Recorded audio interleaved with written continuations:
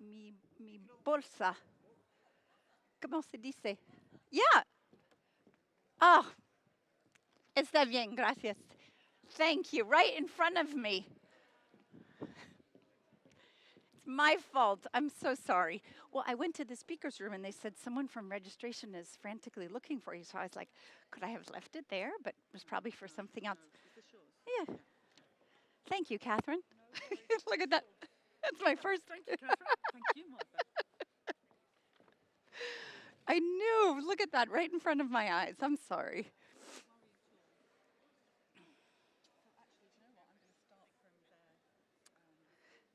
Yeah, it's sort of nice, right? It's a great stage.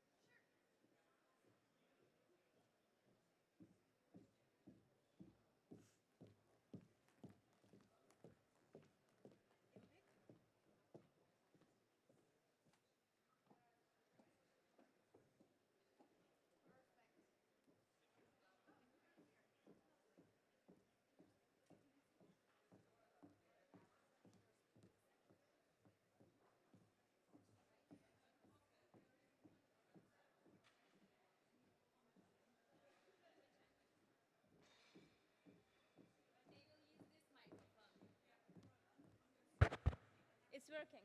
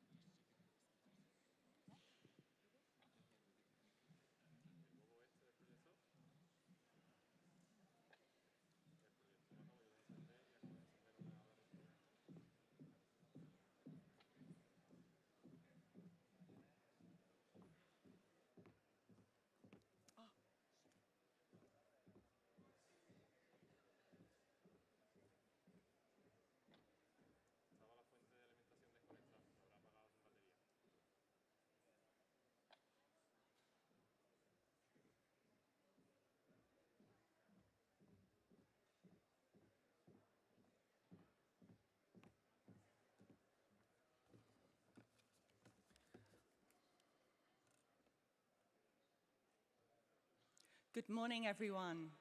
Welcome. Our first plenary of the Seville Congress. Welcome. So today it gives me great pleasure to be the chair of this fabulous session. As many of you know, I'm Catherine Duggan. I'm the Chief Executive Officer of FIP. And our session today is entitled Pharmacy United in the Recovery of Healthcare. The plenary will be focusing on the recovery of the healthcare system. We have three fabulous speakers for you and the opportunity to have a panel discussion at the end. And our speakers come from different perspectives. We've asked them to explain how the pandemic felt and was to them, and then asked them to offer us some challenge and opportunity as a profession. We have much to learn from the plenary, from the pandemic itself. Most of it has been very tough, but some have provided pharmacy with a huge opportunity. Before we get going, I have some logistics I need to walk you through. This is me. We have three main elements to the pandemic itself. We've got to think about the ethical challenges of the pandemic. We've got to think about the science and evidence. And we've also got to think about what we can learn for the future. We will come back to these elements as we go through the whole program. So you will constantly see the parallel sessions feed off the plenaries from the mornings. Some logistics. We have asked our speakers to comply with FIP requirements, statements and declarations, to identify any conflicts and to declare them. We have no conflicts of interest for the speakers for this session. We'd love your evaluation of the session itself. You know, this Congress gives us an opportunity to try new things, and we want to hear from you on the floor during the session, but also from you afterwards. As I mentioned, you are very welcome to ask questions through the sessions itself in our Q&A part of the program. You can use your yes and no pages, which you will find at the back of the program itself. Very handy, and that's an easy way for the chair or the speakers to see how you're feeling about certain items. We've also got sticky notes available. Please don't record the session, and also don't download the speaker slides at the end of the session. After the Congress is over, we will provide you with approval from the speakers with the slides from the beginning of November. This is about intellectual property, copyright, and actually consent. You'll find we will email the link of the slides to the address you entered when you registered. Please tweet and share from your seats. Use the hashtags #FIPCongress or #FIP2022. Another thing is also give yourselves a break from the phone other than the social media and turn off the vibration on your phone and put it on silent mode, and then we don't get any interference as well. May I also just remind you, colleagues, this is our first face-to-face since 2019. But we will also be moving our thoughts towards the next Congress, which is in 2023 in Brisbane. And the title of this is Pharmacy Building a Sustainable Future for Healthcare, Aligning Goals to 2030. So if you think about the state we are all in our countries now, we need to be building back, building resilience, and recovering in some shape or form. As we move from there, we can think of the next decade ahead. Take your belongings with you at the end, and we get to the program. The background. Now, more than ever, we need to act. The pandemic increased opportunities for pharmacists all over to deliver hands-on care. It also exposed frailties and vulnerabilities in our healthcare systems. Any unmet needs, inequities, inequalities that were there before have been heightened and drawn into sharp focus. Pharmacists stepped up to address some of these gaps. In fact, when the lights went down in all of our communities, in all of our countries, the one profession that remained open and accessible to everyone was pharmacy. Now we need to ensure we have the infrastructure and the resources in place to sustain this for the future. Under the motto, stronger together, or as I would say in the Irish national anthem, shoulder to shoulder, pharmacy has been one of the essential lights in the fight against the pandemic. It's important for us to think about light at this time, for every healthcare system, for every patient and every consumer. But is the healthcare system making the most of the opportunity that we have to offer? What do WHO think? What do organisations like Shot at Life think? What do our member organisations think? It's an opportunity for us to reflect and take others' perspectives for how we can engage for the future. So please, colleagues, sit back, fasten your seatbelts, and we shall take off. The learning objectives are to think about the pandemics from different perspectives, take a moment to hear what others have thought, what others can offer us as opportunities, to identify the essential role that we have played, to explain our role in primary healthcare, and to outline the major achievements within pharmacy practice, but from others' perspectives. But colleagues, before we start, I just want to take a moment of silence. Many of you will know that today is the funeral of Queen Elizabeth II, the longest reigning monarch of the UK. Whilst many of us may be royalists in the UK, we can all respect the fact that this woman gave so much in duty for the country. That aside, though, we have all been touched and all had losses during the pandemic itself. For FIP, some people of note that I just wanted to draw to your mind: Dr. Joseph Otis from the United States was an honorary president of FIP, passed away in February 2021. Dr. Peter Kilgis from Denmark was a past president. He passed away in October 2021. And FIP Foundation, immediate past chairman, Mr. John Ware from Australia, passed away in December 2020. You will all have your losses, your thoughts, your moments of reflection, and I'll just take a moment with you to remember.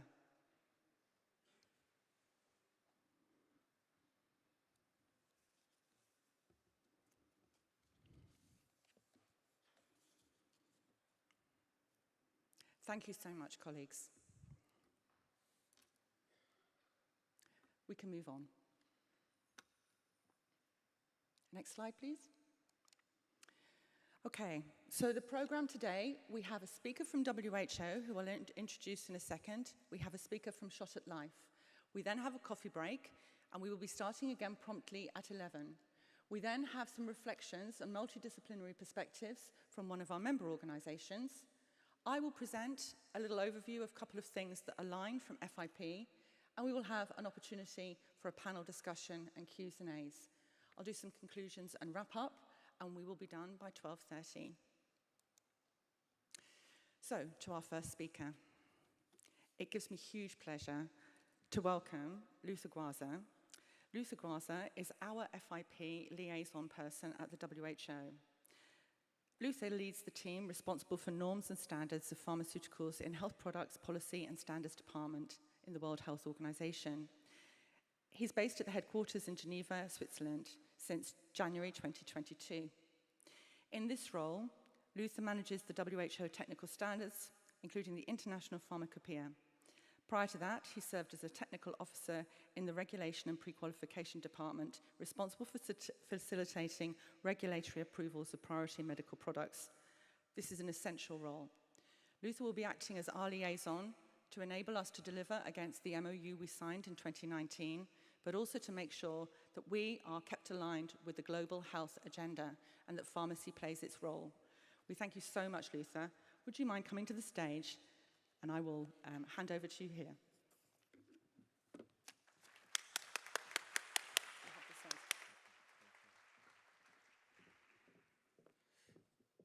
Thank you, Catherine. Good morning, everyone. Good morning. That's better. You have to understand that here it can be scary, so you kind of have to walk with me.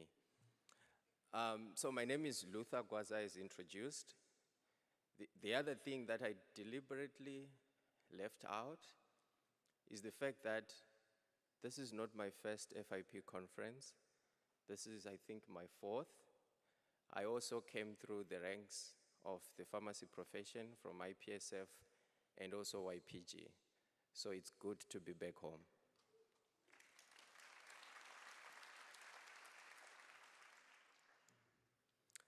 So I like the title that Catherine showed because it says, my perspective.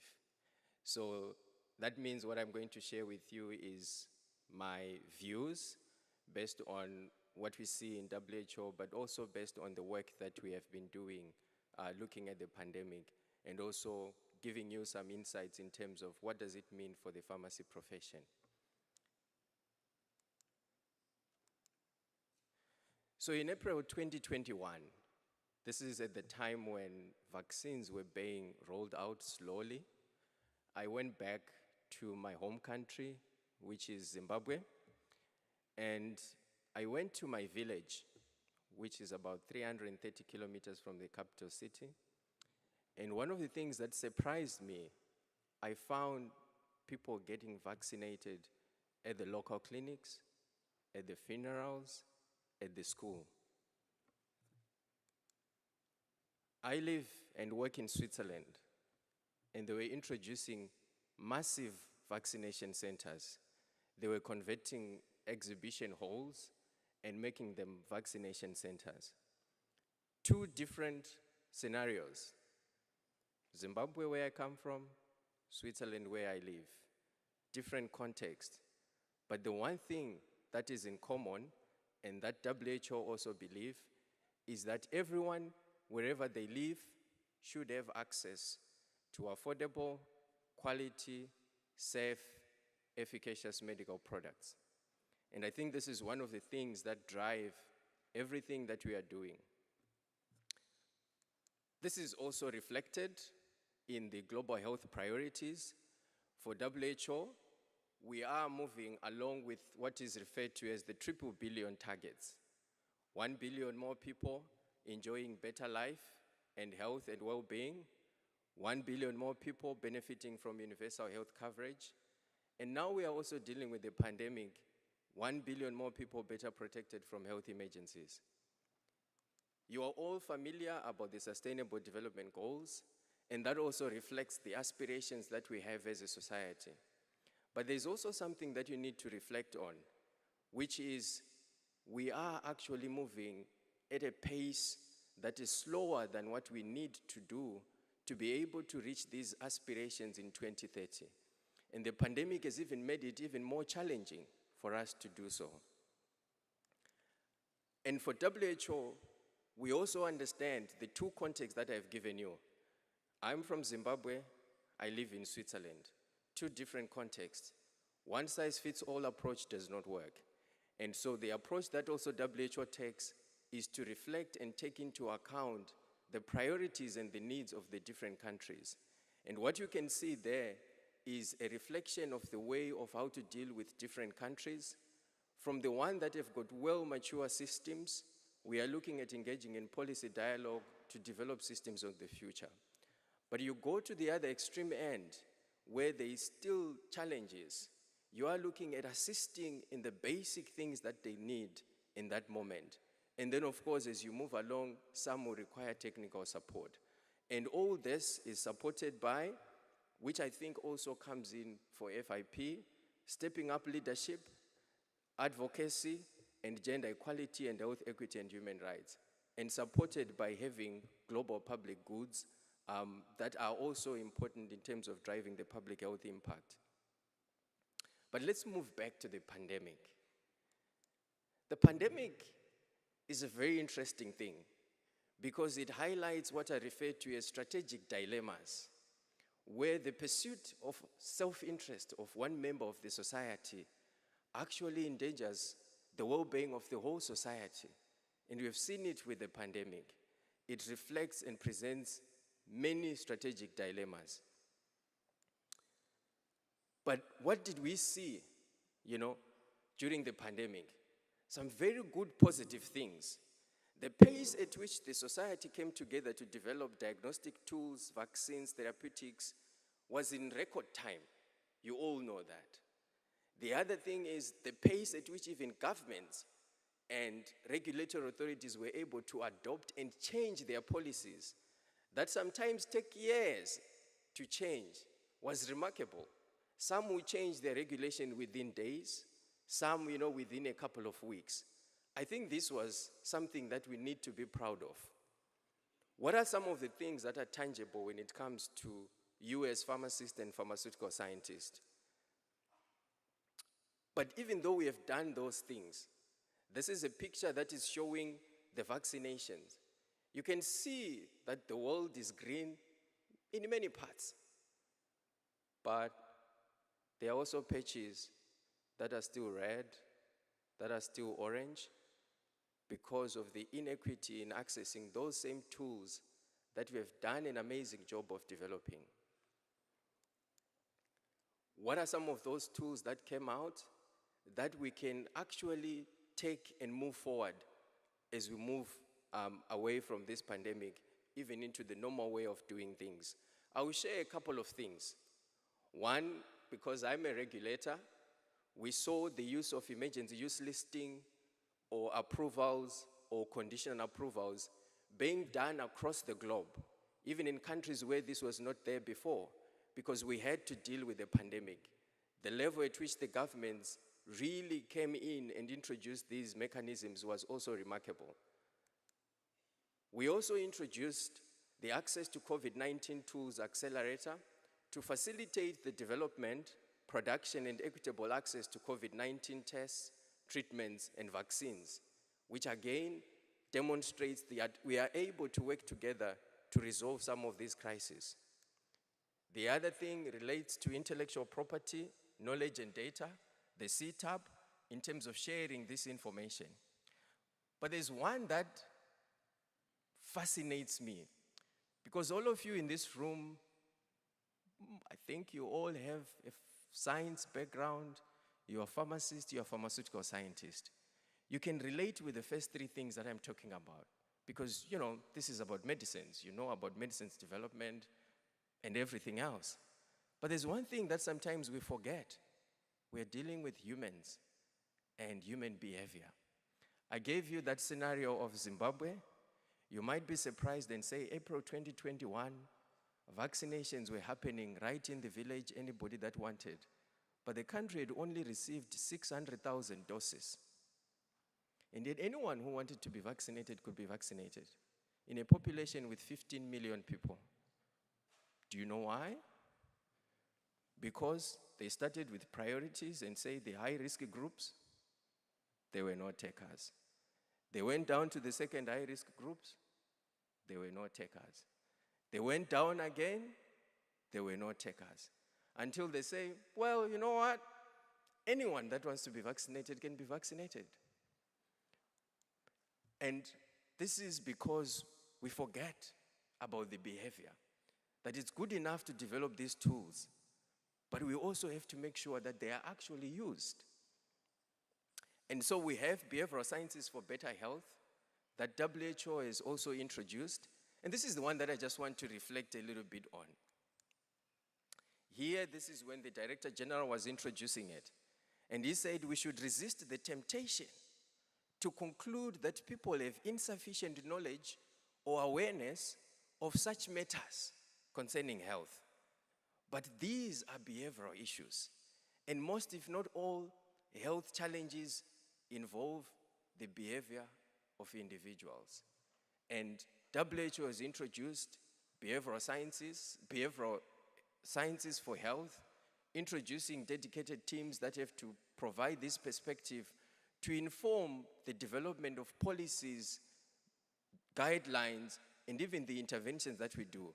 And I also challenge you as pharmacists and pharmaceutical scientists, to what extent are you also incorporating this when you're doing your work, particularly with patients? Sometimes you really just have to understand them as human beings. Even myself, I'm a pharmacist, but I also know from the culture where I come from, we respect even the people when they are dead. You have to go in and wash them, right? And have the last, to say bye-bye. But when Ebola happened, people were battling, trying to tell them you can die by touching those bodies. But things didn't change because you have got doctors and pharmacists. They only started to change when they were bringing in behavioral psychologists to really connect with the people so that they can understand the way they are doing things and how they can change their behavior. And this is something that we really need to take on as we do our work. And moving on to some of the things we can take forward. that you can see reflected in various documents of WHO, the number one thing is about human resources, which include also pharmacists.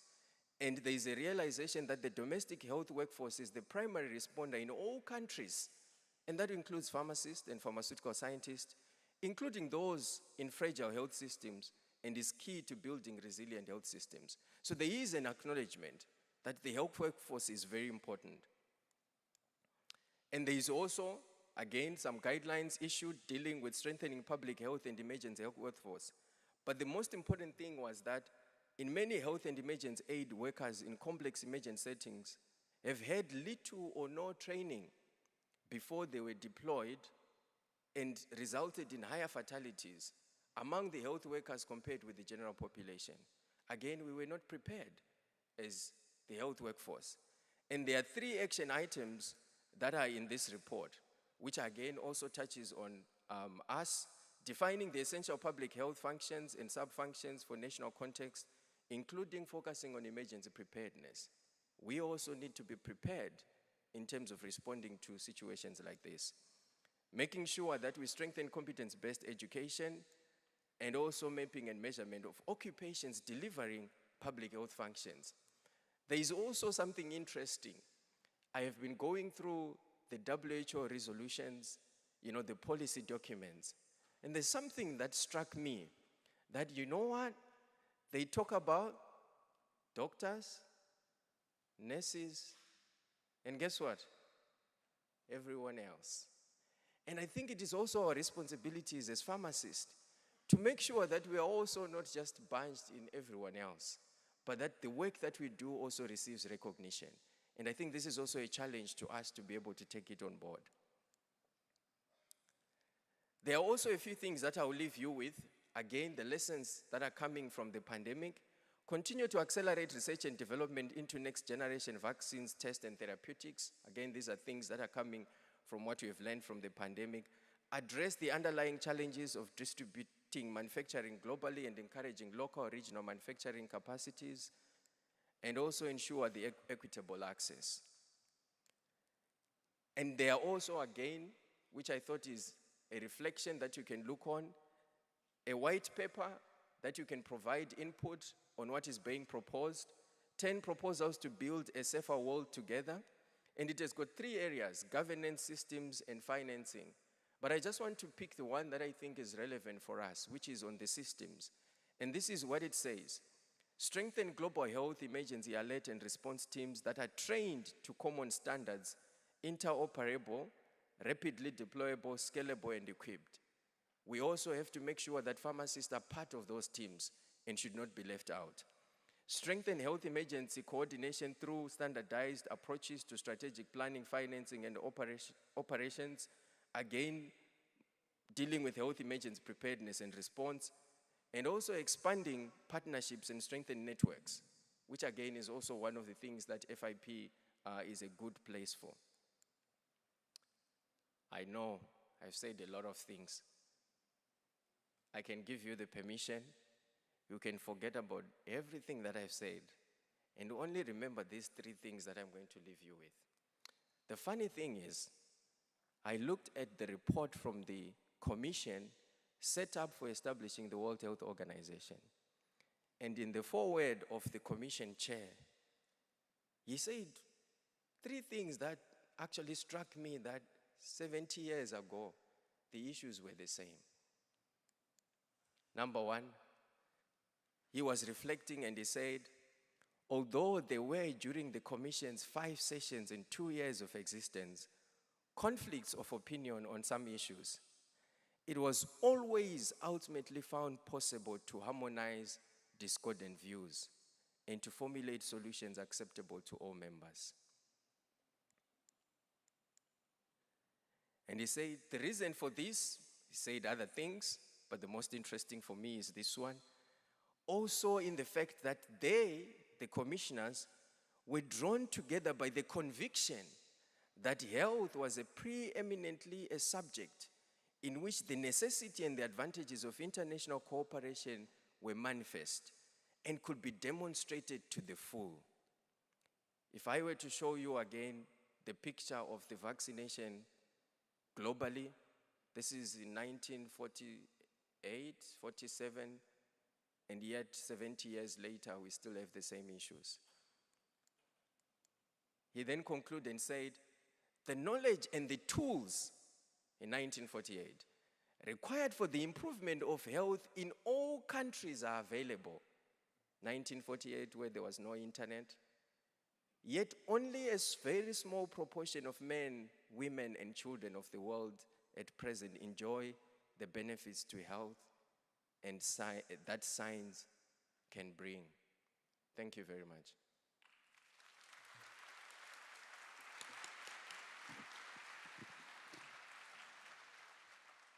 Luther, before I let you back to your seat, I just wondered if I may ask a couple of questions from my position as chair. A bit cheeky, but you know, chair's prerogative.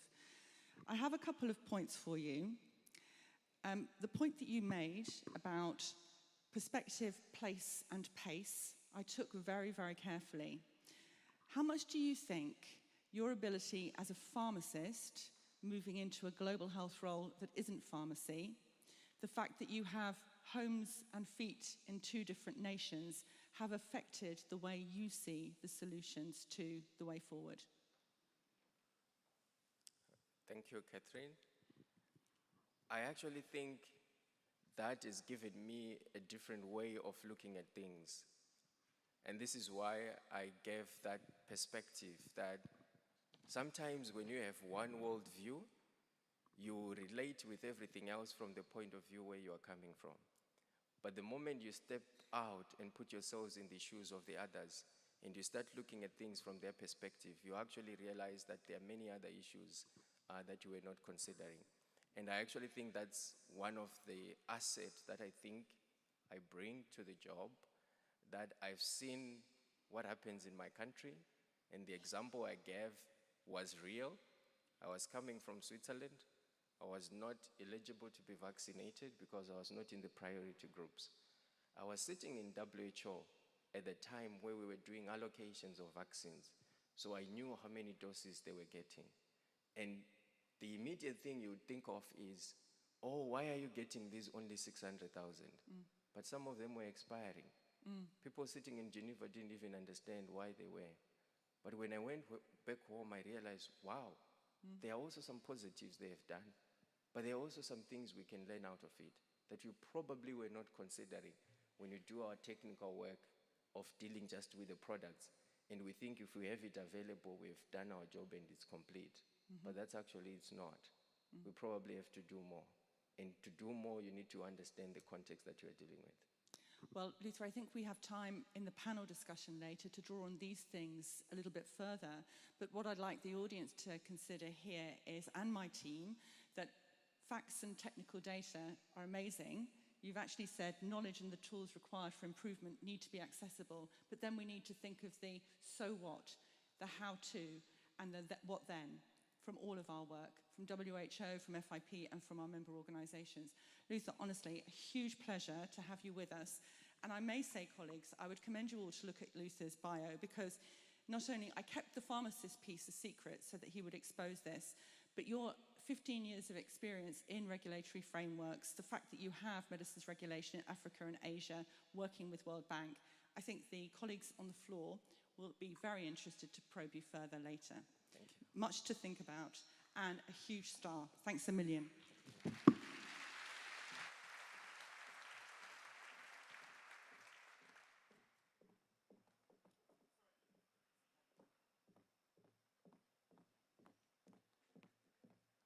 That's just fabulous, isn't it? To think that you can step out into another role and bring all that we learn and have experience of in our profession for the betterment of global health.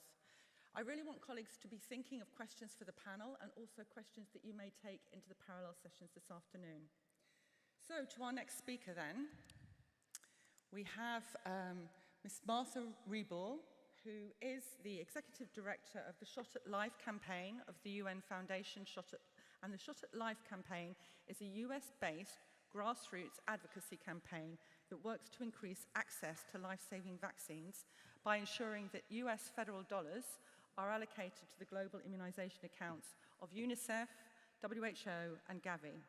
And by mobilizing resources from corporate partners, maybe we can get this done. Martha oversees the Get a Shot, Give a Shot partnership with Walgreens, which has helped provide more than 70 million vaccines for children living in low-resource settings. As executive director, she oversees campaign strategy and implementation, corporate partnerships, and serves as an external spokesman for the campaign. Prior to joining the foundation, Martha worked for 15 years in strategic branding, digital and social media marketing, and creative development for corporate and non-profit clients.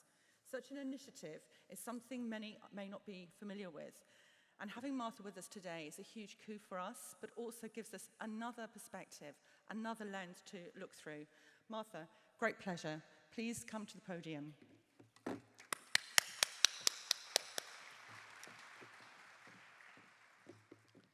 morning.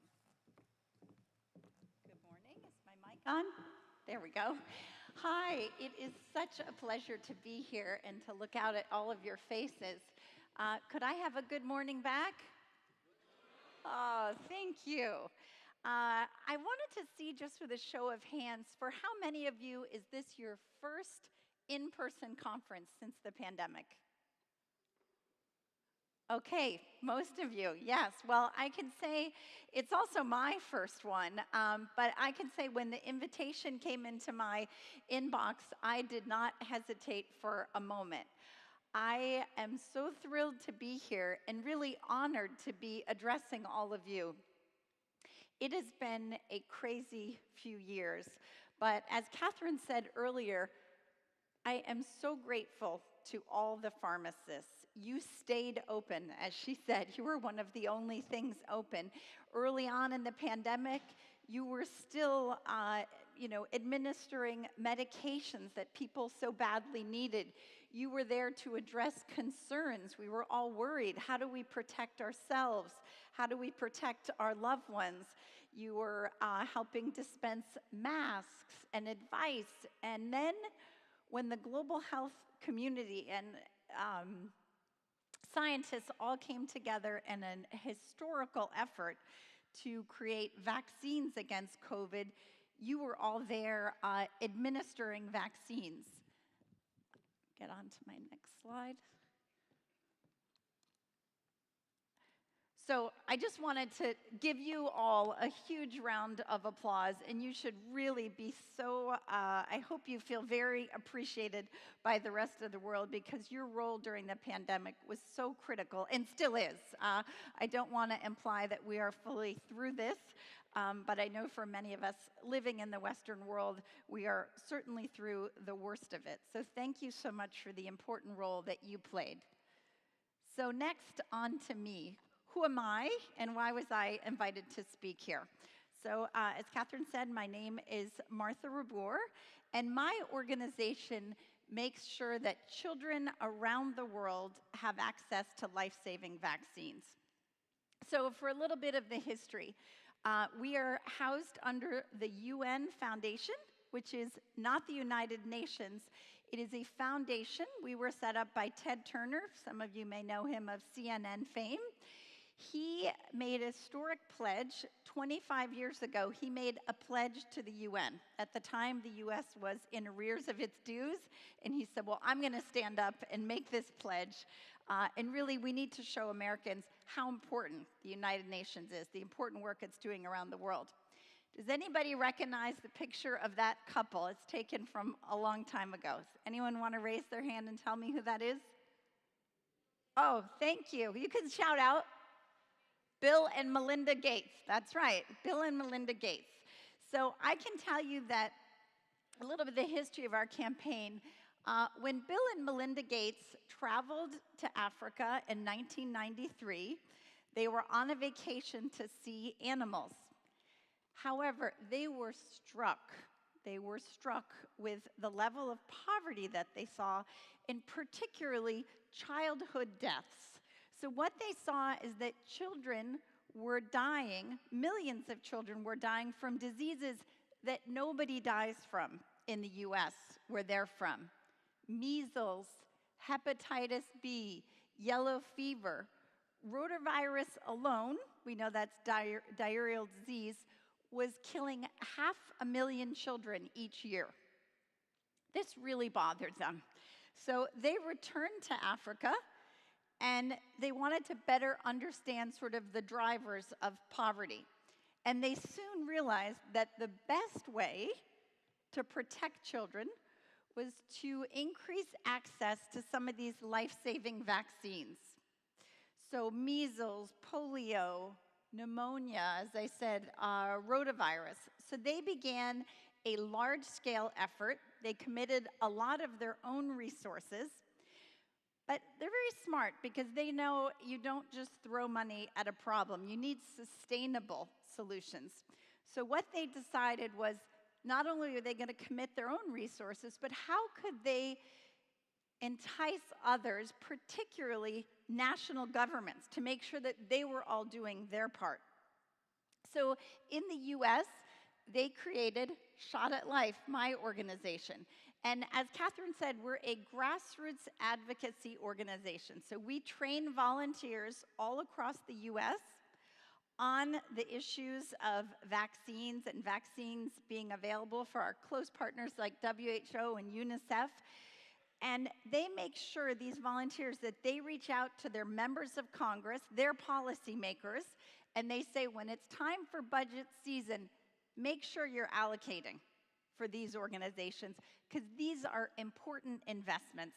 These are investments not only that are going to protect children around the world and make sure they get to their 5th birthday, but as this pandemic has made very clear, it's also what we call global health security, right? You all know, we all know now, a disease anywhere is potentially a disease everywhere for infectious disease. So that's a little bit the model of who we are. We make sure that the US government is robustly funding the immunization programs of WHO, UNICEF, and an organization called Gavi, the Vaccine Alliance. So this shows a little bit how we make impact. As I said, we advocate, so we make sure we're mobilizing US federal resources, but then we also partner with the private sector. And so we're able to work with companies to make sure this end result is that more children around the world have access to life-saving vaccines. Next, I'd like to show you a very quick video.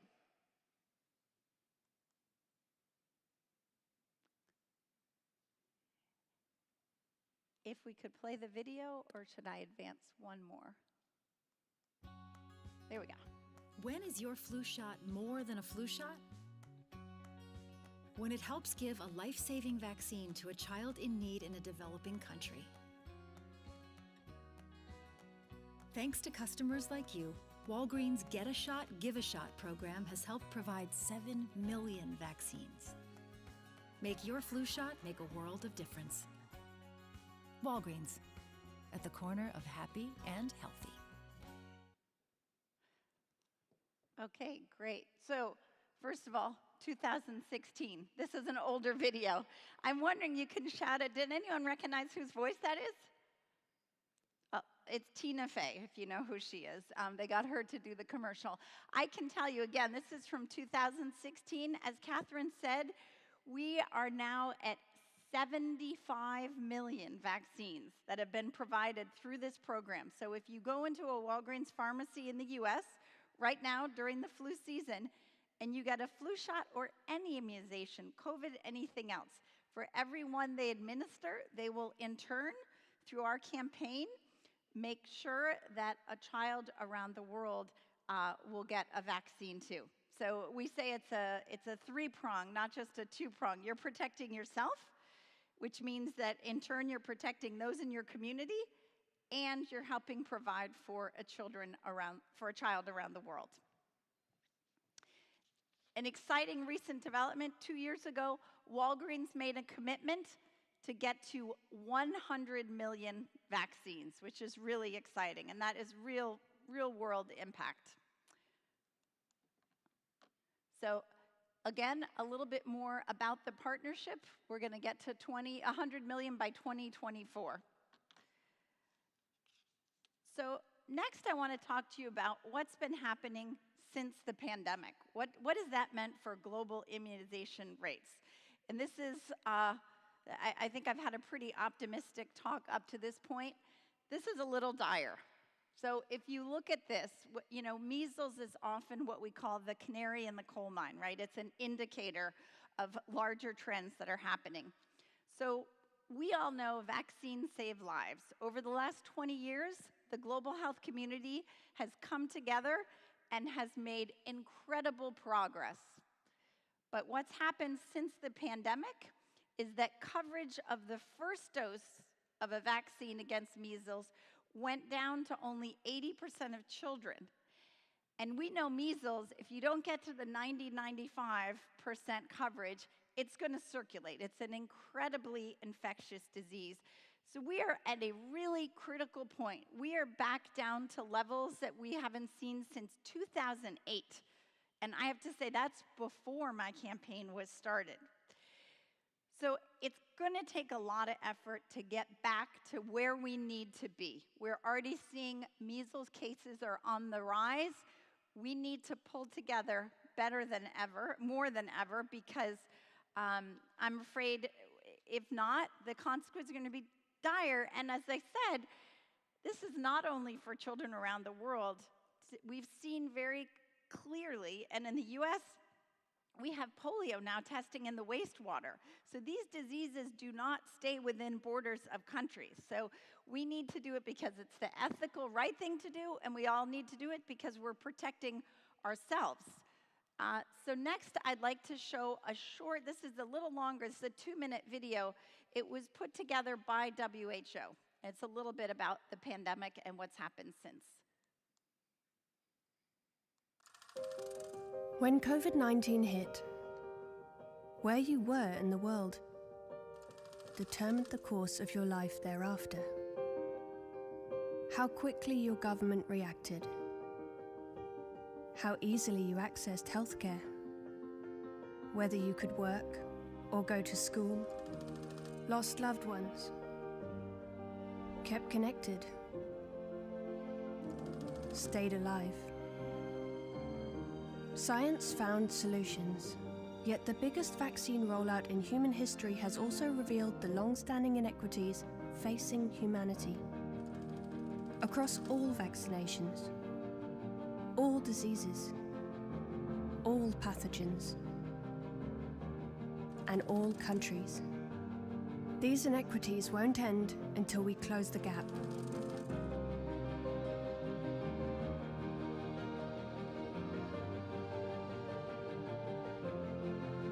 Until the vaccine divide is closed.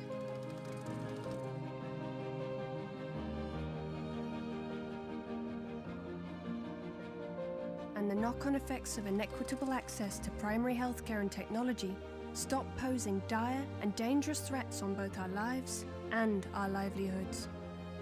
The power to close the vaccine gap lies with all of us.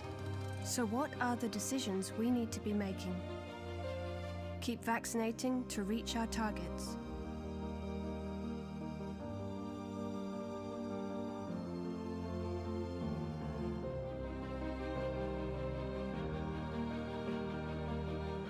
Keep building production capacities. Keep preparing for the worst and keep strengthening for the future. Failure to fund, support, lead and prioritize primary healthcare is a dangerous risk we cannot afford to take. The future will arrive, more disasters will strike.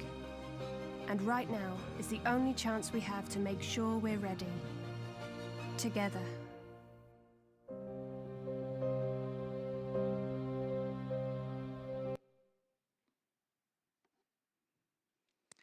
Great. So as I said, we are at a critical juncture in history. The news is somewhat dire, but I want to share with you a couple stories of why, despite those numbers, I feel very hopeful.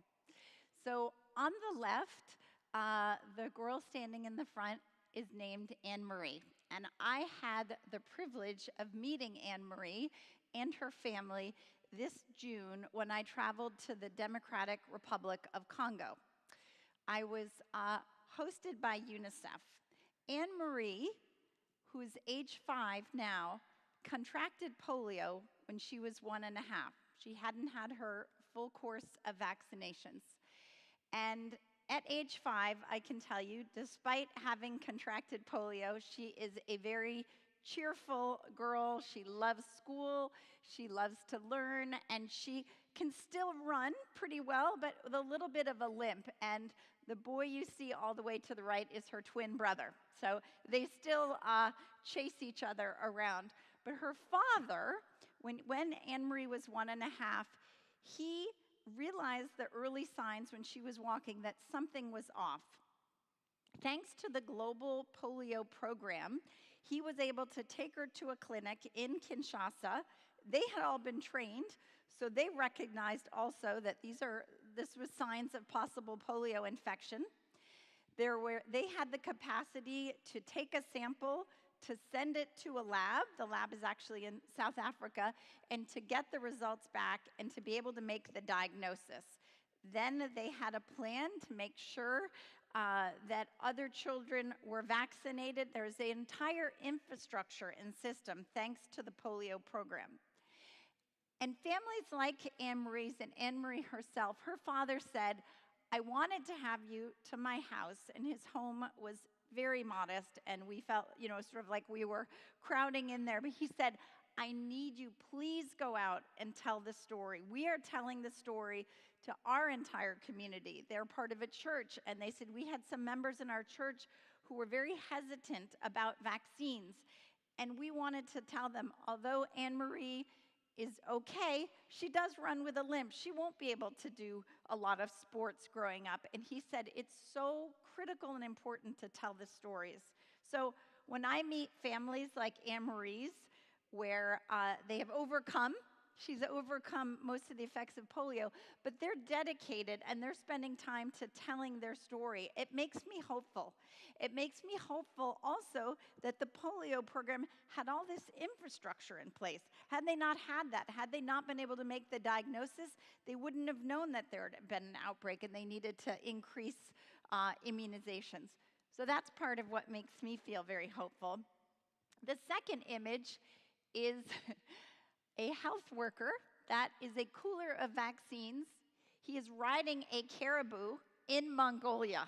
And so I think the video showed people in boats too. I have had the honor and the privilege to be able to travel to many countries, Uganda and Haiti and Laos, and the dedication of the people on the front lines, much like yourselves as pharmacists, to making sure that vaccines get there. They maintain the cold chain and they actually get administered.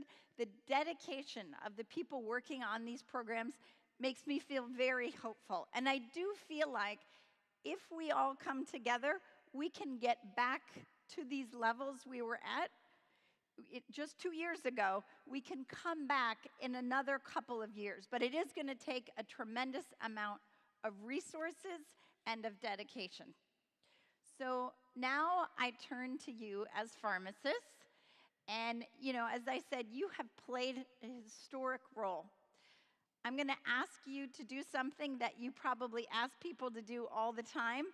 It's time to roll up your sleeves, right? Please roll up your sleeves and get to work. Come together and join us. There is so much work to be done. So if I could ask, could everyone take out their phone? You all have phones?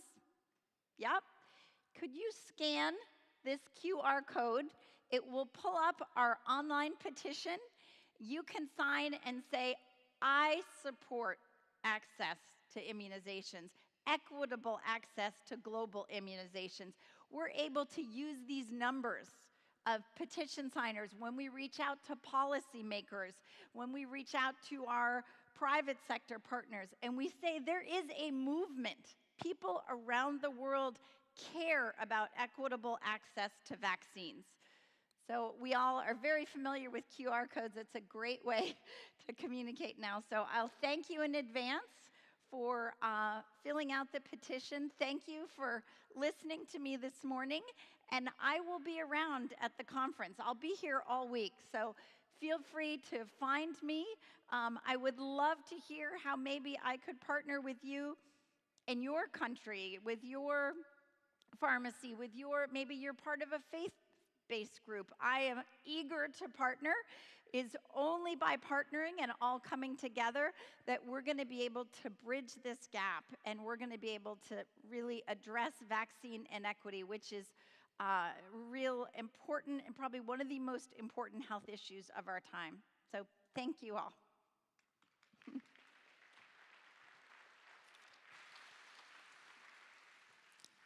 So Martha, again, cheeky chair's intervention. Yes, love it.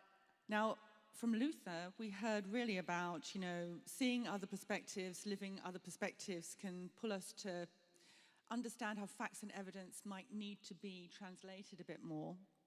You've been talking about education, advocacy, partnering, and results, and I think you've given us all a compelling next step. But could I just ask you, many in the room might be thinking, this is a very laudable piece of work, I want to get engaged. What switched you? What switched you personally from where you were before into this kind of work? What was the light switch or the light bulb moment that you had, Martha, so we can get into people's motivations? Yeah. Here. Thank you so much. So as Catherine said, I worked in the private sector. I was working for Discovery Channel, which I think is probably in all countries now. You probably all know it. Very exciting job doing marketing and PR. We took over Times Square for Shark Week and had pedicabs of shark, and we had sharks swimming across different screens, and I loved that work. But I started to learn about global health inequities. I learned about I always followed Bill Gates because he was a brilliant man, and I was early on working on the sort of technical and online side of marketing. And when I heard about the effort that he and his wife were doing and how they said, for pennies on the dollar, we could be protecting millions of children. We just all need to come together. So I heard about the work that they did, and I appreciated the very sort of hard data perspective they were taking. Not sort of like, oh, children are suffering, we should all help, but like, here's an actionable thing we can do. So I think that's a moment where I said, I want to switch. I want to be able to give back, but something that I know will have an impact and that is sustainable. The UN, we should have acknowledged its UN General Assembly this week. The UN is more important to the world than ever. We know not only the pandemic, different conflicts, incredible drought, what's happening right now. Thank God the UN is there. So I wanted something that felt sustainable, and I felt like the UN Foundation, working so closely with UNICEF and WHO, have people on the ground. It's not me trying to start my own small nonprofit that is going to have a minimal impact. They're partners on the ground doing incredible work, so being able to support them felt like a real honor.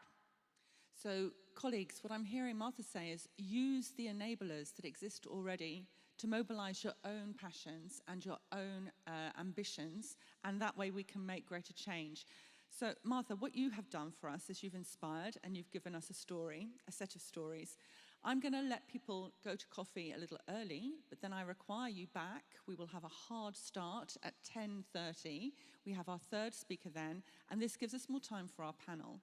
I want each of you to think about a question you can ask one or the whole panel, and we will take them after our third speaker. Martha, thank you so much. I will do a summing up of where you and Luther are speaking later in the program, because everybody needs to follow you up. And I'll be at coffee if anyone wants to find me. Can you join me, colleagues, in thanking both Martha and Luther for their presentations this morning? We've seen how a pharmacist from our own profession has enabled various initiatives through a global health organization, and we've seen how another colleague who has used all the digital and I suppose technological advertising now to get involved with Shot at Life. It's absolutely great to see the stories. This should be inspiring for all of us, but you can't be inspired if you don't have your coffee. I understand.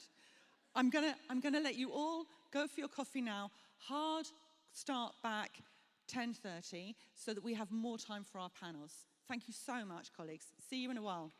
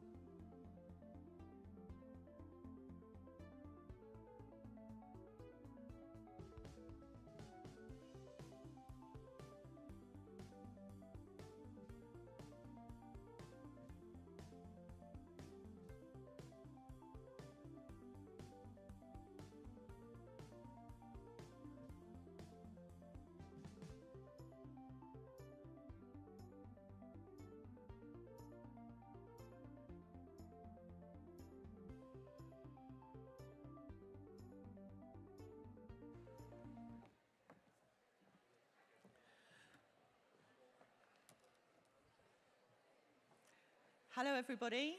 Welcome back. I have a request. It's a cheeky chair's prerogative to the whole of the audience. When we have our panel discussion, we really want the questions from you.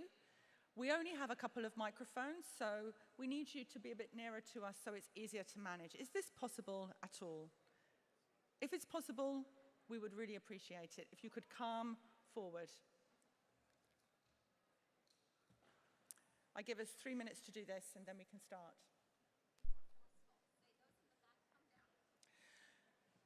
Those in the back, come down.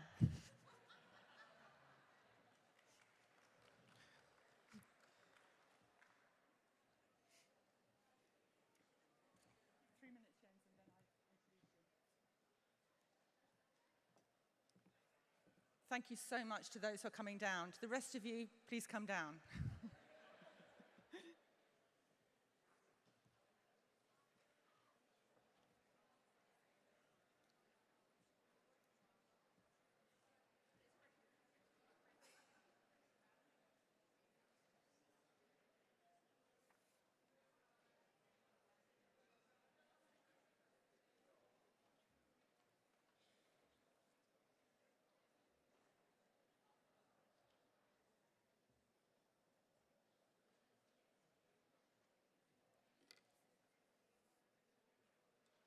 You are superstars. Thank you so much. To the rest of you, please come down.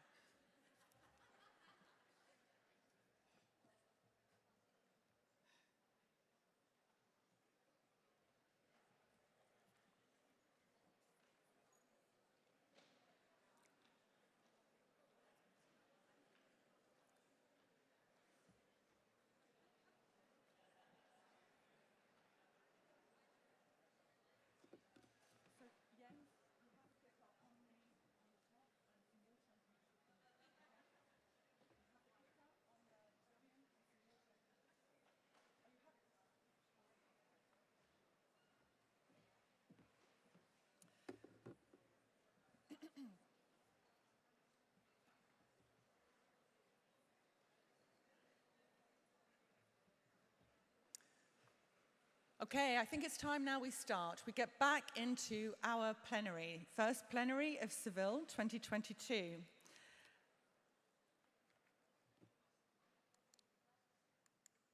I have the greatest of pleasure to introduce our third speaker. And as I mentioned, colleagues, we will be having a panel discussion later in the session. Dr. Jens Gobrecht holds a doctorate in medicine from Ruhr University in Germany, as well as a master's in public health from the medical school in Hanover, Germany, and a master in business administration from the Kannert School of Management at Purdue University, USA. Presently, Jens is the director of the Brussels Representation and International Affairs of ABDA, the Federal Union of German Associations of Pharmacists, a valued FIP member organization. Jens comes with more than 20 years of national, European, and international experience in public health systems and healthcare management, specialized in globalization and trade and health. He's held positions in the private sector, such as being a medical doctor and project coordinator, as well as the German Ministry of Health, where he was the German delegate to the Council of the European Union. At the World Health Organization, he served as a technical officer for globalization, trade, and health, establishing working collaborations with other UN organizations like the International Organization of Migration or the International Labour Organization, as well as the World Trade Organization, the International Trade Center, and the World Bank. Furthermore, he was a member of the Trade and Services Statistics Working Group of the Organization of the Economic Collaboration and Development. I don't think there's anyone more qualified to give us the presentation on the multidisciplinary collaborations we need. Welcome to the stage, Jens.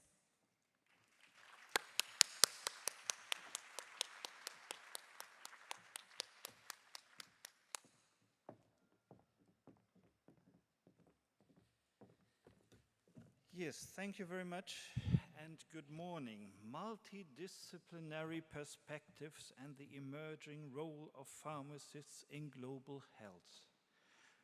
Well, what a huge and wide-stretched topic. Thanks to Catherine, I'm already well introduced, and I hope, and it's a pleasure for me, that I can share with you a little bit of my views on this topic.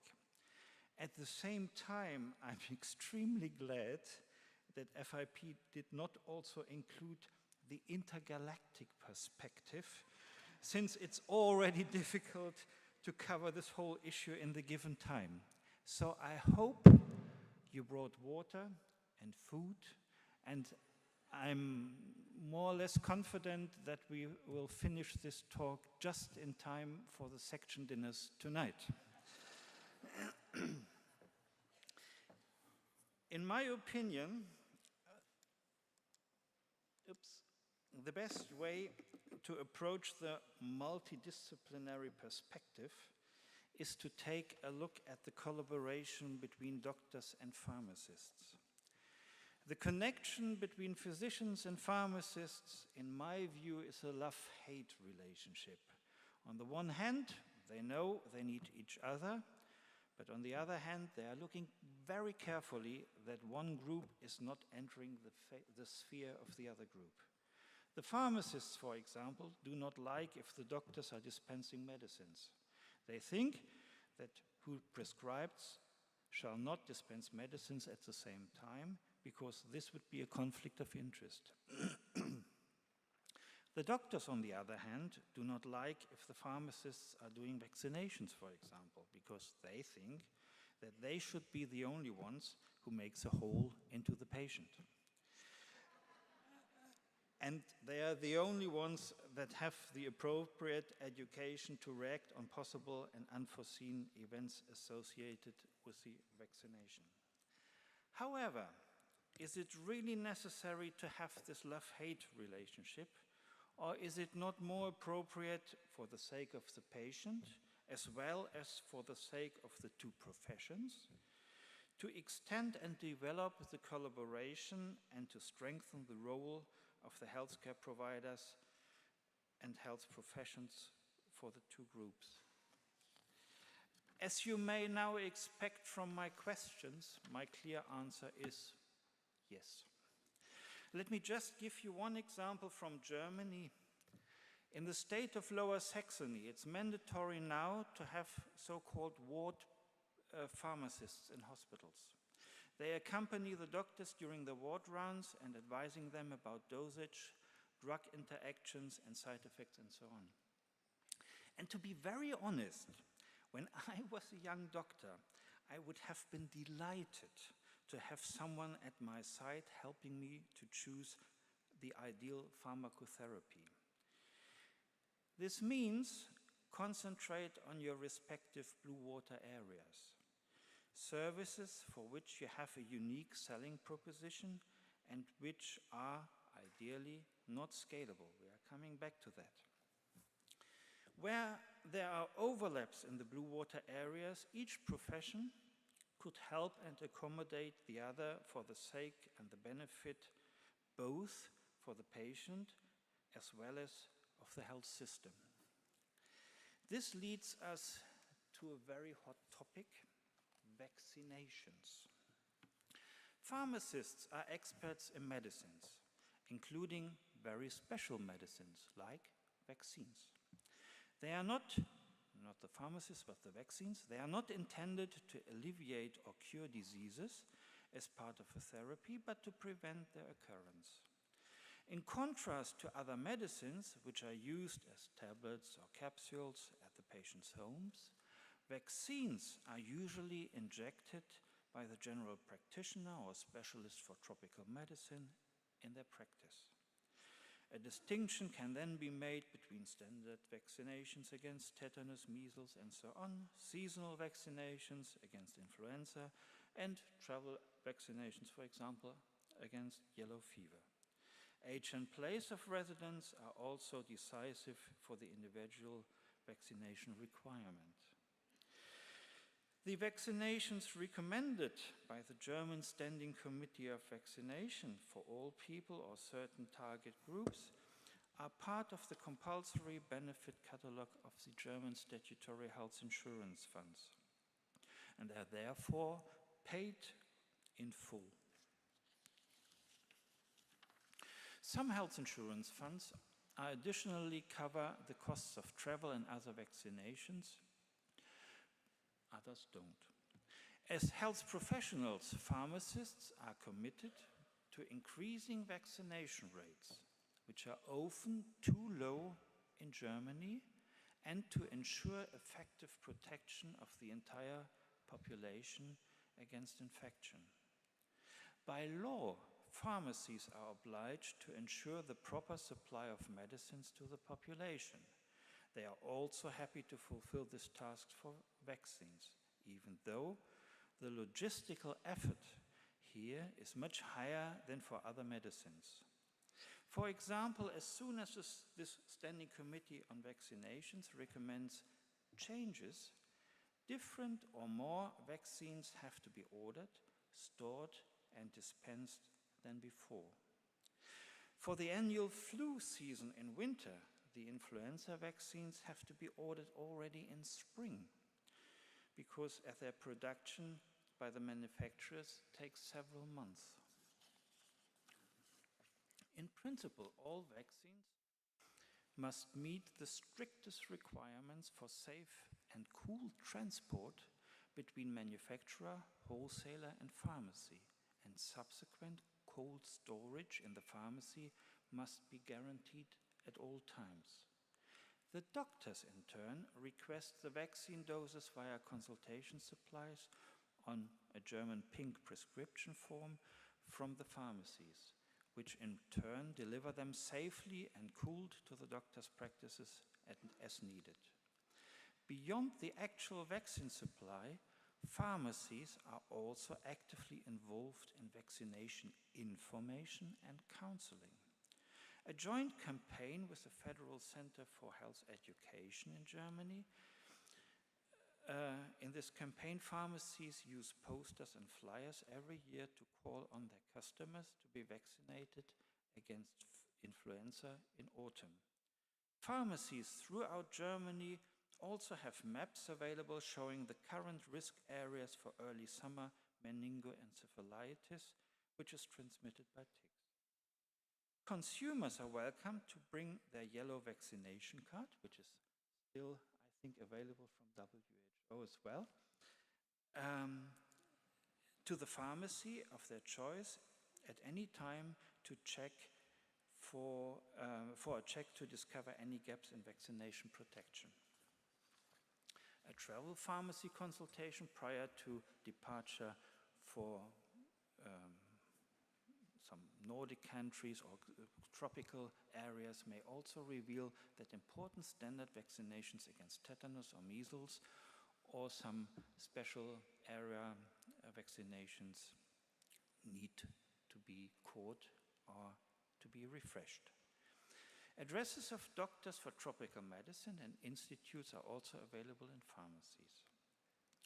Every year at the International Tourism Fair, Berlin pharmacists offer visitors an extended range of travel pharmaceutical advice free of charge. A very special innovation and challenge for pharmacists arises from the pharmacy reform discussion that began in 2019.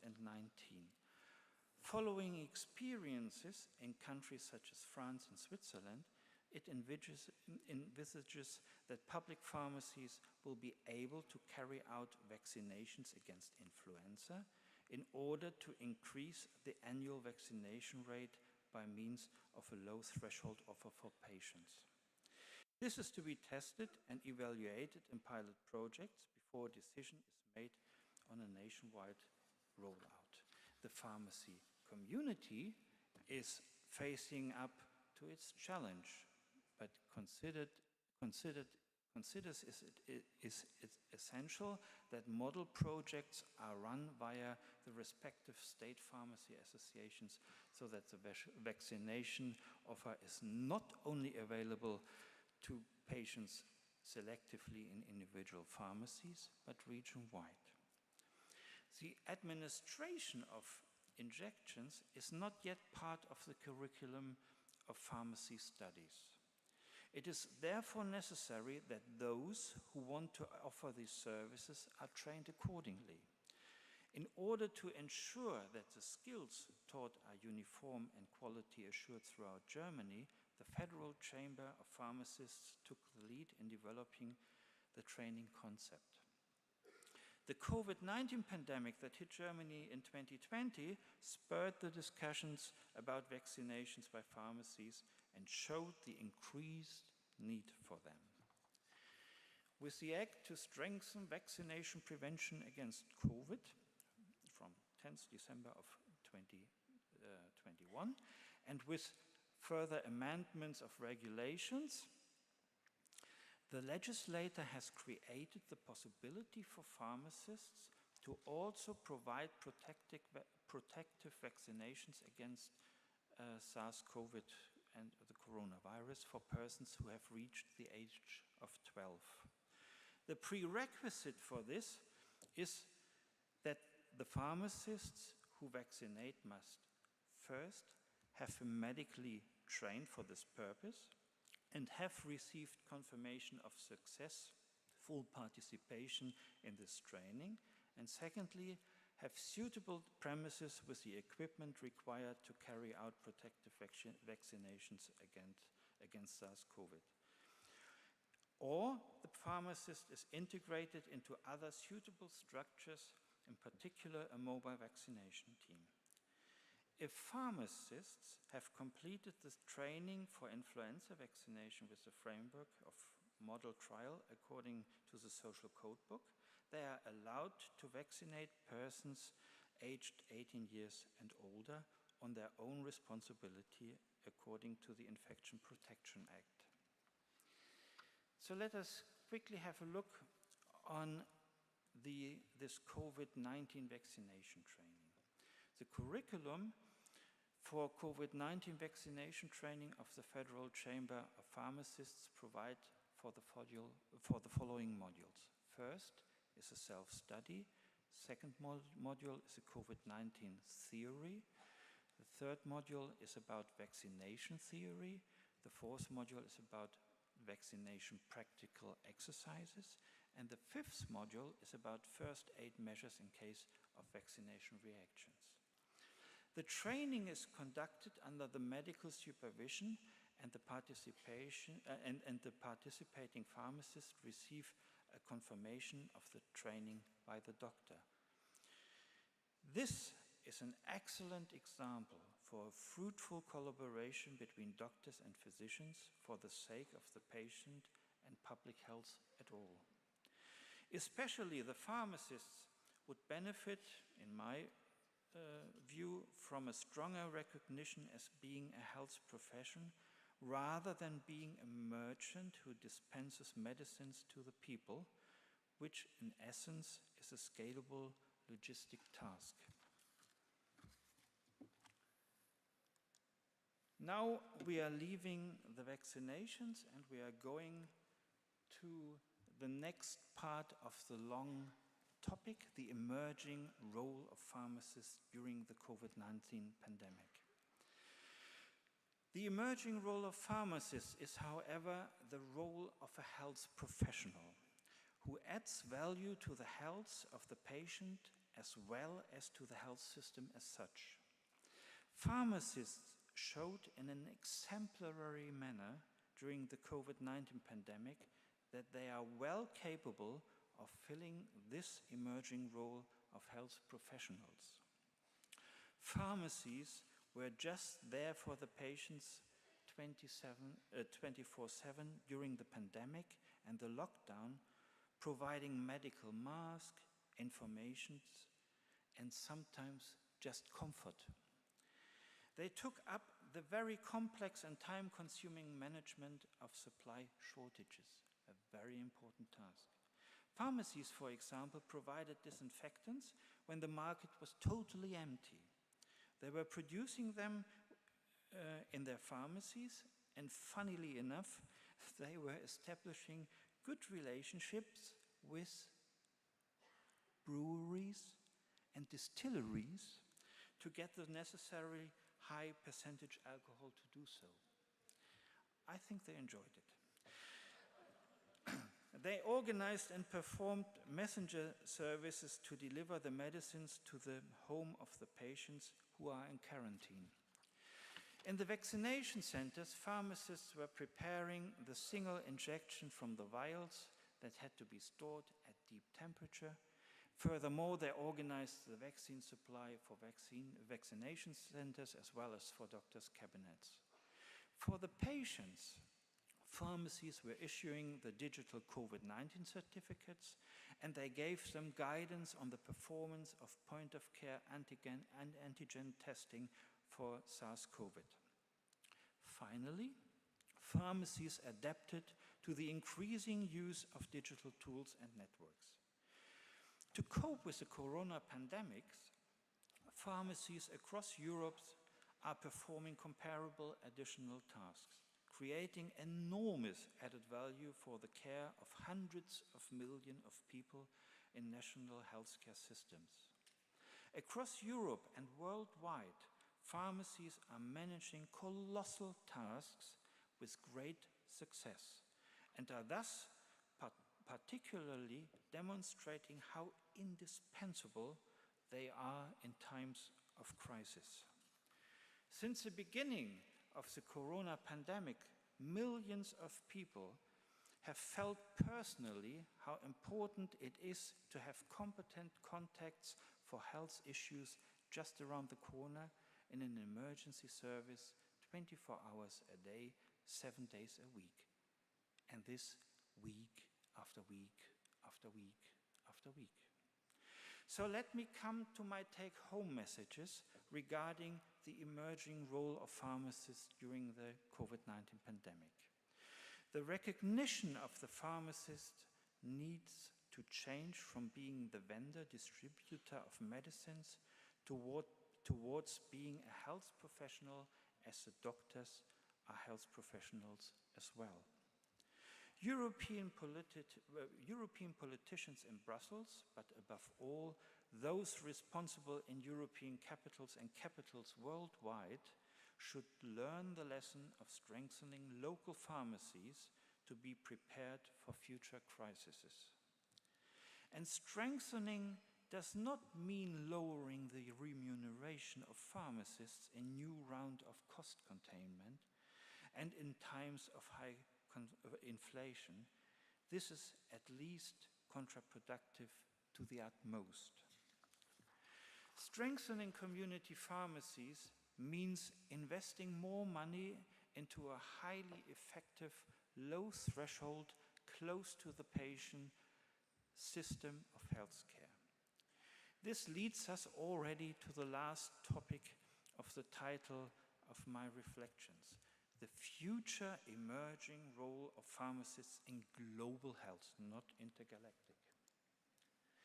And for me, this topic is reflected by two catchwords. The first is pharmacy services, and the second is digitalization. Let's start with pharmacy services. What are pharmacy services?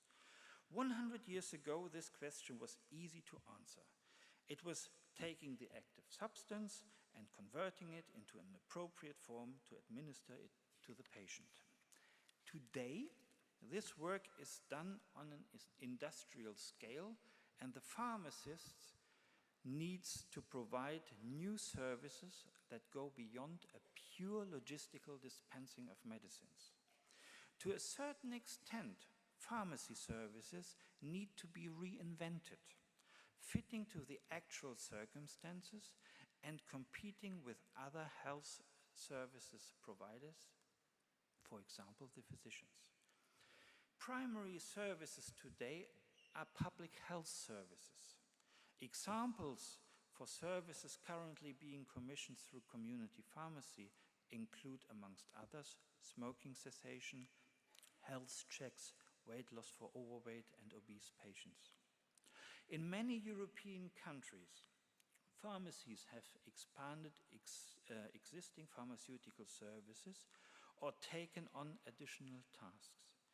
In Germany, the widely offered messenger services is now subsidized. Subsidized means, unfortunately, not fully reimbursed. And the supply of COVID-19 vaccines to doctors' offices and vaccination centers has been transferred entirely to pharmacies. In several European countries, pharmacies have been given new tools for managing increasing supplies for shortages of key medicines. In Germany, the SARS-CoV drug supply regulation has made it easier for pharmacies to exchange medicines that fall under a special rebate contract between producers and payers that cannot be supplied because they are out of stocks or short. For generic drugs, for example, that are in stocks. So they can be replaced by generic drugs that are in stocks. It was not possible before. Now, during the crisis, it was much easier to do so. Many pharmacies in Europe have expanded their services to patients since the pandemic began. New digital tools within protected networks combine user-friendliness and data protection for the benefit of patients. And in Germany, pharmacies were not only issuing digital vaccination certificates by the millions, but they're also preparing intensively for the nationwide introduction for e-prescriptions. Here, pharmacies are once again the trusted authority for patients. And recently, 5 clinical pharmacy services were introduced to be reimbursed by German health insurers. This is a huge step forward, implementing sustainable clinical pharmacy services in German community pharmacies.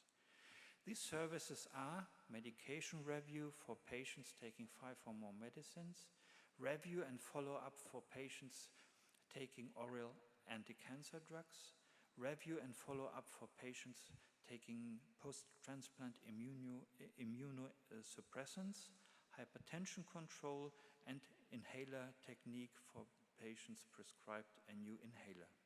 And the best of all of this is that the pharmacist can initiate all these services. There's no need of a prior prescription of the service as such. ABDA is currently in the process of supporting all pharmacies to offer these services and expects to begin advertising them to patients in autumn. For German pharmacists, this is the important start to get clinical pharmaceutical services recognized and reimbursed. My take-home message on pharmacy services, however, goes one step ahead. And this is what is getting measured, gets recognized, and what not. Present pharmacy services have a long-term effect that can be measured qualitatively, but it's very difficult to measure their effect quantitatively. Pharmacists need to be recognized as health professionals, and their rendered pharmacy services to be recognized as public health services rather than being a merchant for dispensing medicines to the people, which, I repeat it, is in essence a scalable logistic task. Moreover, these services have to be quantified and must be part of an internationally acclaimed service statistic, as for example, the OECD Health Service Database. Finally, these services have to prove that they are cost-effective and are coming minimum with an added value, even better with cost savings for the health system and the national payers like the health insurances. Now I come to the last point, digitalization. The digitalization of all social environments, including health, is a comprehensive and global process. This process in itself is value neutral and follows the general development of science and technology. The social handling of the consequences of digitalization and its moral and ethical classification is a political task for all societies.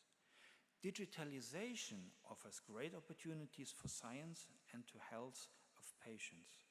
It enables a new form of transparency and improves the possibilities of a democratized and individualized health system. In the health professional network, diagnostic and therapeutic decisions can be made on a better data basis and thus improve therapeutic outcomes. In the healthcare system too, pronounced networking, optimized process flaws, and a high degree of division of labor can bring about significant increases in the efficiency and effectiveness and thus contribute to solving the financial and structural problems inherent in the system. At the center of the digitalization in the healthcare sector is the electronic patient file. In the future, all existing and newly created patient data will converge in it. Instead of various paper files that are stored in individual practices, patients will always have their data with them in the future in electronic form and barrier-free. At the same time, the e-prescription will replace the old paper prescription slips. In the first step, electronic prescriptions will become mandatory for people with statutory health insurance who are prescribed prescription drugs. This way, no information will be lost. In addition, all people will be able to freely decide in future whether they want to anonymously forward their health data to research. This has a great advantage for every individual, because with better data, researchers can develop better therapies for all of us. In this context, it is important to know the concepts of primary and secondary use of data. With primary use of data, the person concerned should have the possibility to access his or her health data, such as electronic patient files, electronic prescriptions, and laboratory reports throughout Europe. This is the plan. For those affected, primary use should be possible electronically, free of charge and independent of location. In addition to controlling their own data, those concerned should also be able to control access to their data and share it with third parties, for example. Secondary use of data is, for example, the use of new health data for research purposes as well as for the development of innovations in the medical field. In this context, the use of health data for training artificial intelligence services is likely to be a popular focus. It is of paramount importance that data protection measures are in place to prohibit certain forms of secondary use. This includes, for example, the use for determining and changing insurance premiums or for advertising purposes. While for the primary use of data, the patient usually needs to give his active consent, which is called an opt-in. For the secondary use of anonymized or pseudonymized data, the majority seems to prefer an active disagreement, which is an opt-out. However, for me it remains unclear how patients can opt out if they do not know that their data are used. Many problems remain unsolved and a lot of questions unanswered. Pharmacists are facing up to these challenges. They need to find answers to do not leave the field of data mining to the big players like Google, Amazon, Facebook, and co. Pharmacists are shaping the future of healthcare as a project for society as a whole, which combines the most modern technology with the humanity of the liberal medical professions for the benefit of the patient. I will stop here, since with the topic of digitalization, I have already left my personal blue water area, and I will come to my conclusions.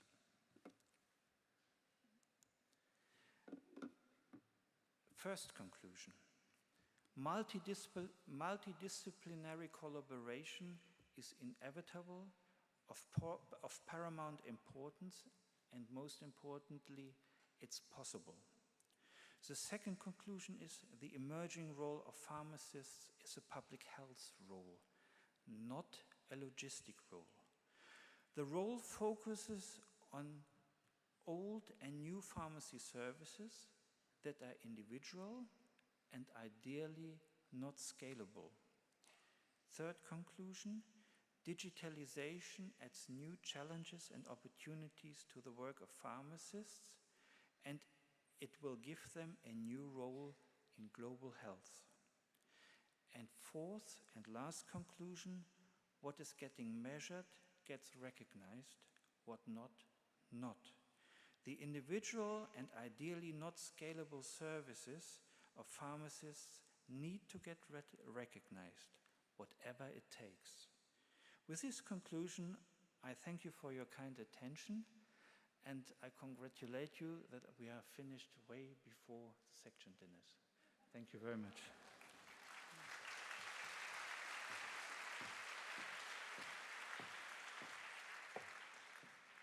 So we will have more time with Jens at the panel discussion. Thank you so much there, Jens. You gave us many challenges to think about, and I think we have much to chew upon.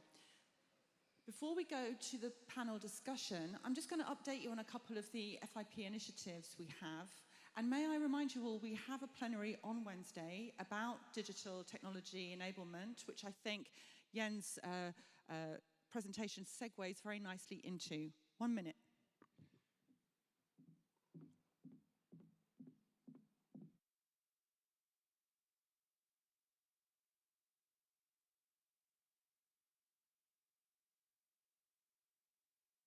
So colleagues, when we think about the challenges we face, whether it's from the WHO's perspective, the Shot at Life perspective, the ABDA perspective, one of our member organizations, we think about the multidisciplinary challenges that we face.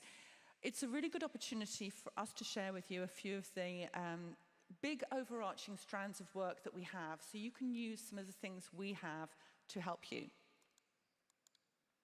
The first thing I wanted to mention was the FIP primary healthcare programs. Here's the QR code and here's the website. The journey. So just after I started at FIP in this position in 2018, we were invited as a profession to attend the Astana recognition of primary healthcare held in Kazakhstan. This was the 40th anniversary of the Alma-Ata Declaration of Primary Healthcare. There, whilst it was good to see we had made progress in many areas, it was sobering to see that there was much left for us to do.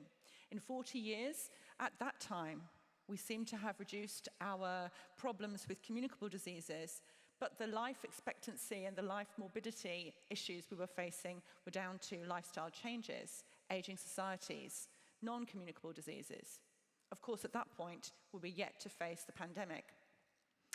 In 2019, we undertook a regional program, starting in Amman and then ending in Ankara in that year, where we would look at the regional roadmaps and the needs within those areas, and then identify what we needed to do as a profession to demonstrate pharmacy at the heart of primary healthcare. Of course, what happened in 2020? Let's have a think. Some 30 months ago, we were all impacted by the pandemic. But we kept on with our work. We pivoted the model and we became much more engaged with you virtually. We then realized we need to have regional roadmaps to support the members and the nations, but also we needed a global direction and we needed to align with this global health agenda. So in 2020, we published the FIP development goals. We will be launching the roadmap of these goals to 2030 on Wednesday, the 2nd anniversary of this launch. We held the regional conference, we held the regional conference for the launch of the European report, which really laid out a lot of the priorities and initiatives for primary healthcare across the European region.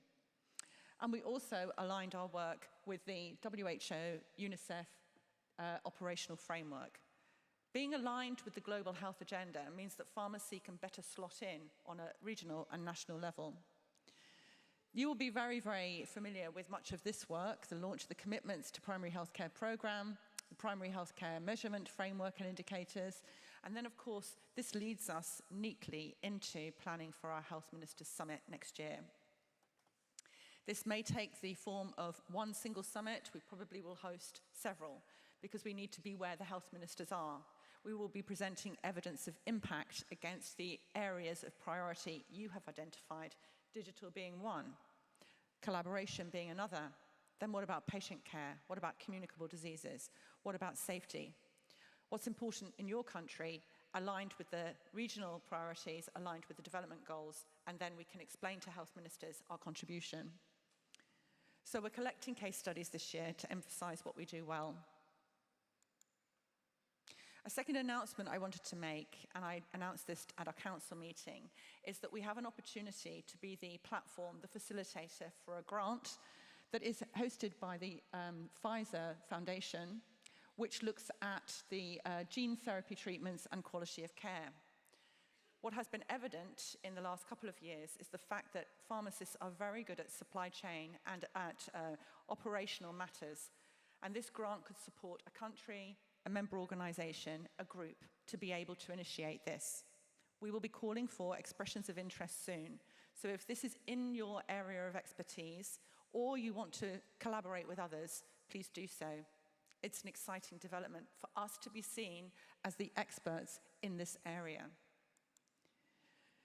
I wanted to just take a moment to say that we want to engage not only those experienced in FIP, but those who may have very initial experience in FIP as champions. Maybe you want to get involved in one of these programs, maybe you want to lead one of these programs, or maybe to our experienced, valued officers who move out of officer roles, you want to be re-engaged with FIP.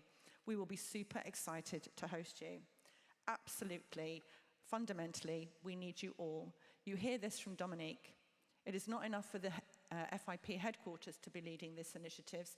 We need you to mobilize our work in your countries and regions, and for us to be able to avail of your expertise. We will be hosting a booth on Tuesday, September the 20th, between 4 and 5:30. You'll see some visualizations there. So if you're interested, I urge you to go. Finally, in preparation for our work on the Health Ministers' Summit, we have been looking at ways that we could summarize the data or the publications we have. In 2015, we heard this very clearly. The UN published the Sustainable Development Goals in collaboration with WHO. 2016, we published our Pharmaceutical Workforce Development Goals. 2017, we published our report on workforce and education. And 2018, we launched the Workforce Development Hub. I've mentioned some of the initiatives that push us into primary healthcare, but by publishing our FIP development goals, by broadening, strengthening, widening, and amplifying the pharmaceutical workforce development goals, we now have a narrative that aligns strongly with the Sustainable Development Goals. We will have a program of implementation with you, for you, and have examples of how this works. We're launching our roadmap on Wednesday, as I mentioned, and then we will have a follow-up at the booth. All of this is important for our Health Ministers' Summit. We can talk for hours about programs we have been involved in. How do we summarize? How do we advocate? How do we spark interest? And how do we provide our health ministers with solutions? We've been working to collate the work that we did since the centenary in 2012, gathering together reports that are still valid, really important, and involved so many of you, our volunteers, during that time. By compiling digests of this great work, we can give you an easily accessible set of data, evidence of impact that exists. Then that can inform what we do on top. So we don't waste, we are sustainable in our practice, and we always build and stand on the shoulders of giants. The accessible database will be a member benefit for you all. You can contribute to it, or you can use it yourselves. We will be providing you with an ebook and summary documents, and this will be filtered and tailored to use at our Health Ministers' Summit. We will also be using case studies there as well, because as Martha said, things come to life with a story. Thank you, colleagues, for allowing me that little indulgence. I'm now going to ask my speakers to come to the panel where we will test and challenge with some questions. Welcome, speakers, please come.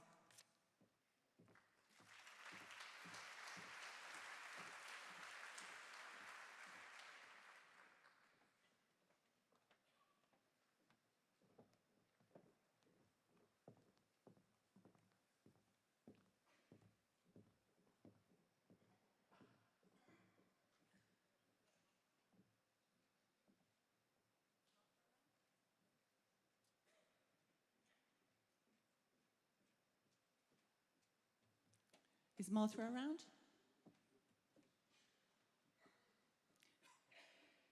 Maybe we'll see where she is. Until we find Martha, we will make do with our superb colleagues here, Luther and Jens. Now, I was very interested to hear some of the challenges, Luther, that you mentioned about understanding different places and perspectives. And if you align that with the challenges that Jens provided us with, which was a lot around the German or the European experiences that you come with, how would you say people in Geneva making global health decisions can take the perspectives of people in other parts of the world, like you do, Luther? What advice could you give us to the audience?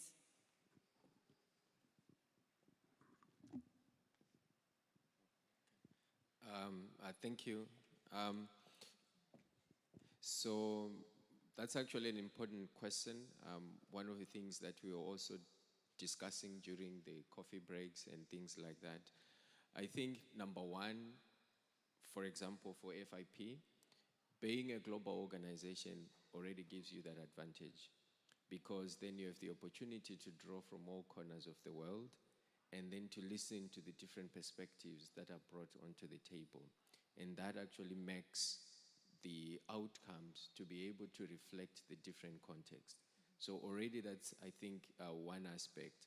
The second aspect, which I think you're already considering about these regional forums, because again, if you look at WHO, we have 3 layers. So we have the headquarters, but you also have the regional offices, because of that understanding that here at this high level, even if you set the high level goals, they need to be contextualized to different regions because they're different. But you still also have to go down to the country level, that at the country level, they are actually dealing with situations that are peculiar to that country. So they take also all these things and then implement them. But there's also feedback up, you know, in terms of the lessons that are coming from the different countries should be reflected up when the policies are developed. So I think FIP is in a unique position as you are considering a layer that probably was missing, which is the regional aspect, because you already have the national associations and you had the global, and by integrating the regional, would be able to bring all those perspectives.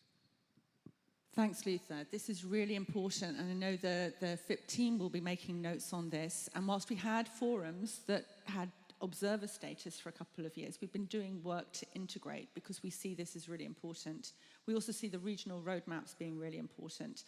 Jens, you mentioned the challenges that you would see with some of this multidisciplinary working from a German perspective and an EU perspective. Is there anything that we can learn in Europe from other regions in the world that could help us with that? Or would that be a valuable opportunity? Microphone. Well, first of all, I'm not completely in line with your first statement, because I think this collaboration is a global issue. And the problems that we have in this collaboration in Germany and in Europe, I'm pretty much sure that you have it in other countries as well. So yes, if we have solutions in other countries, of course we can learn from them, also in Germany and in Europe. I think this is really a global learning issue. And that's a good thing that we are here together, because we can exchange best practices and experiences.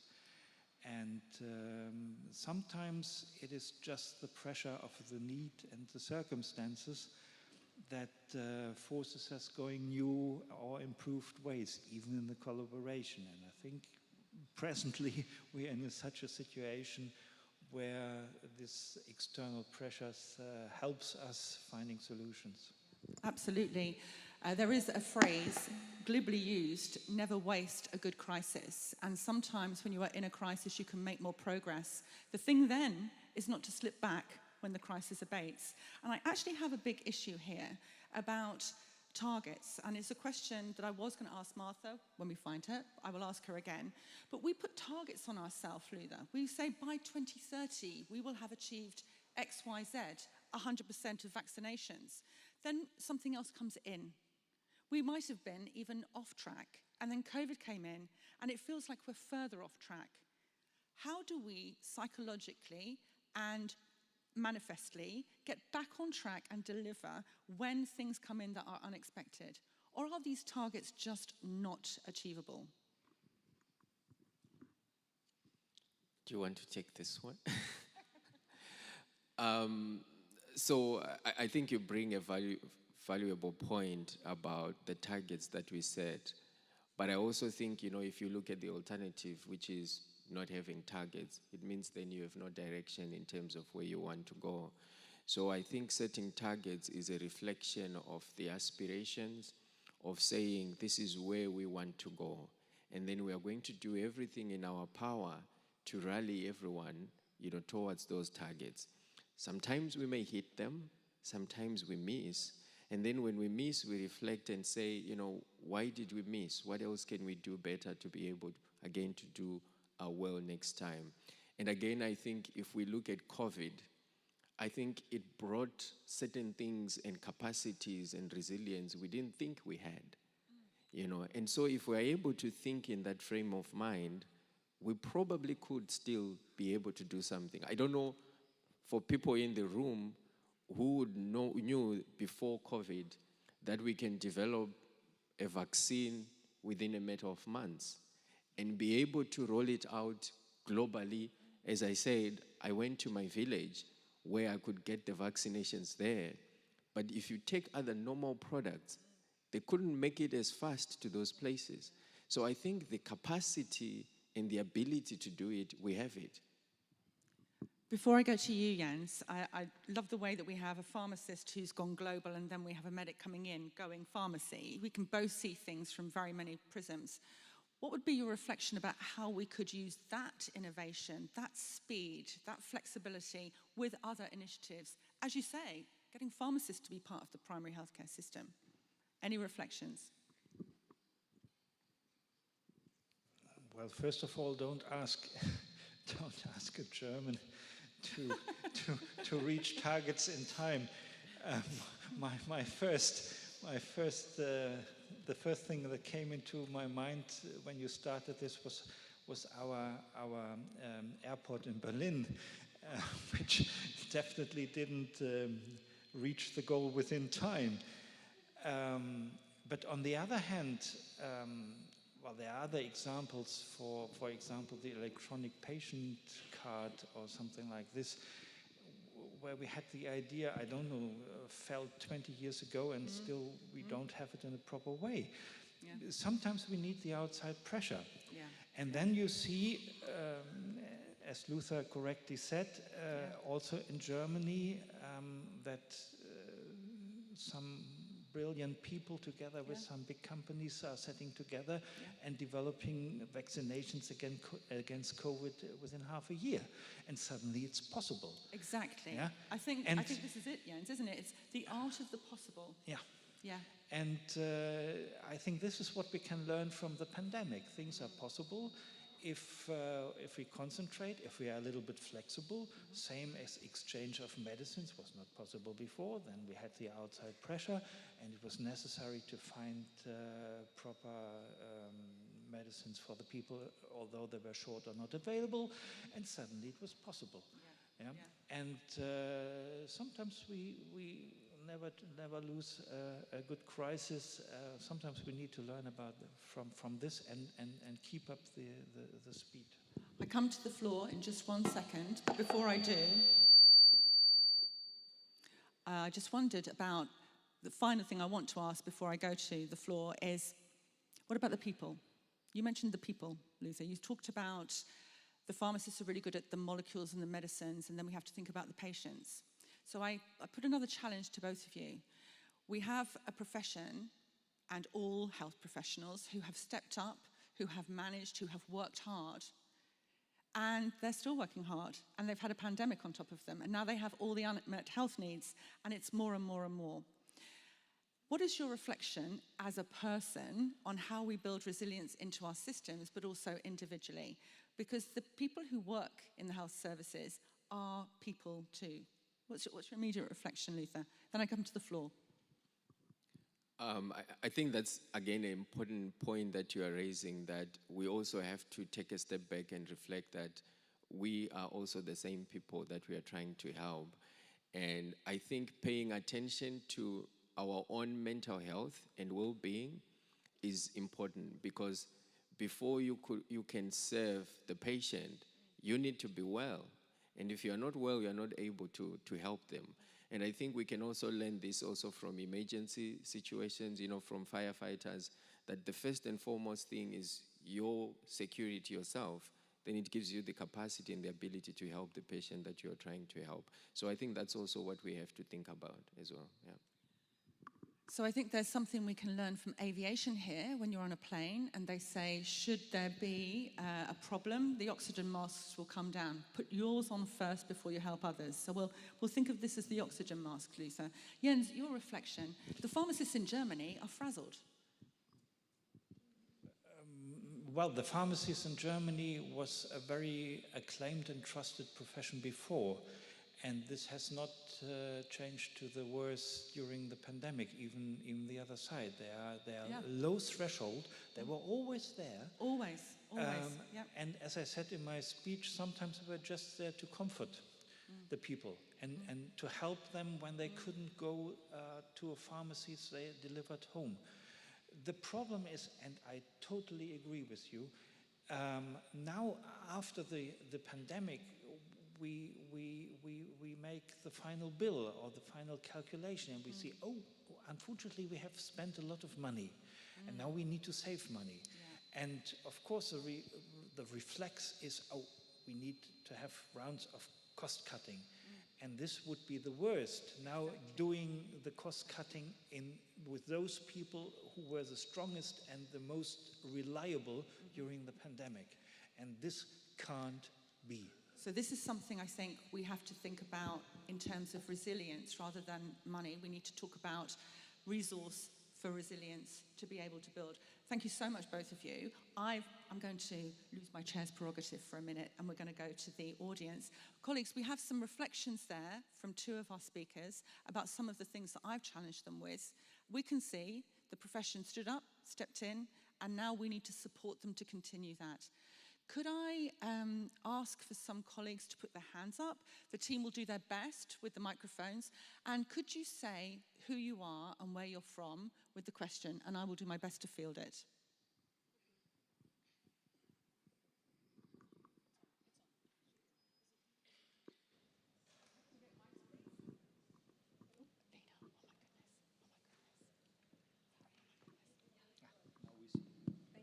Hello. Can you hear me? No. Hello? Yeah. Yes. Okay, so I'm Pascal Salami. I come from Lebanon. And actually, I have two questions.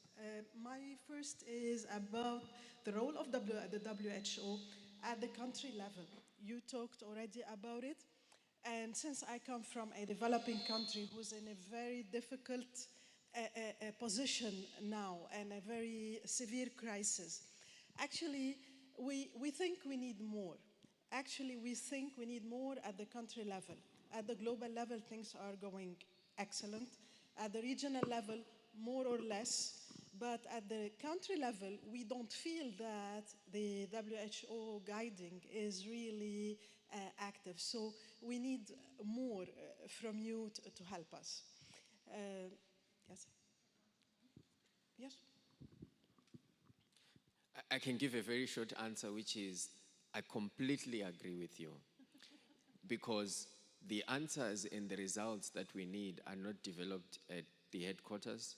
They don't come at the regional level. It is at the country level. That's where the results will come from. So I completely agree with you in terms of this is where it's needed. I think what is currently happening, both from the member states, but also from the current leadership, is to reflect exactly that, to try and bring the resources not just at the headquarters, but to bring them down. But I also understand that it might be a slow process, but I completely agree with you. There's no other way to do it. We spent years without, for example, a pharmaceutical strategy. Why didn't the WHO step in and say, let's go for it? That's for us. Yeah. That's for us. WHO has its job with the ministers globally. It's for us. Yes. We need thank you. FIP to be the global enabler for you. And we need you to be present at the country level. Will. We promise you. And I have a second question at the European level. Actually, what you told us is a success story, more or less. How much time did it take for pharmacists to start to get reimbursed? Because there are many countries where the concept is not accepted yet. And who did that? Who started? Was it the pharmacists who fought for it? Did they have to prove? Did they have to restart the research that showcase their impact?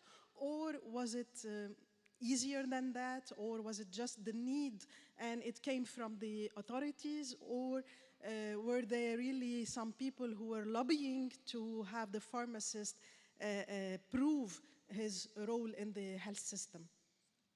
Thank you. To be honest, this is even on the European level quite diverse.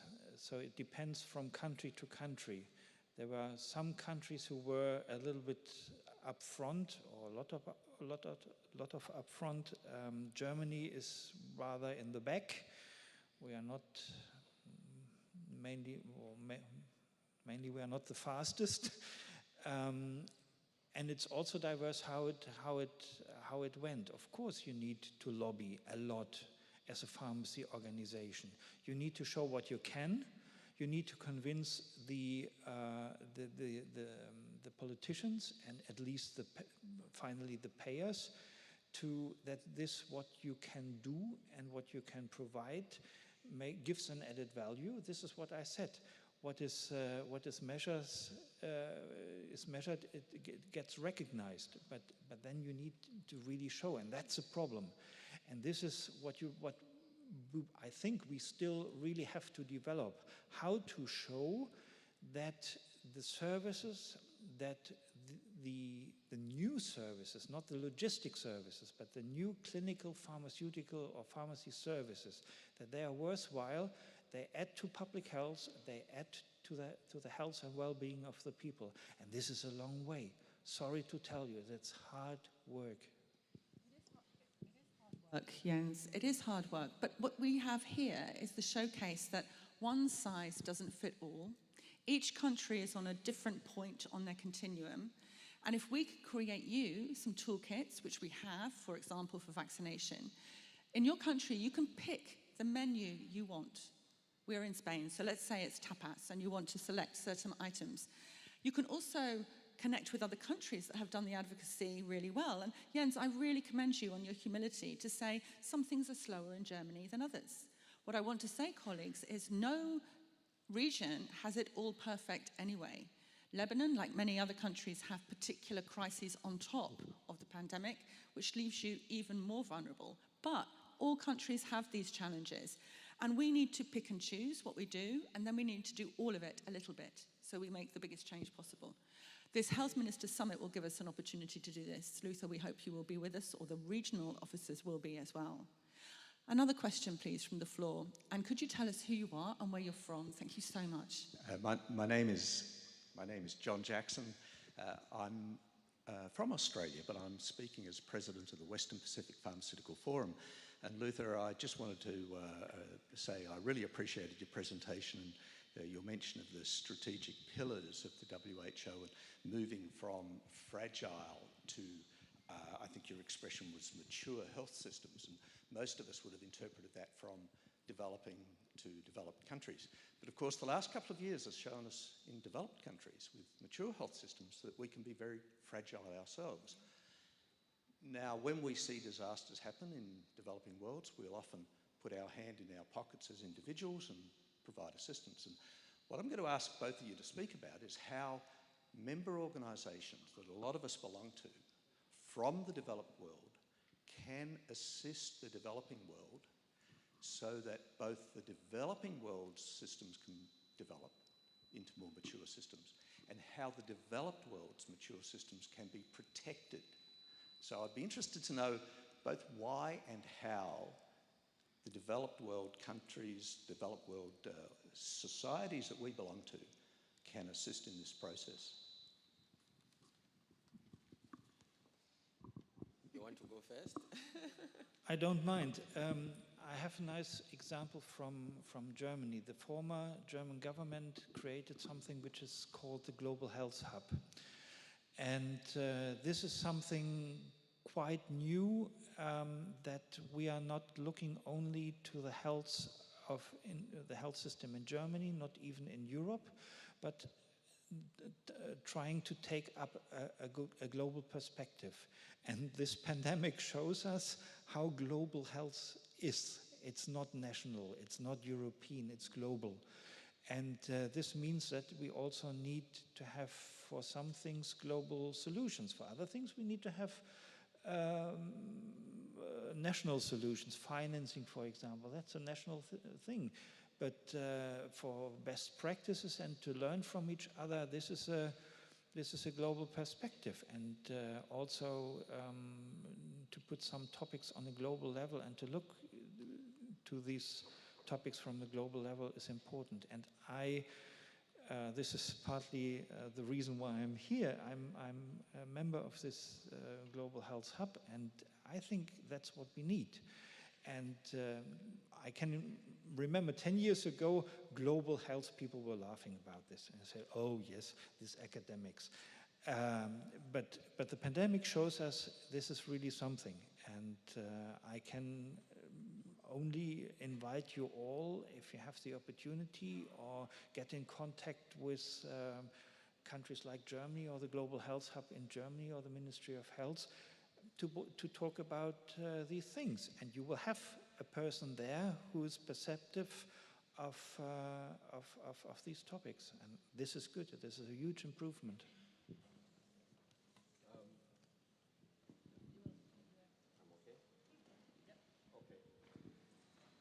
You hear me? So thanks, John, for that. I think what I can say is, number one, there's nothing new under the sun. There are always somewhere where some people are doing it already. And we need to be able to unlock and learn from there and copy the best practices and then be able to bring them in the areas that we are looking at. And then there are also others which are not best practices, where people have tried it in a different way and you realize that it doesn't work. But we can cite many examples of how you can bring people together from different contexts to help each other. What I would probably caution you is to assume that you understand the problems and you have the solution for them, which is typically what you'd find, is happening. I'm sitting in Geneva, I see a crisis there, and I think here is the solution. I package it, I develop a program, and then I go and I try to deliver it. But if you come from the point that I think I can offer something, let me engage with them so that I understand truly what is the situation and what are their priorities. And then what is it that I have that is unique that I can contribute to help them to achieve those, the goals that we are looking at. You probably go way faster. We were reflecting with colleagues, when you read about development books, that I think there is a story where they went to, I shall not mention names, but they went to a particular country, and they went to the village, and they realized that the women there, they go, when they want to use the bathroom, they go to the bush, and there were no toilets. And so they're like, wow, this is bad. Let's build them toilets, right next door, which is what you have this side. And they build those toilets, and then they realize nobody's using them, right? And then they went back again and like, but we have built you toilets, why are you not using them? And then when they studied the behavior, they realized that for the women, it was a social pastime interaction. When they go out, they take an hour with their colleagues. You don't go alone, we go with your fellow, women from the village. And then, you spend time and you come back. And that relieves them also from the work, hard labor they're doing. And so you come with good intentions, but, it's delivered differently. So I think that's what I would say when you are looking at the developed to the developing, the aspect of going and learning and understanding the situation and then say, so what can we do will probably get you far. I think, John, you raise a really good point there about how can we do it. And I have two reflections, Luther. I'm a big fan of podcasts, and there's a colleague on that's the pandemic legacy for me. I'm a podcast addict now. But he has said that there's evidence to show that if you give direct donations to people on the ground, the innovations will come from them and they're sustainable, as opposed to us going and giving aid, which is much more costly anyway. From a pharmacist perspective, learning from each other, learning from different regions, and just picking up ideas is really important. We have an amazing set of innovators in pharmacy, and we see in some of the lower income countries the use of drones to deliver medicines, which then higher income countries are learning from for their rural areas. So a lot of crossover, and I know, John, you've got that at your very heart, crossing over. Martha, we're so glad to have you. Thank you so much for responding, even though there may have been a mini crisis. We understand. We've been doing a little bit of talk about targets and what happens when you're on target and then a pandemic hits you and you go off target. And then we're talking about the flexibility of making the targets move with the times. You mentioned a target on your slide about the effectiveness of vaccines. Most common and effective ways to protect ourselves. There's the target to 2030. But when you see communities knocked off target, what can we do as people in those communities to help them get back on track? There we go. And again, apologies for being held up. Before I directly answer your question, I did want to touch on something from each of my colleagues here. I mean, I couldn't agree with you more about local solutions. And you talked about Ebola and how people take care of those their loved ones after they're deceased. And without being in a community, you can't understand that. So certainly we've all learned the importance of trusted community members. And as pharmacists, you are all very much trusted community members. I said, the role that you played in the pandemic in the early days when we were all looking for information and how to protect ourselves. So I absolutely just wanted to reemphasize that. And as well, in your talk about what you don't measure, you can't know. So the importance of measuring targets. We set a lot of targets at the UN, and I think it really is incredibly important. I was tasked to not have a lot of slides, and I do think it's better, but there was one slide maybe I should have left in, which shows the incredible progress up to 2021 in covering children with immunizations, really with the whole global health community and the whole world coming together, from private donors, as I said, the Gateses, but really, even more importantly, countries and countries that are affected around the world, and governments making it a priority.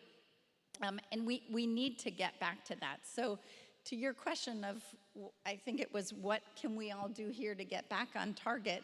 And also maybe to address some hesitancy, because something that I didn't talk a lot about either, one of the barriers is vaccine hesitancy. And I think it touches so well on the trusted community members. I mean, pharmacists are there as people have questions. They have questions about spacing, about side effects.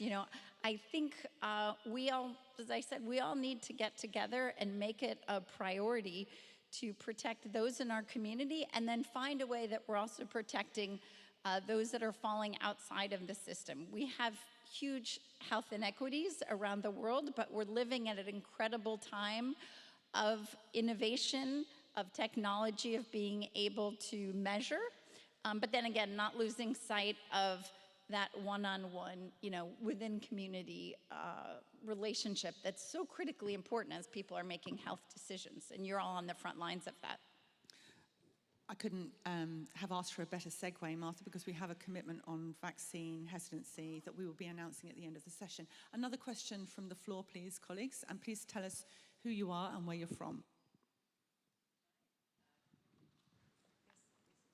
Yeah, oh, sorry about that. So, hi, my name is Shaliza Sajwani. I'm from Canada. I serve on the board of directors for Pharmacists Without Borders Canada, and I'm also the chair of the Environmental Stewardship Committee at the Pharmacy Department at the Ottawa Hospital. Finally, I'm working to develop a network, myself and my co-chair are working to develop a network of climate pharmacists across Canada who are involved in both climate mitigation as well as adaptation. We have about 20 pharmacists or so representing about 15 hospitals so far. My question for all of you actually is, how do you see the role of pharmacists and pharmacy professionals in general changing through the climate crisis, both within mitigation and adaptation? And to each of you specifically, how do you see the climate crisis also disrupting your current individual work as well? Thank you. So I'm going to say we start with Jens, and then move to Martha, and then Luther. So Martha, can you give, thank you. We're all about sustainable microphones. Yes, thank you very much. It's a huge point, very often underestimated. The first thing that comes to my mind is the waste. And here pharmacies can play a very important role to inform the patients, the users, what happens with the medicines that I give to you. Might it be creams with active ingredients that then are piling up in the sewage water? Might it be if you once in a year check your little home pharmacy and you see some medications have expired, how to dispose them correctly? And I think this would be a small but a little start, and it can be done by each and every pharmacy and by each of and every association that we have, to do a little part. And I'm a little bit proud that I can tell you that the German Pharmacy Days that have just finished on Friday, one of the major topic was the environmental perspective from pharmacies, from medicines. And I can only encourage you to continue this. Thank you so much, Jens. That's brilliant. And we do have a sustainability development goals. So if we have ideas from you all, we would welcome them. And our council has just approved that we would update our marvellous statements on green pharmacy as part of our priority for next year. So please keep the ideas coming. Martha.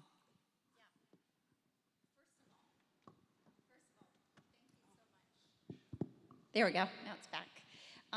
Thank you so much for all the work you're doing. It sounds like you wear many hats, but I'm really heartened to hear that you are thinking about climate. We all need to be thinking about climate.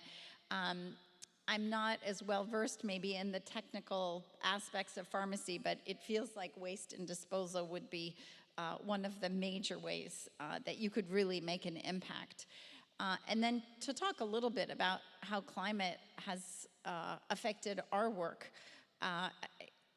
I would say it's affecting all of global health in such a major way. You know, there's a lot happening in the world right now, but I think that something that hasn't been getting as much attention is the extreme drought and famine in East Africa. You know, people don't have access to water and food. This is climate induced. Anybody living anywhere near the equator is feeling the effects of this. Europe felt the effects of it this summer. So I think it is affecting particularly those who are the most, maybe the most marginalized right now. So it's having also a very unequal effect, although I said even Europe and large swaths of the United States this summer felt the effects. So I applaud the work you're doing, and I know for myself personally, I'm trying to think about in my household, not only taking care of our home pharmacy, but I think we're all tasked to think about what we can do. It's not at all, I hope, in most circles, a question of if. It's upon us, and in a greater way than I think many of us had imagined. As I said, at UN General Assembly this week, there will also be some announcements. It's really nice to hear that FIP is going to be making its own announcements, that it has a sustainability committee, because this is something we all really need to be focusing on. Did you want to say something before I pass to Luther? Yeah, I would agree with my colleagues here. In fact, I think when you're looking at pharmacists in particular, the basic function of, how do we deal with, expired products and also just to dispose them, I think it has taken a backbench. I don't know how many here pharmacists actually actively tell their patients that, when you've got expired medicines, you can bring them back and I can dispose them for you. Probably not. And so what do we do with those expired medicines or, the unused medicines? They are just disposing them anyhow. And last week, I actually got a request from a country office, going back to the request from country office, and they were saying, can you indicate to me the WHO guidelines for disposal of unused and expired medicines for home use? And then I was like, okay, wow. Let me search. I'm sure there's something. I couldn't find it. The only thing I could find was relating to during and after emergencies. And actually there isn't. And that same guideline is from 1999. So everybody is not talking about it. We put it at the back bench. And then I went and looked at the AMR. Now we're talking about antimicrobial resistance. And then I'm like, for sure, they would have reflected, how do we dispose of antibiotics? Nothing is mentioned there. And so the ones that have to highlight this, the pharmacists are silent. So if you're dealing with other people, it's forgotten. And the patients keep disposing them anyhow. So I actually also Googled, because in my house, even though I'm a pharmacist, I last practiced, in a community pharmacy a long time ago. So in my house, I still stack all of the unused medicines there. And so when I got this request, I then said, but what happens in Switzerland? Let me Google if there are guidelines on how to dispose of. And then I realized they are just recommendations. But the pharmacist never told me, bring the unused medicines. So that's an important point, but I think the things that are probably not the hype, the old things, we've put them back and nobody's paying attention to them. So, Lucy, you raise a really good point, and part of that compendium work I spoke about earlier, looking at what we have, much of it is fabulous and still relevant, but there are some gaps, and we can fill the gaps quite easily, and the pandemic gave FIP some streamlined services, some streamlined ways of operating, so our policies and our statements can be done a little bit more efficiently to bridge the gap. Do you mind if I... Oh, sorry, I didn't realize this was on. Sorry about that. I was just going to say that in our sustainability work, we also have air pollution as part of the bigger picture. 4 years ago, we didn't think pharmacy was part of the solution for pollution. Tagline. But now, recently, the last weeks, there's been research published about how learning from air pollution, we may get other therapeutic advancements. I do apologize. Your reply? Sorry about that. I didn't realize this was on. So I just wanted to kind of put a bug in one's ear. I know that you mentioned about the green statements. Thank you so much about your comments with regards to both waste as well as the impact to vaccine delivery and the drought. So just a quick item that just one use of one salbutamol inhaler with 100 doses is equivalent to driving a car 300 kilometers because of the propellant. So, and then 10 salbutamol inhalers, if a patient were to use that in 1 year, is the equivalent of 3,000 kilometers of driving. We've noticed that there's more and more roles of pharmacists in, specifically in climate mitigation, so reducing emissions, because the health system has a higher emissions burden than the airline industry. And medications count for a quarter of that. So I just wanted to put a bug in the ear, and I can definitely reach out separately with regards to the green statements for sure. Well, I'd love that, because I think the more we know about the facts, the more we can counteract them. Two things I wanted to mention, Luther. We've got an AMR event tomorrow. We're launching a commitment. Good thing that it's still a draft, because we're going to put in disposal across every single thing. And I think also the thing is about targets to our participant. The whole issue around mask use has suddenly meant that we are not as green as we were before. The reuse and recycle thing became much less of a priority when we were in the middle of a pandemic. So we do need to regroup. Jens. This is an interesting point, because if I can refer you back to my presentation, one of the pharmacy services that are now reimbursed in Germany is how to use an inhaler. And with this idea, I was just thinking if maybe we can make a connection and say, okay, if we teach the patient how to properly use the inhaler, how many inhaler shots we can save, and what does it mean, scalable and measurable quantitatively, what does it mean for the environment? Interesting point. Thank you very much. It is. Thank you so much. And it's not a bug in the ear. It's just some evidence behind the need for an impetus. Could I ask Arthur, any further reflections? No, I mean, I think you're right. Coming from a marketing background, I think it would be fascinating for someone to see, using properly, you could save, or showing the impact of it. I'm going to wait and see who takes my solution to pollution as a marketing slogan. Copyright. Any other questions? We have time for 2 more questions. Maybe 3 if we're quick. Hello everyone, my name is Nikolina Skorupan. I come from Serbia. I'm community pharmacist, and I'm here representing a pharmaceutical chamber of Serbia.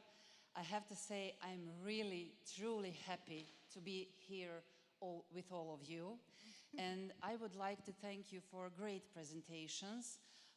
And I would like to point out one more, I'd like to call it crisis from my point of view as a community pharmacist, in delivering healthcare effectively through community pharmacists. We are losing pharmacists in community pharmacies. I thought it was a problem only in Serbia, but I see it's not. We have problem that pharmacists are going to programmers companies in clinical research. That's more appealing to them now. They're going to other European countries to work, and we are trying to keep them in our pharmacies. We try to do that by implementing pharmacy services and by popularizing, by trying to make community pharmacists popular, to be more popular. What can we do globally and then, of course, locally to try to resolve that problem? So this is a really good point. And I think, Martha, you weren't on the stage when we discussed, what about the people? Like Luther was mentioning, what about the people when we talk about medicines? Our health professions are frazzled, even though they have had, especially in pharmacy, a really good profile, a really good PR campaign during the pandemic, but they're frazzled. And Luther, I'm going to start with you. As a pharmacist who has moved out of the community pharmacy, how can we keep, and myself, how can we keep our community pharmacists feeling valued, valuable, and it goes for hospital, and it goes for academia, and it goes for, how do we ensure people feel valued, part of it, and they can lead a very rewarding career in that sector, so we don't end up with a crisis in Serbia, Europe, any other part? Luther. That's a good question, but I'm going to answer it also reflecting on what I know best, which is in the regulatory space. And the challenge, particularly in other countries, is because it's also like a public sector. people leave to go to the private sector. And therefore, you don't have people, right? So for me, we were also reflecting on it and how can we deal with that situation, which would be the same thing for community pharmacists, they're moving or in other areas. What I would think might work, which I reflect on myself, is we need good role models. We need people that, particularly the young pharmacists or even the students, can look up to and identify that I see this community pharmacist and they're a good role model. And I want to be like them. I want to be able to do like them. If we don't have those good role models, we are not going to attract your pharmacy students to want to pursue that career. The young pharmacists are not going to stay there, and then you're going to have a gap. So for me, that would be one thing that I can say as a profession, we need to build that. And then also we need recognition, right? Simple things that you were doing, during the opening, just to reward and recognize, it will inspire others. Oh, wow, I see there's a community pharmacist who have been awarded, these prestigious things. It will encourage others. So I would say those two things. We need good role models, and then we need to have recognition. I think that's fabulous. That's the role model and recognition. Perhaps remuneration fits in there as well. But I'm going to just start with Martha and then go to Jens. Your reflection, how do we keep our community pharmacists and hospital and in their roles, feeling that they're contributing? Yes, well, I agree with, particularly with the recognition. Again, this is outside a little bit of my area of expertise, but it is thanks to pharmacists and other frontline workers that we are pulling out of this pandemic, and I don't think there has been enough recognition. So I think further recognition, I know there have been some on-air television commercials in the US really thanking frontline workers. I would think that associations, also professional associations, where you can lift up role models, where you can have committees, and so like-minded community pharmacists can interact with each other. I think a friend of mine who's a doctor in New York City talked about the strength of being in a group when the doctors from Italy were saying, wait till you see what's coming. This is how it's going to present. We don't know exactly how to treat. This is exactly what's going to happen. And she said that strength of community and being able to connect with colleagues from around the world that were dealing with something. I would think that being able to use an association or groups on WhatsApp to be able to create some community, because I imagine some community pharmacists, I know in the US, that are working in more rural areas, they're feeling alone, and you need to be able to connect with others, I think, in order to really feel recognized and to learn. So I'll stop there and pass to my colleague. I think that's very important. I think there is a role for our member organisations to do that locally, and I think a little bit like we were saying earlier on about our Lebanese colleague, about what do I do to advocate in my country? Lots of little small things could make a difference, and you guys know the cultures in your countries, but we could do some of your marketing as well, Martha, saying how well people do. Jens, your reflections on this. Well, believe it or not, in Germany we have a huge shortage of pharmacists. What can you do? First, you can say, okay, we educate more pharmacists. Will they all end up in the pharmacy? No, they will not. Some will go to the industry, some will go to the administration, but why? First reason is, in the pharmacy you need to work from Monday to Saturday, long working hours, you have to have night shifts, emergency shifts, and unfortunately you're not paid extremely well. So now you can say, oh, these naughty pharmacists, they don't pay their pharmacists well. No, that's not true, because they don't have the money to pay them well. And that's a problem, what I said before. If you say, oh, pharmacists are very important, you have to make the profession interesting. And the full truth is, I can say it being a medical doctor, is the work needs to be interesting. Means you need to cut the administrative part of the work, and secondly, it means you need to pay them well. But for this, you need to take money into your hand and to reimburse the pharmacies better. And this is, now we are coming back to what we have done before. Exactly. Yeah, after the pandemic, everybody tries to cut the costs that occurred in the last couple of years. This is not a solution, sorry to tell you. Yes, austerity right now, you can see in all the countries. I think you can see lots of links, colleagues. I'm going to do a little bit of summing up just at the end, but I'm going to take one more question before. I would also say, working with student pharmacy groups, we have the National Student Pharmacists group that supports our work, Shot at Life, but I think also, as you said, presenting the opportunity of what it's like to be a pharmacist. I think working the pipeline would be important too, working with student groups. Which we all have access to internationally, nationally, regionally. So, colleagues, one more question from the floor, and then I'll do some summing up, and I will let you head off to your lunch. One from the floor? Okay, if you could wait for the mic to come to you. Hello, I'm here. This is Felicia Williams, Department of Clinical Pharmacy and Pharmacy Practice, Academic Pharmacy in Nigeria. I have a question and a comment.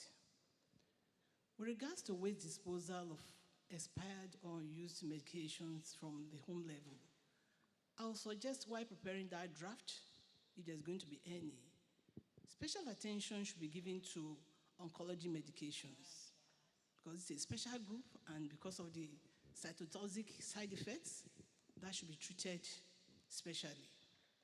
The other question has to do with, we have talked a lot about goals, targets. What are the strategies to ensure that these goals, objectives, strategies, targets are sustainable with regards to our role as pharmacists in the best practice of pharmacy? Thank you. I promise I didn't plant that question, because that is just wonderful. You just take us right back to the beginning. What happens if we get thrown off a target? And can I ask colleagues to take the comment about, I'll be a bug in your ear. Anything you can think of that we need to include in the guidance, oncology medicines is one. Perfect. So I'm going to start with Martha, then Jens, and then Luther. Exactly the question there. Goals and targets, but how? Okay, so how to measure or to what end? Deliver. How to deliver. Well, I think also getting back to an earlier theme we had, goals that are devised in New York or Geneva are not going to be valid goals. Goals have to be, they have to be devised with local circumstances and with community leaders. We can't just have it be academics or those at the UN. A top-down type approach doesn't work. But I do strongly agree with my colleague that when it has been proven over and over, when we measure things and we have goals, that is how we work towards progress. Those of us that work on polio, it's been very frustrating. We've been saying we're this close for a while, but it's thanks to measuring and measuring down to a very local level that we've been able to make such incredible progress. So as far as specifically for pharmacists, that's maybe a little outside of my area of expertise, but I do think regular communication, again, this is my marketing background, being able to have good graphics and videos, things that can make the data come alive so that people understand very clearly what a goal is, as well as not only the steps to get there, but what their role is. So maybe I would challenge the pharmacy industry to really be clear about what their goals are, whether it's against the SDGs or your own specific industry goals, and very regularly be posting about progress. Because it's true, we all are off target for many goals, and it's important. The only way we're gonna get there is if we all come together and really be dedicated, whether it's climate or health equity. I like the question a lot because it shows a little bit a dilemma. You made the example of medicines in the environment, and Catherine said before, yes, we need to do something, but there is no one way fits all. you would be surprised when I tell you that the advice in Germany would be put the waste medicine in your household garbage. Why? Because this household garbage is incinerated at high temperature. So there's no waste. And then the fumes are filtered a lot of way. This is it sounds a little bit silly, but this is the best way how to dispose your garbage. And it might be totally different in other countries. In other countries, it might be, oh, give the medicines back to the pharmacy and he will take care. There's no system as such in Germany, so it's a challenge.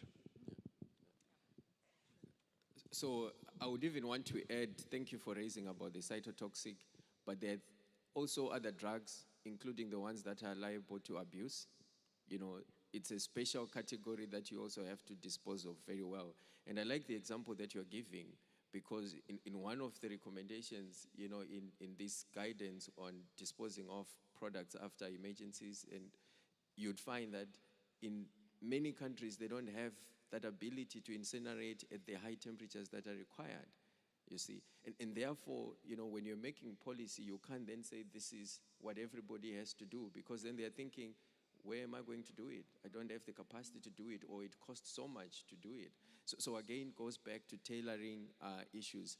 And then you also raise an important point about how do we achieve it, which I want to emphasize the sustainability component. I think in some situations, we look at the goal and then we end there without thinking, how do we sustain it, you know, going forward? And I think that's an important part to consider in developing the strategies of how do we deal with the situation that you're looking at, is how do we sustain it? I mean, as you were saying, we've seen it with COVID. You know, people hyped at a certain point and then fatigue set in and then we couldn't sustain it, you know, because the way we looked at it in the beginning, we didn't think about the sustainability part. So I would say it has to be factored in our strategies of how to address those challenges. Just such great questions, colleagues, and thank you so much to the panel, not only for your answers here, not only for responding so nicely to the chair's challenges, but also for your presentations today. I would like to just say, colleagues, if you have other questions you'd like us to weave in, there are many plenary sessions related to all three speakers here in the programme. Go along and ask your questions there as well. And we would love you to add your questions to the booth so we make sure that we capture them. All your bugs, the bugs in the ears, I love that, because no guidance is going to be as comprehensive as if we have all of you involved. Would you join me in saying a huge thank you to Luther, Jens, and to Martha?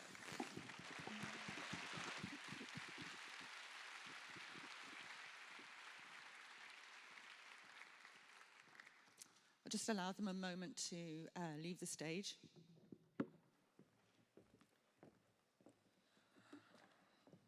Wonderful. Colleagues, thank you so much. I think this interaction is kind of what we need. We haven't had it for 3 years at FIP.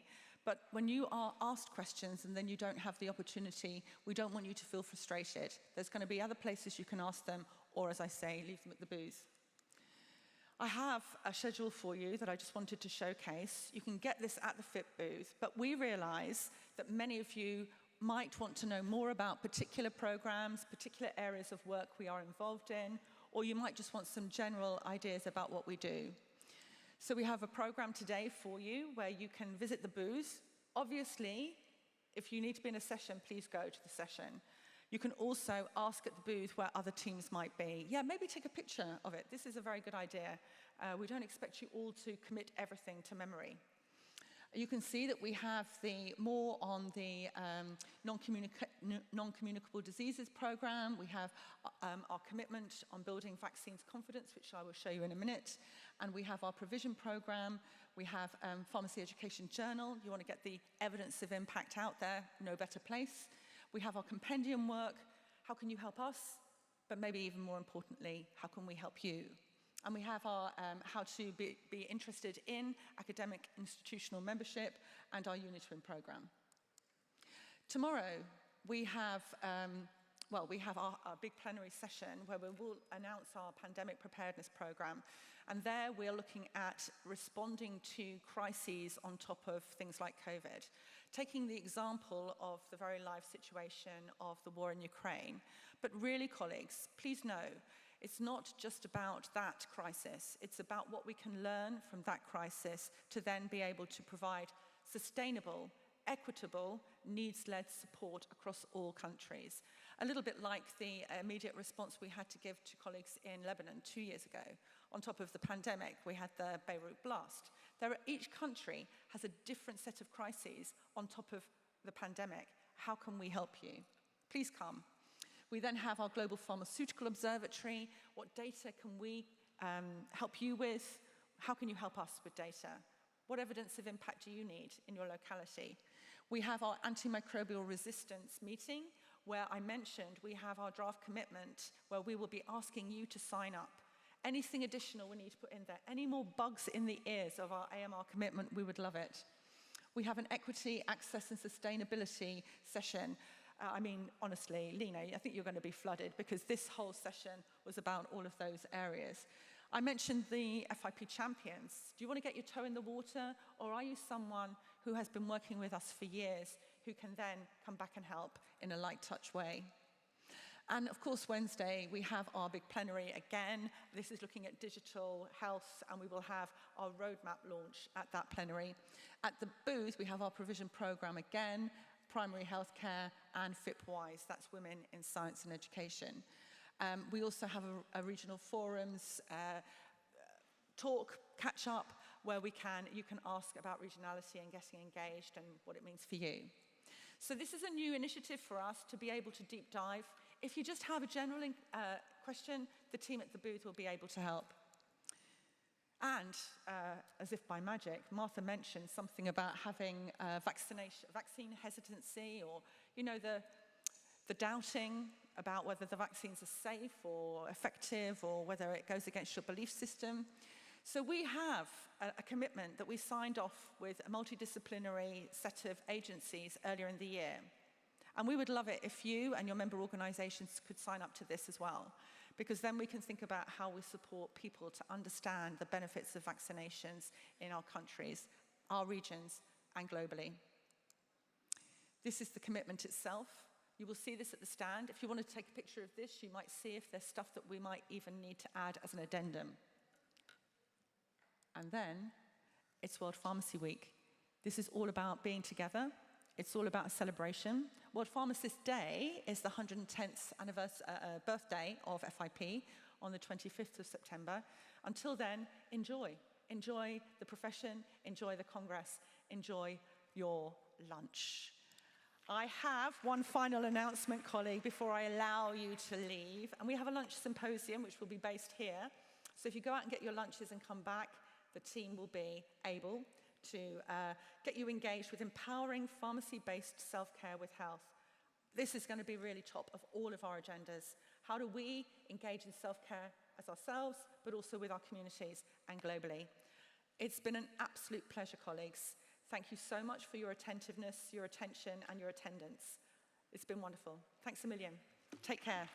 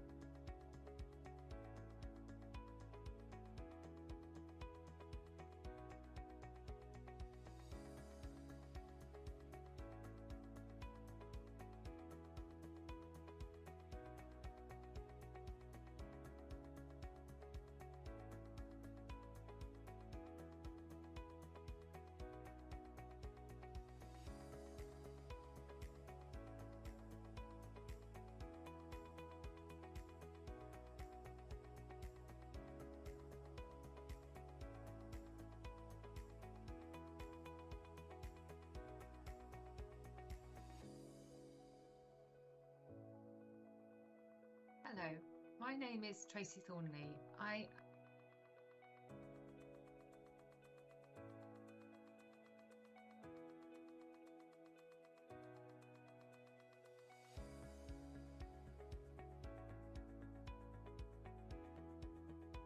Hello, my name is Tracy Thornley. I am an honorary professor at the Pharmacy School at the University of Nottingham in the UK and a member.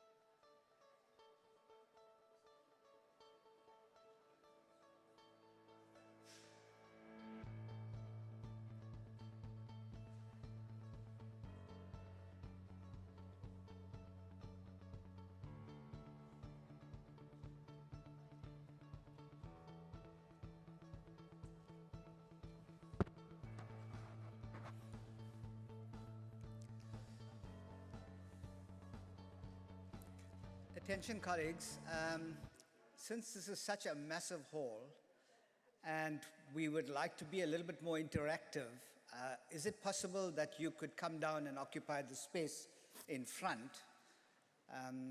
Because I'm not sure that we're going to have everyone coming into this session. Might be a smaller session. And we wanted a small room, but we've got this and we're going to make do with it. Thank you very much for that. If you can make your way down to the front section, thanks.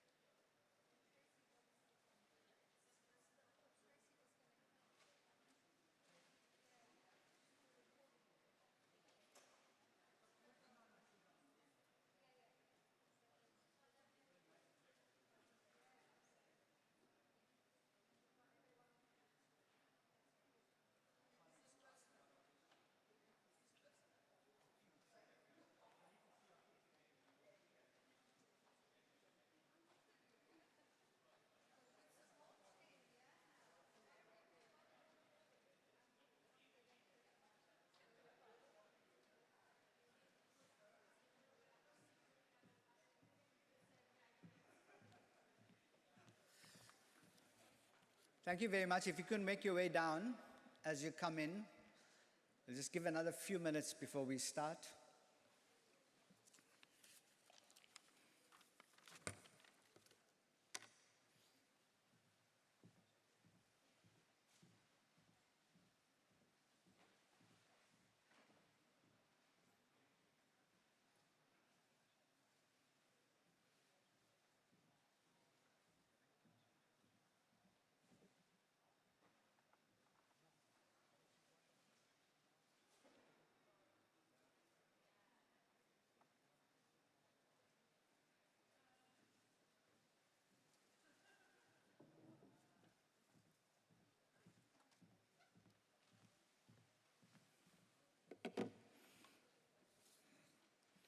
My super team of Lina and Noor says 3 minutes more before we start.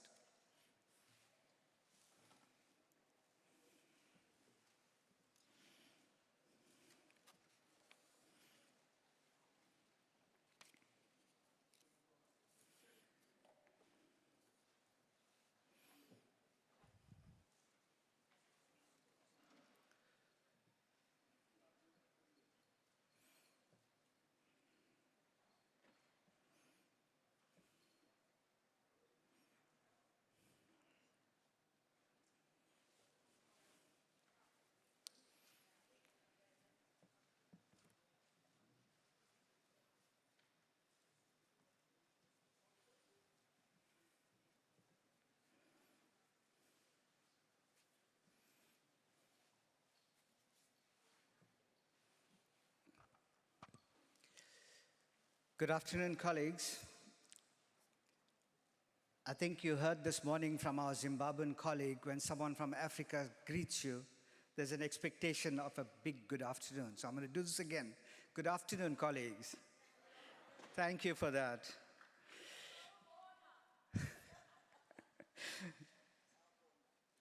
So what an amazing opening session we had yesterday, and huge compliments to the FIP team and to the Spanish Pharmacy Association. I think they did a marvelous job. So welcome to this session on empowering pharmacy-based self-care with health literacy. My name is Shah Mudli. I'm from the community pharmacy sector as an exco and a community pharmacist owner in the Durban South Basin in South Africa. I'm also the vice chair of the Independent Community Pharmacy Association and a member of the Pharmaceutical Society of South Africa. This session is live streamed and recorded. So health literacy is a complex concept, but at the same time, it is defined as key to empowering pharmacy-based self-care, especially when it comes to the management of minor ailments and the use of over-the-counter medicines or pharmacy-initiated therapy. We are really privileged today to have two experienced speakers, the first being Professor Parisa Aslani, who will look at the impact of health literacy on self-care and outcomes, its influence on safe and appropriate use of OTC medicines, and the possible influence of pharmacists on health literacy. Professor Tracy Thornley, who is unable to be with us today in person, did send us a recording which we will play, and this will focus on the opportunities and solutions to improve health literacy in pharmacy and touch on some of the work of the task team at FIP on this important subject matter. Before I introduce the speakers, there are some housekeeping that we obviously need to do. And just remember, this fits into the big picture that our CEO outlined this morning, and I won't reiterate that.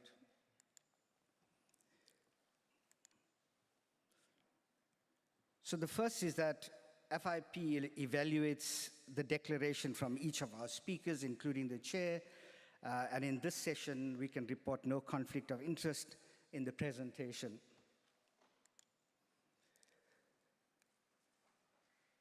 Please make sure that you evaluate this session via the FIP Congress app, as it assists us in improving the quality of our future programs. There's a Q&A session at the end of this, and this will be facilitated after all the presentations, and we invite you to ask questions. You can come up to the front. There'll be some mics provided. And there are those yes and no on your booklet. If the speaker wants some response, please utilize that. And a reminder also that there is no recording. The no recording rule applies, as the session is recorded, and it will be provided to you via the email link that you sent to FIP after the Congress.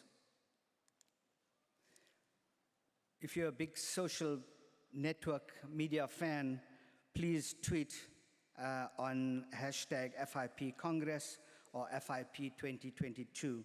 We would really appreciate that. So the next conference is in Australia. So save the date, 24th to 28th of September, which is in Brisbane. And that's, I'm sure, going to be just as fantastic as this one. And obviously, I've got the stage as a South African. I want to promote the Cape Town conference in 2024. So you're all welcome to Cape Town. Don't forget to pick up your belongings. I believe they found some stuff before. And if it's really left behind, we're going to have a yard sale and have a party at FIP after. So the program session today will be the two speakers that I spoke about, followed by a panel discussion, a very esteemed panel from different parts of the world, where you can ask questions and get an impression of what they're doing in health literacy. So then that brings me to our first speaker for this afternoon, and it gives me enormous pleasure to introduce my first speaker, Prof. Parisa Aslani, who hails from the Faculty of Medicine and Health, University of Sydney.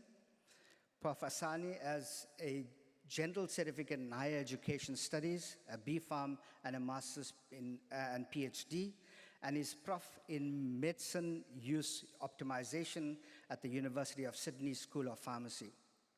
She is currently Deputy Head of School and Director of Academic Career Development. Parisa is the FIP Vice President and the immediate past President of the Health and Medicine Information Section.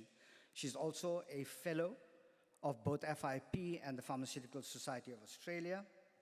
Parisa has been a researcher and educator in the field of consumer medicine information and adherence for the past 25 years.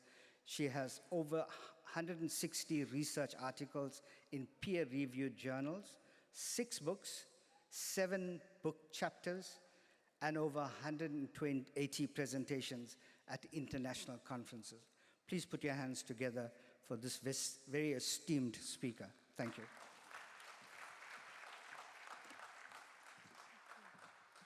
Thank you very much.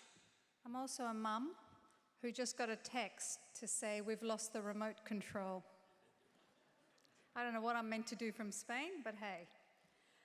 Thank you very much, Shem. Thank you everyone for attending. It's good that the lighting is coming down because I can't actually see your faces. The purpose of my presentation now is really to set the scene for health literacy. Is that okay over there?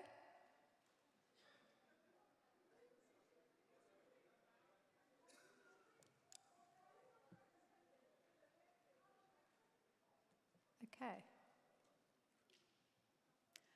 All right, so the learning outcomes for the session today are demonstrated here.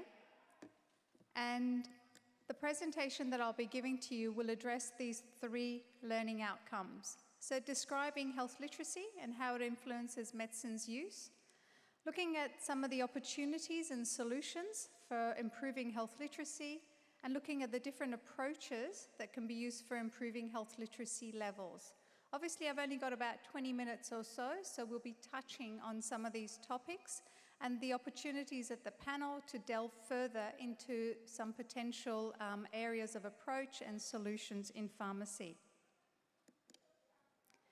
So briefly, I'll cover health literacy, impact on health outcomes, and strategies to improve health literacy.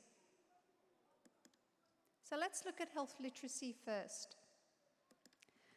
Health literacy is not just an individual issue, but it's actually a systems approach issue as well.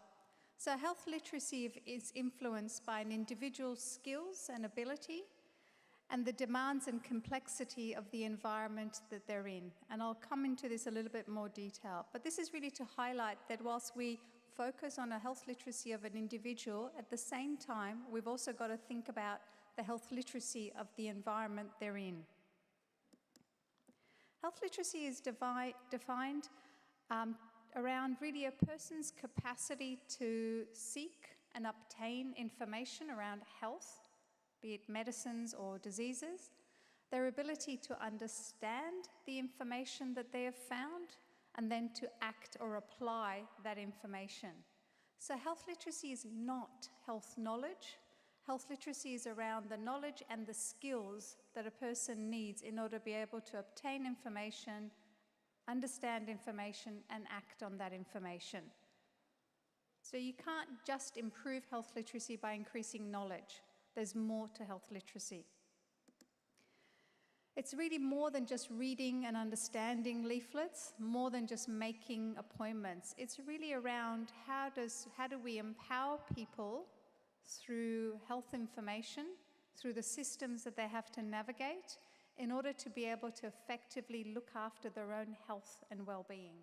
And self-care is a large component of that. So let's look at the impact that health literacy has.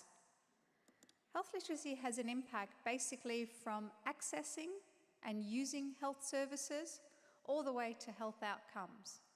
When someone has poor or low health literacy, they can't access health services as well as someone who has high health literacy. They don't know where to get information, they don't know who they need to talk to, they don't know where necessarily to get the medicines that they need. So access is a critical barrier, I guess, for someone who's got poor or medium or low health literacy. Then when it comes to the next step, which is actually interacting with a healthcare professional, people with poor health literacy are impacted in terms of their communication skills. So people with poor health literacy had difficulty figuring out the kind of questions that they need to ask, and their communication tends to be poorer in terms of that interaction with healthcare professionals. They also tend to be more passive within healthcare professional interactions. They don't ask many questions, they don't say they don't understand something, so it also influences that interaction. From a self-care perspective, there is limited, again, approaches, I guess, in terms of self-care. People with poor health literacy have difficulty in terms of self-management, being able to appropriately use medicines, being able to appropriately use devices. So again, that's also impacted.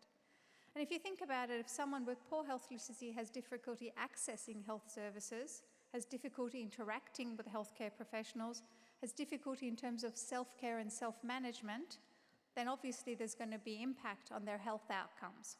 And so that overall people with poorer health literacy have poorer health outcomes. One of the biggest issues with poor health literacy is also people's inability to participate in preventative healthcare and in general public health approaches. And that then also reduces people's health outcomes.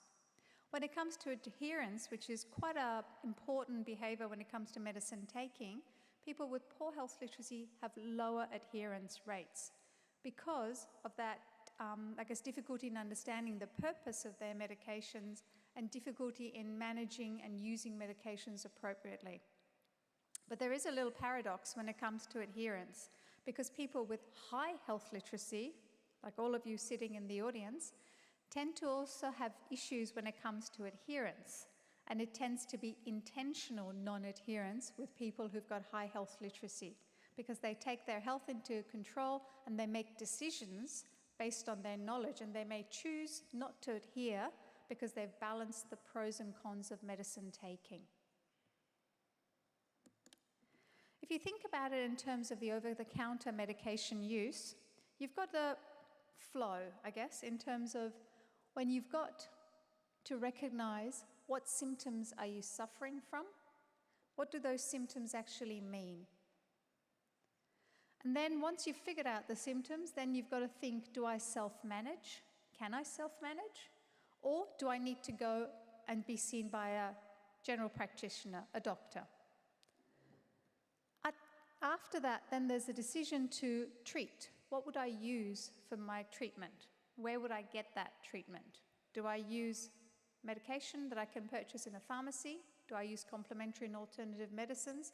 Do I use other traditional medicines? So all of that comes into the mix.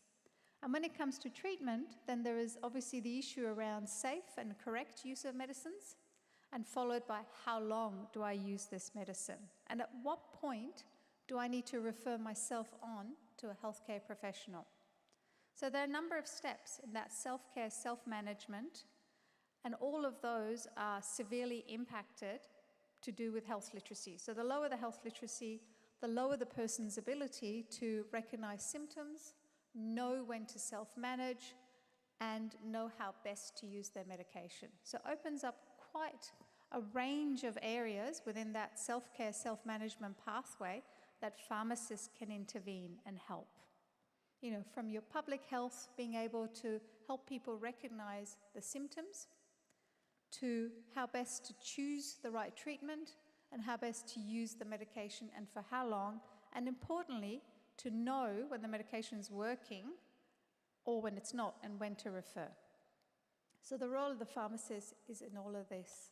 And I mean, COVID, we've used this example a number of times, but COVID was a prime example which showed the difference in people's health literacy in understanding the actions they had to take as public health prevention, and the actions they had to take at a time when they needed to be referred on.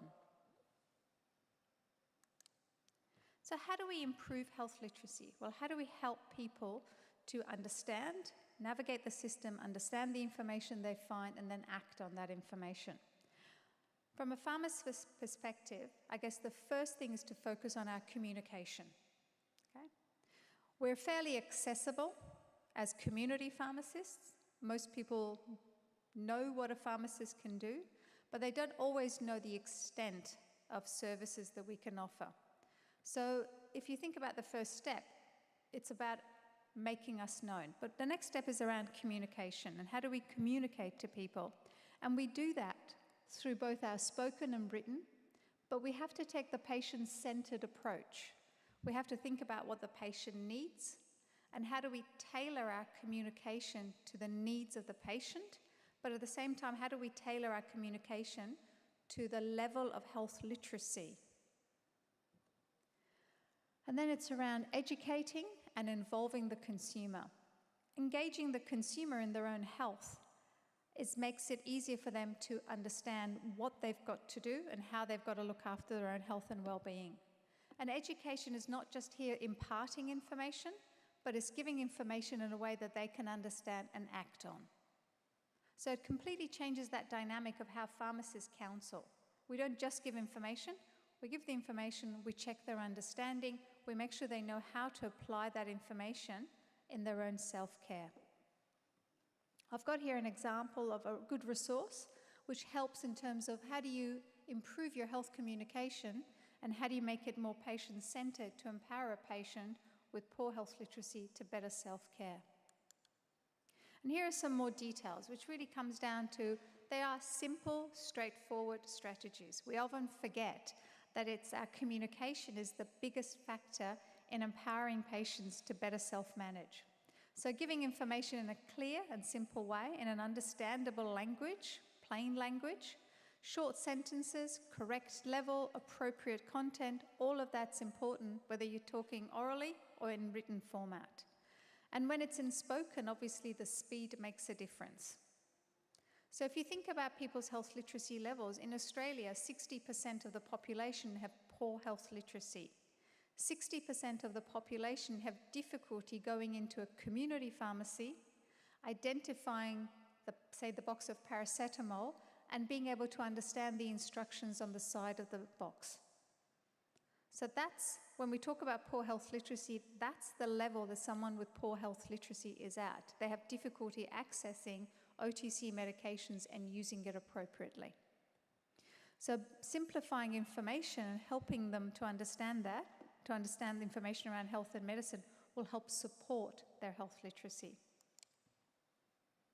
Other things to think about in terms of health literacy is to think, well, is the information appropriate for the user? What I'm about to tell them, is that what they're looking for? Who needs this information?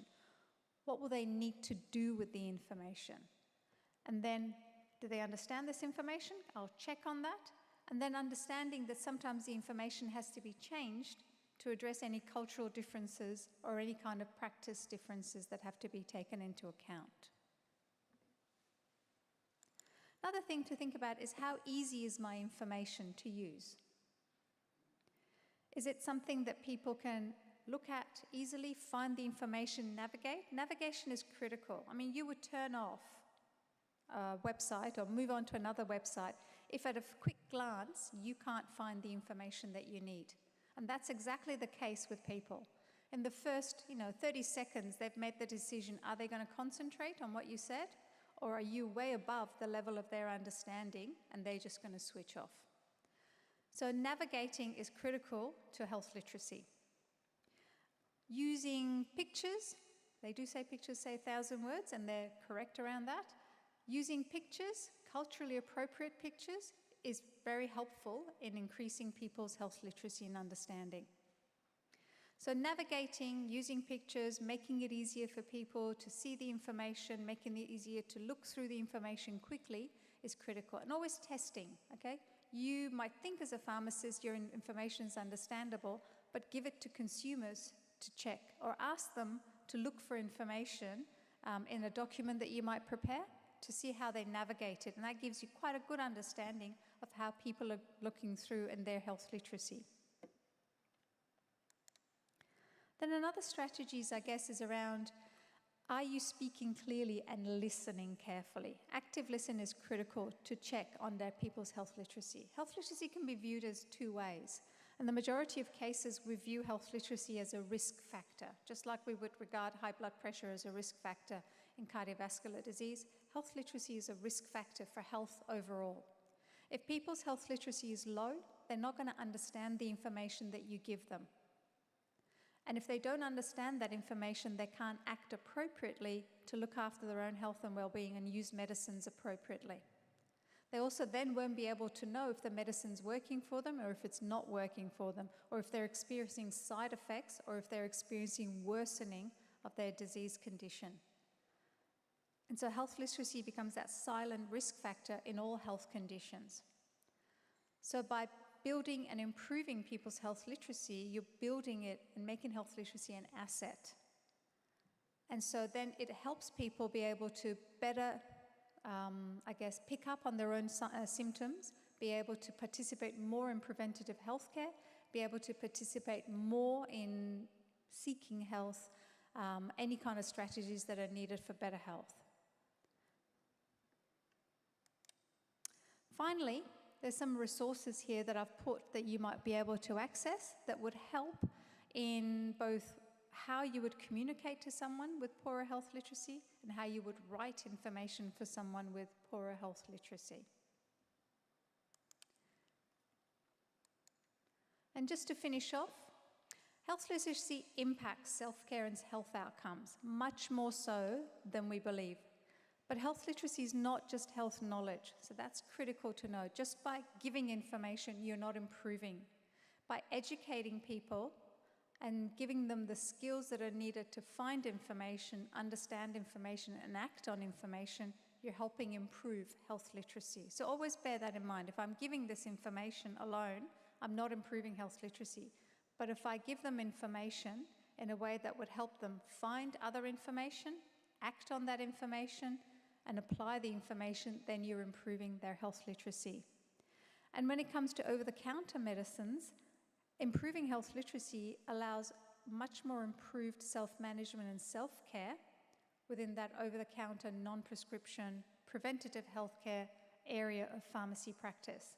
And pharmacists are in an ideal position to help improve health literacy, whether it's the individual patient that comes into the pharmacy or whether they're getting involved in their community in public health initiatives, or whether they're even getting involved in schools in improving health literacy of students. And I think that's where a lot of effort should go in. As literacy is being improved, health literacy should also be improved as well. Thank you very much.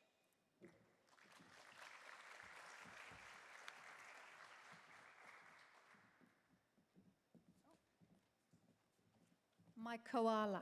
Come to Brisbane next year. Good luck, John. Yeah, thank you.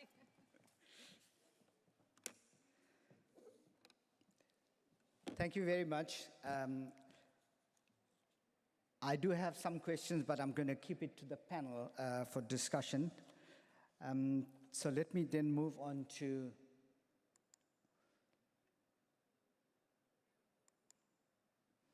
our next speaker, who unfortunately could not be with us today, but was kind enough to do the recording and send that to us.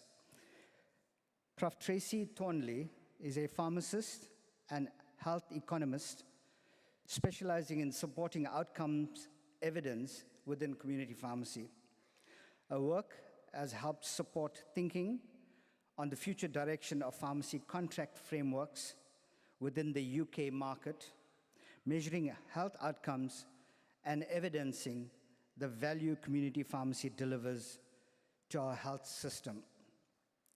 Prof. Thornley is a member of the Global Executive Committee for Community Pharmacy section of FIP, honorary prof in pharmacy practice at the University of Nottingham, and the senior manager for contract frameworks and outcomes at Boots UK. Tracy's research interests focus on evidence to inform policy and practice, and includes antimicrobial stewardship, pharmacogenomics, vaccinations, and the use of big data to support healthcare decision-making. More recently, during the COVID-19 pandemic, she acted as a national advisor to help provide insight to support managed variant responses at the national and localized level for the UK health security agencies. So I'm going to walk across the stage and then put Tracy's presentation on. Give me a second.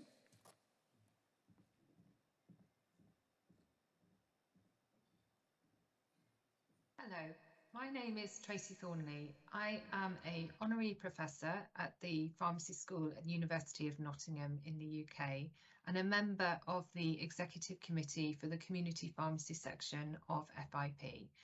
I'm really sorry that I can't be there with you today, but I was very keen to help present some of the work that F5P have been doing over the last few months around this really important area around health literacy. I'm just going to share my slides.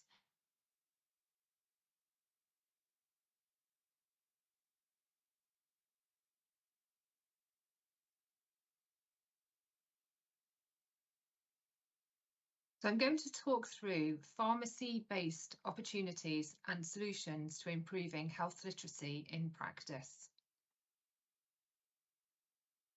The FIP development goals are set to transform global pharmacy by providing a systematic and integrated framework that can support the transformation of pharmacy practice, science, and workforce and education. Of the 21 goals, FIP Development Goal 10 impacts us all. The Equity and Equality Goal calls for clear strategies to address inequalities in the pharmaceutical workforce, widen access and equity of pharmaceutical care services and access, as well as equity in global capacity in pharmaceutical sciences development. FIP Equity RX is FIP's programme on equity and equality in pharmacy and is driving FIP Development Goal 10's global implementation. Our motto is that pharmacy is leaving no one behind. Improving health literacy is key to inclusive and equitable health access through pharmacy. Health literacy is an absolute priority for FIP, and it's delivered as part of the FIP Equity RX programme, providing equitable access to healthcare for all individuals, regardless of social, demographic, and health identifiers and their intersectionality, such as age, disease and comorbidities, gender, literacy and access to education, mental or physical ability, race and ethnicity, religious belief, sexual orientation, and socioeconomic status and class. It is universally acknowledged that low health literacy is a barrier to better health. It is also a barrier to achieving inclusive and equity in health. As some of the most accessible healthcare providers, pharmacists are uniquely positioned to improve health literacy among patients and populations. Tackling and improving health literacy in everyday pharmacy practice is not easy, as we all know. Improving health literacy is complex. We need to consider, among many things, how we assess health literacy, the latest research on the issues and potential solutions, how we integrate this within health systems, how tools and evidence can work in practice, and how health literacy actually impacts equity in health. This year, we set out to understand and tackle some of these issues at FIP through our activities, including expert roundtables and events such as today's. Some of the questions we're attempting to answer through these discussions include: what are the key pharmacy-led actions for improving health literacy in practice?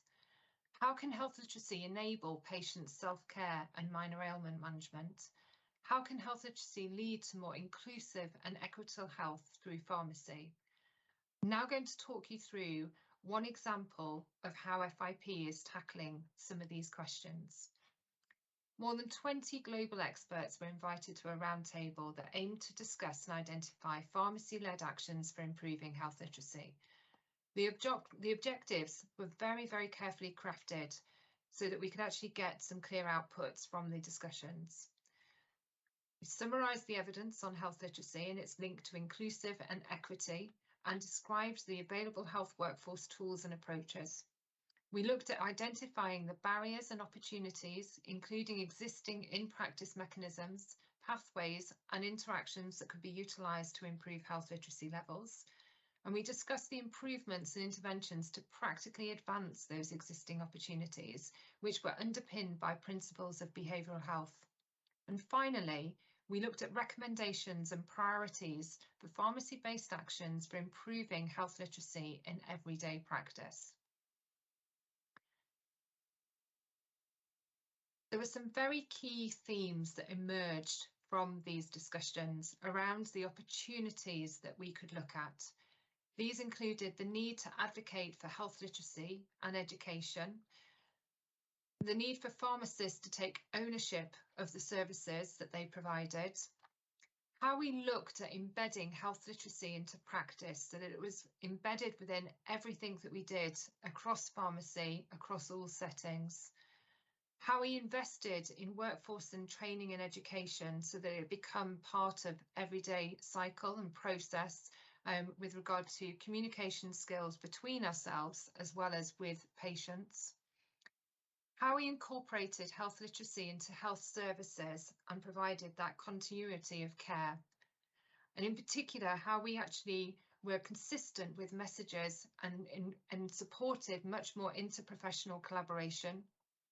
How we leveraged digital technology and communication channels, and how we used assessments and assessment tools to actually help support with identifying the needs of patients, looking to review current tools and evidence, and very importantly, and very close to my heart, how we actually use some of that evidence to help support informing policy and practice across countries.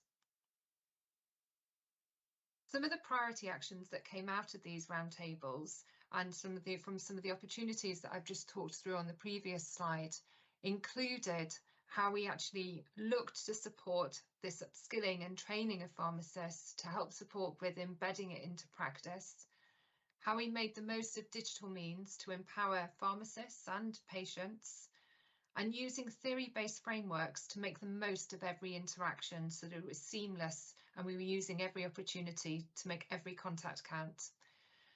How we've supported making health literacy a mandatory practice competency, and how we identified champions and case examples or studies that others can learn from.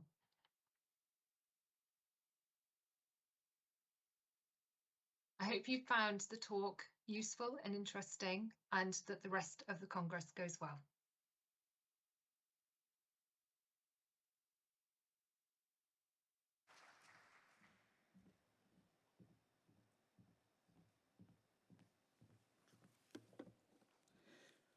We'll convey our thanks to Tracy for that amazing input.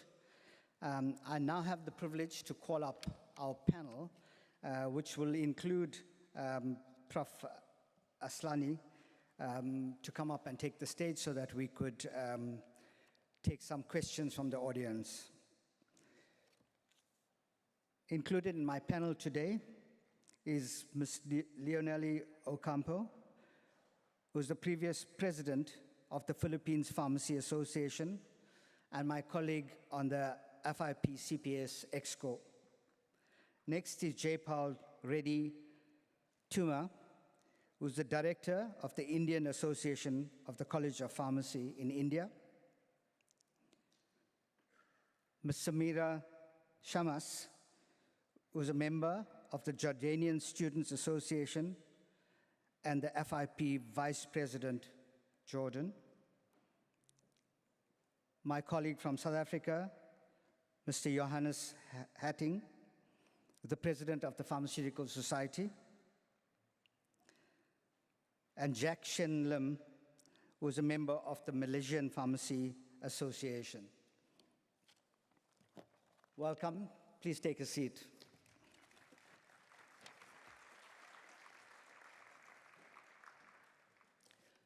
So part of the initiative is to have this open discussion, have question and suggestion that might come from the floor, and our team at FIP will take this back to the task team and contribute to that discussion. We've got mics roaming on the floor, so you can just put your hand up.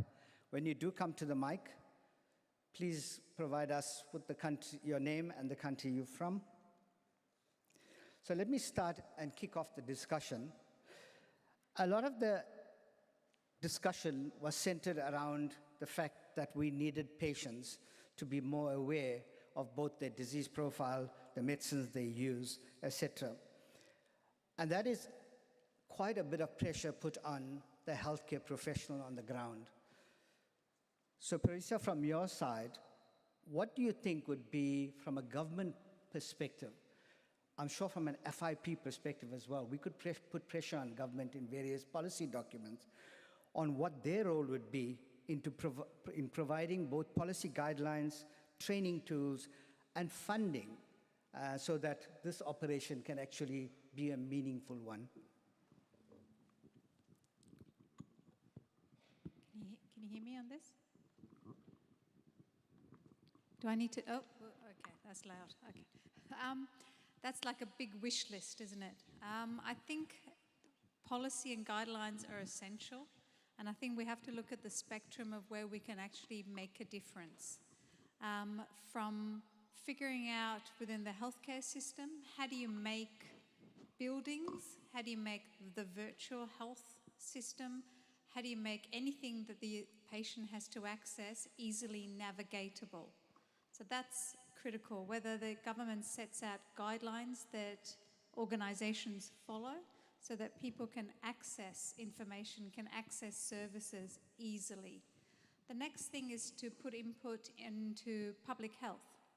So ensuring that the information that's going out to people is in a way that they can understand. So the initiatives around COVID, again as an example, we got some really poor health literate documents and advertising and web information that went out that people just didn't understand. And then as it improved and got better, you could see the difference in the message that was going out and people being able to understand what they do. So you can actually put guidelines around, if you're going to provide this kind of information, how do you do it? How do you then quality assure it to make sure that people can understand? And then obviously then you would want to make it within the education system of all healthcare professionals. How do you provide information? How do you educate people? How do you improve their skills in a way that would uplift their health literacy so that they can better manage their own health? Thank you very much for that. So let me put Jack and Jaypal on the spot. From your own country perspective, what are the main areas where pharmacy has a role to play in improving health literacy? So think about this from the pharmacy-initiated therapy or at OTC medicine, minor ailments, and the management of self-care. If you can structure that around that, it will be useful. Yeah. With respect to our country, I think the government is doing a fantastic job over a period of years, bringing the literacy awareness. I think, in India we have more regional states with the different languages. And Government of India is ensuring through Ministry of Health and Pharmacy Council of India and Indian Pharmacy Association, where they're the partners, including all the associations. And they want to ensure regarding this health literacy, especially on the OTC drugs. The reason is across the globe, most of the people think it's a freedom of right to use OTC drugs and they can use just like that. But I think this is the time where we need to bring certain leaflets or the information, what is the maximum acceptable usage of OTC drugs. For example, paracetamol. Nowhere it's written, in some of the countries, including India, it's OTC. So I think this is a time where we need to bring in what is a maximum allowable paracetamol dosage that they can take in a week or a month or in a year. So likewise, I think there are many drugs where a lot of literacy has to be really developed, bring in a lot of awareness to the public. I think already the government has started. I think still we need to do a lot, especially during COVID situation. Government has spent loads of information through television channels and newspapers telling what is the maximum allowable and symptoms where they can use it. So I think this kind of literacy is required, and already government is doing, and still we need to do more. Thanks, Jack. Okay. Your turn. Can you hear me? All right. So that's a very good spot you're putting me in. So for Malaysia, I think one of the first things first is that because it's OTC medication, right? So people come into your pharmacy, half the time they say, I want that on the shelf, or I want that. And they already have something in mind. And this is the first thing to remember as a pharmacist practicing, and when your pharmacy is really busy, you are just tempted to say, oh, okay, you want this, I'll give it to you. And that's a check that we have to do, all right? That's very important for health literacy, because we need to explain to them, is it actually appropriate? Because the big battle now is not only just a lack of information, it's the amount of disinformation out there. In Malaysia, we had people coming in for ivermectin, all right? And they were buying it off online and all that. They are self-medicating. They are doing self-care in the wrong way. So this is actually key for a pharmacist, be it in your community pharmacy or if you're young. Our young pharmacists in Malaysia did very well for MPS, for the society. They were issuing infographics every week on their our channel. They had TikTok on how to do your the self-care kit, right? And things like this actually help bring up literacy, because it may not impact the older generation that are not using devices, but it will teach the people that could be caring for them to actually see this information. So that's a very big role pharmacists can play. Thanks, Jack. I want to move on to the issue of equity. And in South Africa, we kind of see it on a daily basis, Yoki. If you can maybe comment on the approach that is being taken to address this health literacy in terms of minor ailment and management, and its impact on equity and equality from a pharmacy perspective. Thank you, Sean. I want to just take a step backwards and say that being literate does not necessarily make you health literate. We get teachers, engineers coming in who does not really always understand the health issues at hand. There's a difference though. Being highly literate enables you to access information. But sometimes these people access the wrong information and end up with a conspiracy theorists and with the anti-vaxxers and get the information from them, thus putting them on the wrong path. So in South Africa, if we look at where we started with the first session this morning with Geneva on the one hand, wonderful services, and on the other hand, the very poor. In every city and in every town in South Africa, you have the two extremes. And you also have the two extremes of highly literate and totally illiterate people. Very good work has been done by Emeritus Associate Professor Ross Dowse of University of KZN on pictograms. We have 11 official languages in the country. And to communicate with people who are not literate, the pictograms is a huge help. But you have to be very careful because your pictograms also must have the different cultures, sensitivity in mind. One example, we use a hugely magnified mosquito to address malaria issues. And in some cultures they say, that's nonsense, that's not a mosquito, they're not that big. So you have to really bear in mind what the people can interpret or can wrongly interpret your pictograms. So the pictograms is a plaster on a broken leg. What needs to happen and what I would love FIP to take to the ministers' meeting is we need to start health literacy in our school system, which will in 10, 20 years from now start bearing fruit in the community as a whole. So if we take health literacy as a subject into the school system, we are going to see improvements in the near future. Thank you very much for that. Noor, are you taking notes? Thank you. So let me then move on to some solutions that might be provided.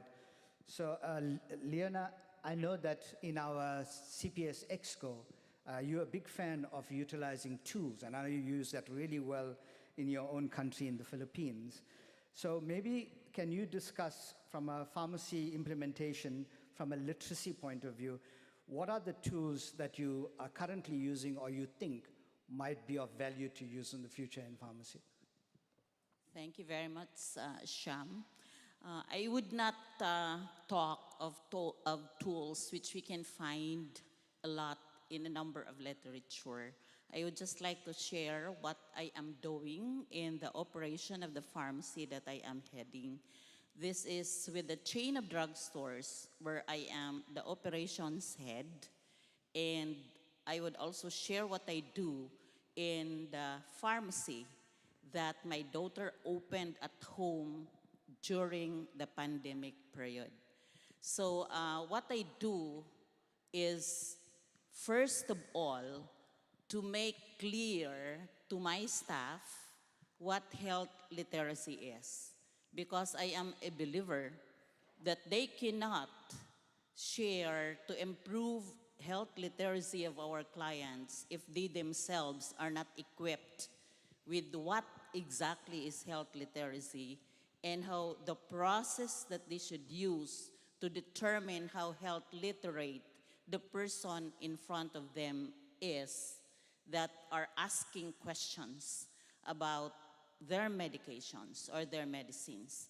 So one important step of the process is to enable, first of all, my staff, and they underwent training, and we organized a set of questions that they will have to ask that the client does not know that they are guided with, because these are just being placed in the computer, which is embedded in the counter.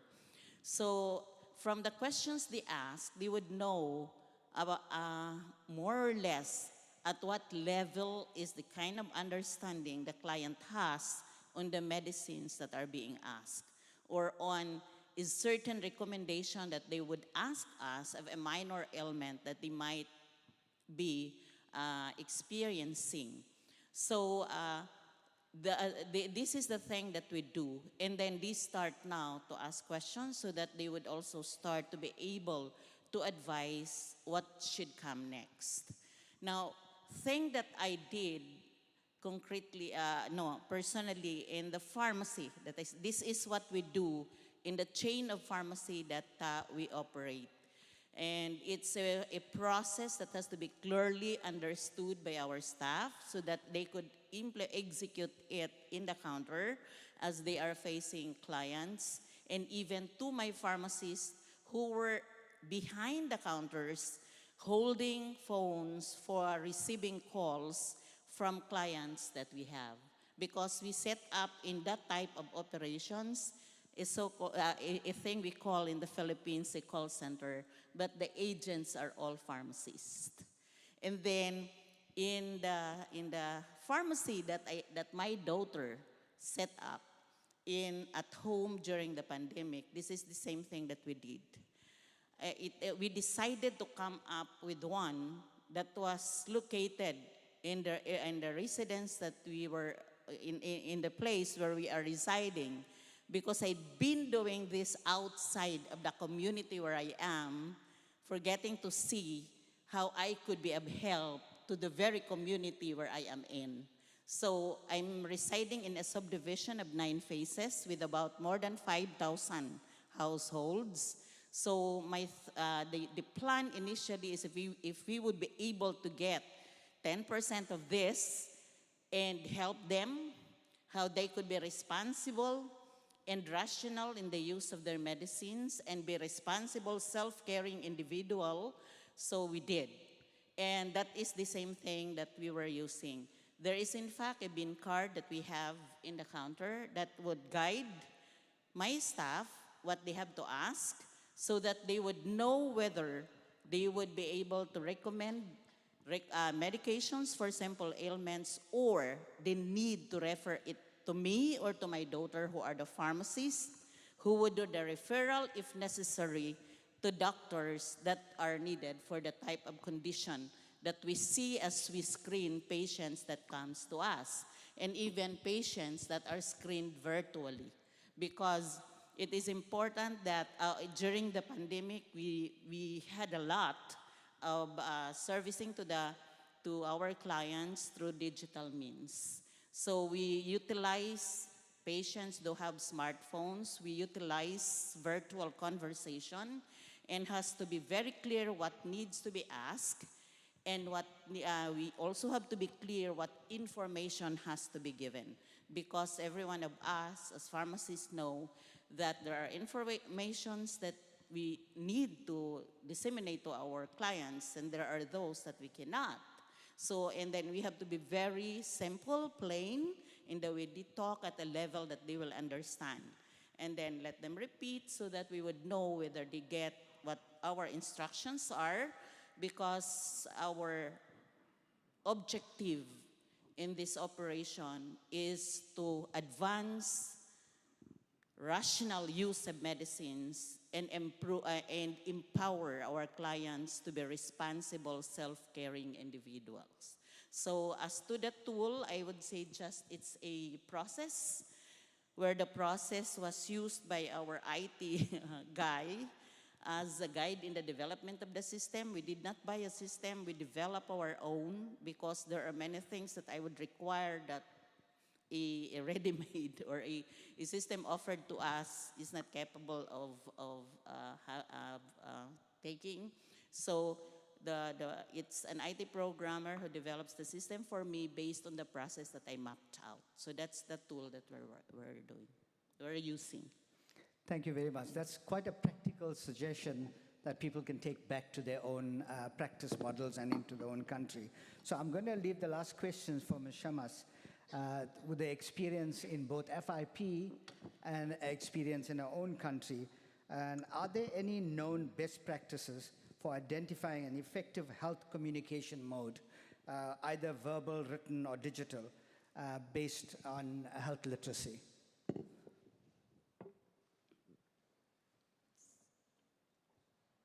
Well, I mean, in Jordan, our profession is highly regulated, but we have many pharmacies around the country, and pharmacists should be running the show. People do trust pharmacists, and they come seeking advice in their own will. Coming back to the role of pharmacists in self-care, we don't have a set of rules regarding guidelines, tools being offered to the pharmacist to help in educating the pharmacist. It's according to the experience of the pharmacist. He can provide all the information needed to the pharmacist. They give their time, they are willing to offer all the help needed, and whenever they feel they are in need of help, they can transfer the patient to the doctor. But in principle, the pharmacist is accessible and is needed for seeking the health of the patient. Thank you. Thank you very much. I've got some questions from the floor. So there's a hand here, there's one down there. There's some mics going around. Thank you. Marlene Haams, I'm from Belgium. Thank you for all the nice information. I think that health literacy is not, these are not static properties of the patient. They are dynamic, and they are also influenced by the environment. So I would like to add another perspective, that the environment of the pharmacy is also very important. And how could we do this? Is it only by reducing the number of distracting triggers, distracting information, the lot of messages we give in the pharmacy? I think it's more than just make the information readable, more than using pictograms, but that's the whole situation. We should organize our pharmacies as points of trust for people with no health literacy. And this is a lot more than just using written and written information, visual information, spoken messages. I think it's more. And secondly, I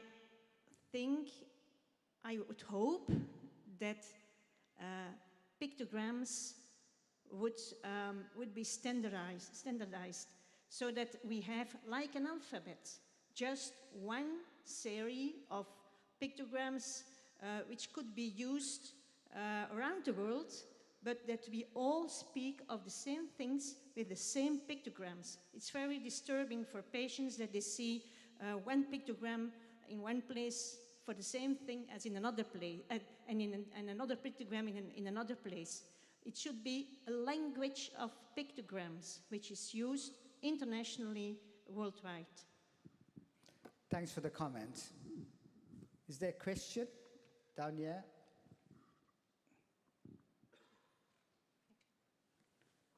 Hello to everyone. My name is Sofia Segura from Costa Rica. It is my pleasure to share this session with all of you. And I have a question from the academic point of view.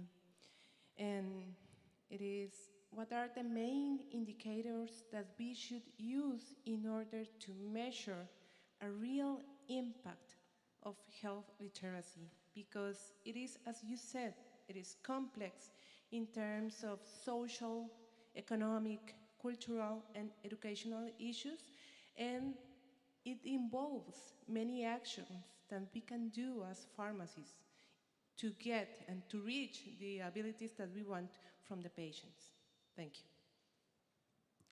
Parisa, I'm looking at you. Yep. I also, if I take the prerogative while I've got this, to also address the first comment, I totally agree in terms of, as you may have seen with one of my slides, is that the health literacy environment is critical, and where the environment includes the information, as well as the context, as well as the physical environment, if that matches someone's health literacy, then they will be able to gain information and gain better health outcomes. Anytime that the health system, health literacy is higher than an individual's, then they're not likely to gain any information. So it's critical. And how would you do it in a community pharmacy? Remembering that poorer health literacy also is you need cognitive ability as well, because that's one of the elements that feeds into health literacy. Numeracy, verbal skills, prose, document literacy, all of those feed into health literacy. Health literacy is really complex. So it's got a psychosocial set as well as cognitive skill set that all match and go in together to measure health literacy. That's why a suggestion of starting health literacy at school in parallel to literacy and numeracy and the social skills and the cognitive skills that people develop as they age is probably the best way of addressing health literacy for a future generation. But coming back to the question that Sophia asked, it depends on what is it that you want to see the impact of health literacy on. Is it to do with the change in knowledge, change in behavior, specific self-management, specific adherence? It depends on what the outcome is that you want to focus on. At the same time, you've also got to think about, when you're measuring health literacy, what domain within health literacy are you measuring? Is it purely someone's ability to find and act on information, or is it the domains to do with social skills and care?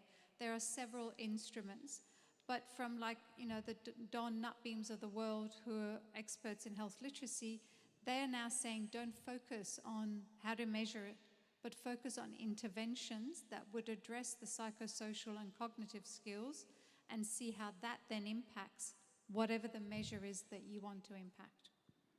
Thank you very much. Is there one more question? Last question, unfortunately. Who's got the mic?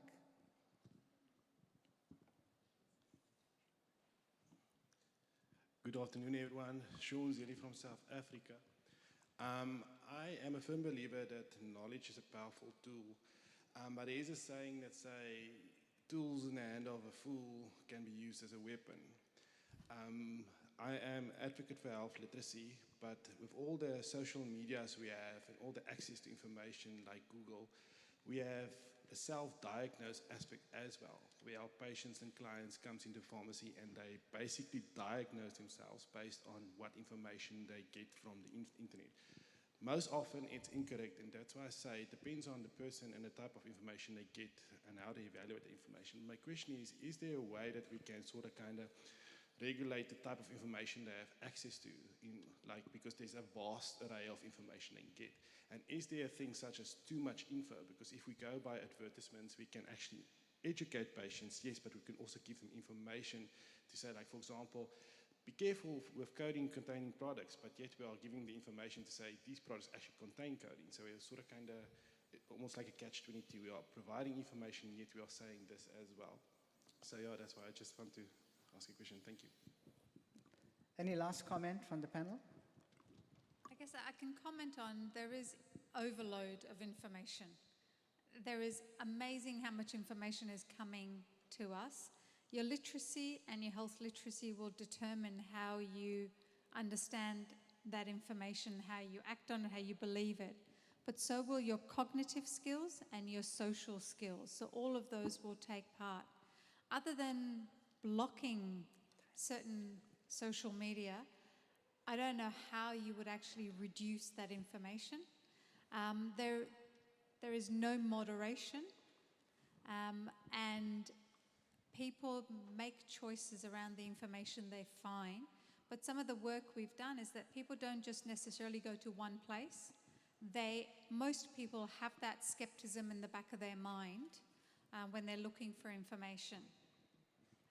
But I don't know how you can regulate social media other than blocking it. Thank you very much. The last 3 minutes, unfortunately, we're going to have to stop because of the next session, but the last 3 minutes belongs to our CEO, who will do a reflection of this session. Thank you, Catherine. Well, colleagues, honestly, I can't tell you how excited I am by this conversation and the questions. What I'm really energized by is the fact that the people in the room, both in the plenary before and now, have questions. So if you have the questions, we need to have those questions. You can write them down. Make sure you list the event and we will collate them and collect them at the booth, okay? So no question is wasted. No idea is irrelevant. So some things I've just taken from what I heard in the panel discussion here. Thank you so much, colleagues. Thank you so much, Sham. Really, absolutely fabulous. We just know that reduced health literacy is directly correlated with inequity in health. And we know health literacy isn't as simple as just people not understanding about their medicines. Somebody who could have high cognition may have some impairments. They may be getting older. I think about my father. He can't communicate anymore. Still a bright man, but can't communicate. So health literacy is not a one-size-fits-all, and neither is anything. We also know pharmacists can directly impact health literacy and improve it.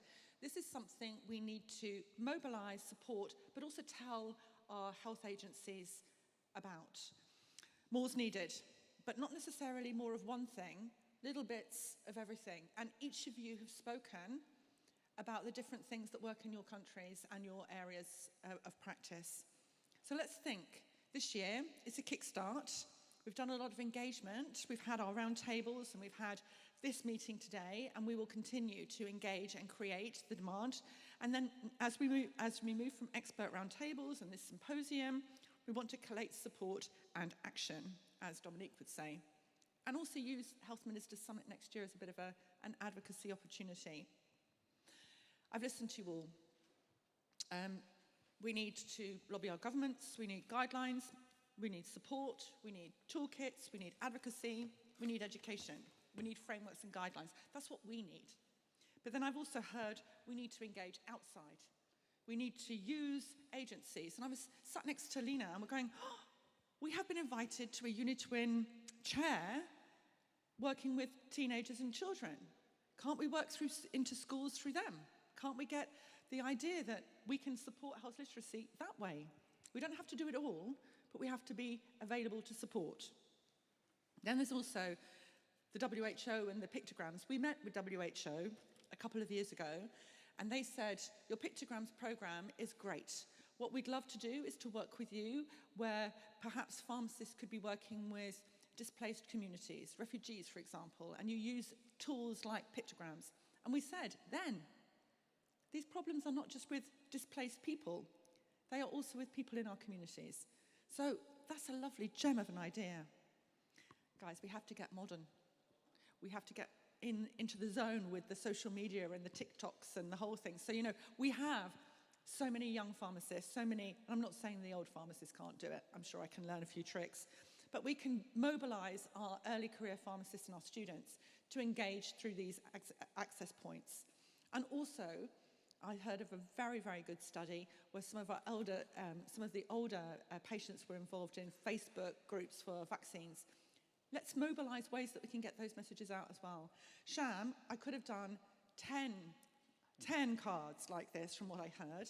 Your speakers said it best and your questions were amazing. I know your questions will be too. I just want to say thank you to you, Sham, so much for chairing this. And I want to say thank you to the panel members so much. We're on the same path with this. Thanks a million. Thank you, Catherine. So just my final word here. This symposium is sponsored through an unconditional funding by Rickert Benckiser. So thank you, Rickert, for this session. Thank you to all my speakers. It was brilliant. Thank you, Catherine, for your summary. And to my co-hosts, Lena and Nur, thank you very much for the support. It's the only way it could happen is with you guys on the floor there. Thank you very much. Thanks, everyone, and have a good afternoon.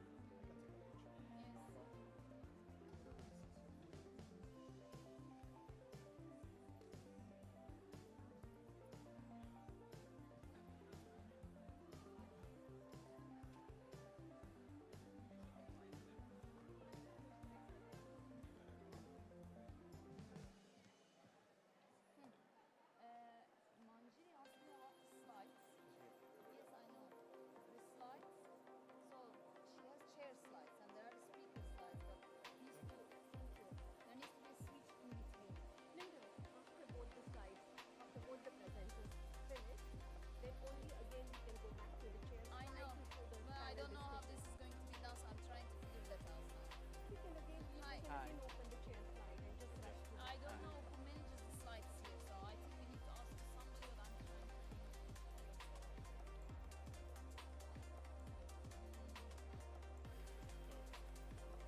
Yes. Well, while we're waiting.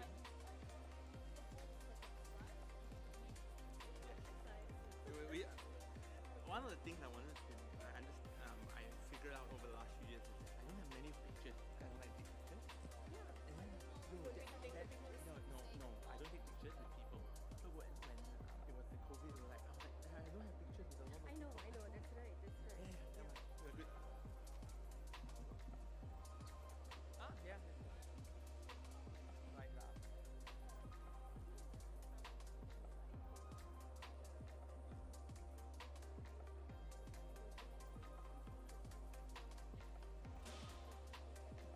You want to test it, Rob?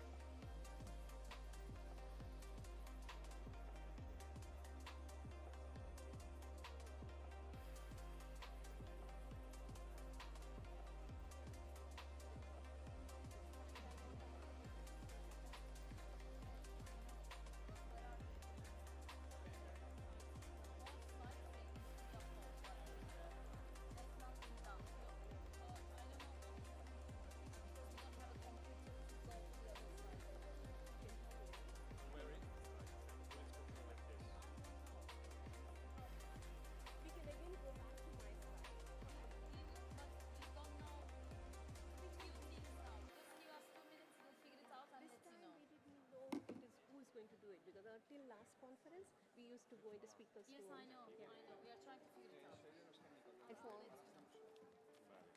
tell me whenever we want to start.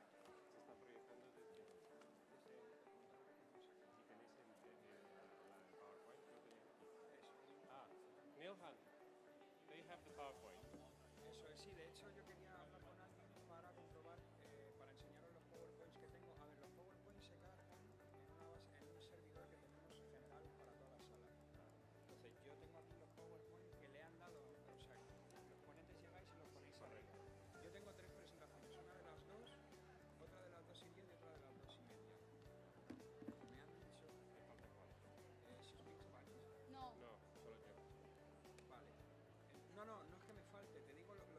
¿Quieres venir conmigo a verlo? Sí. Is he managing the Yeah, he has the slides? slides there. Okay. So what do we need to do to have that So slide with a when- list of speakers? No, After when this one comes.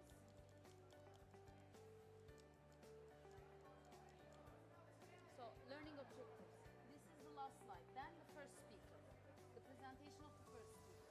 Then the second speaker. Then come back to this and we'll start with panel discussion. But we don't need to show the learning objectives again. No, we'll start with this one. We'll start with this one.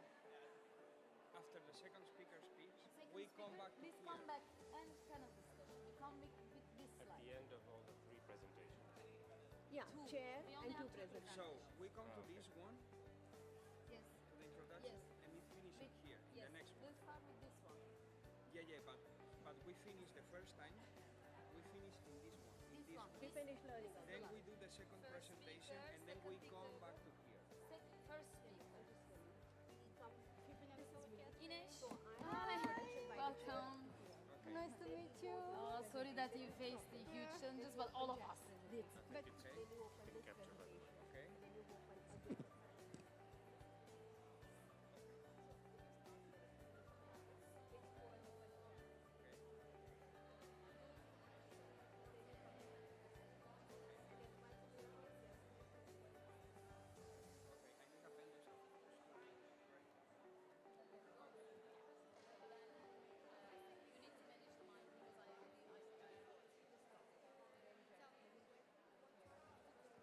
Okay.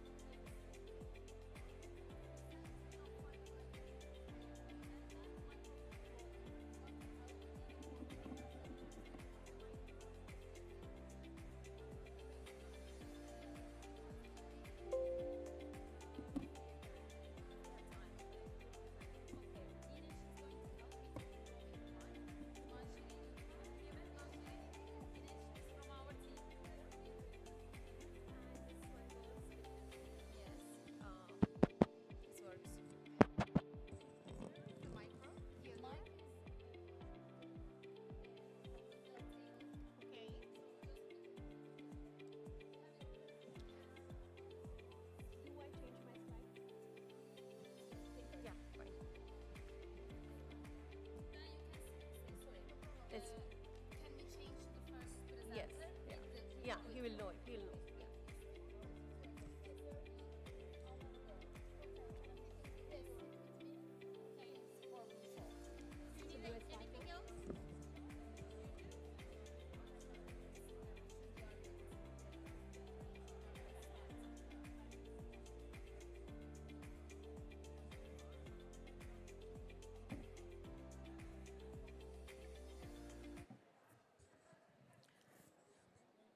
Good afternoon, everyone.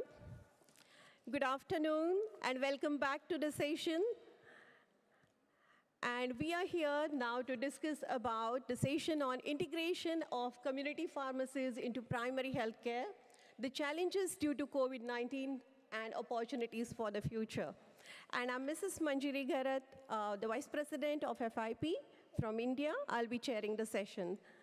As you know, this conference, the sessions in this conference, they revolve around the main themes. And the main themes now you might be already familiar, but let me just repeat it.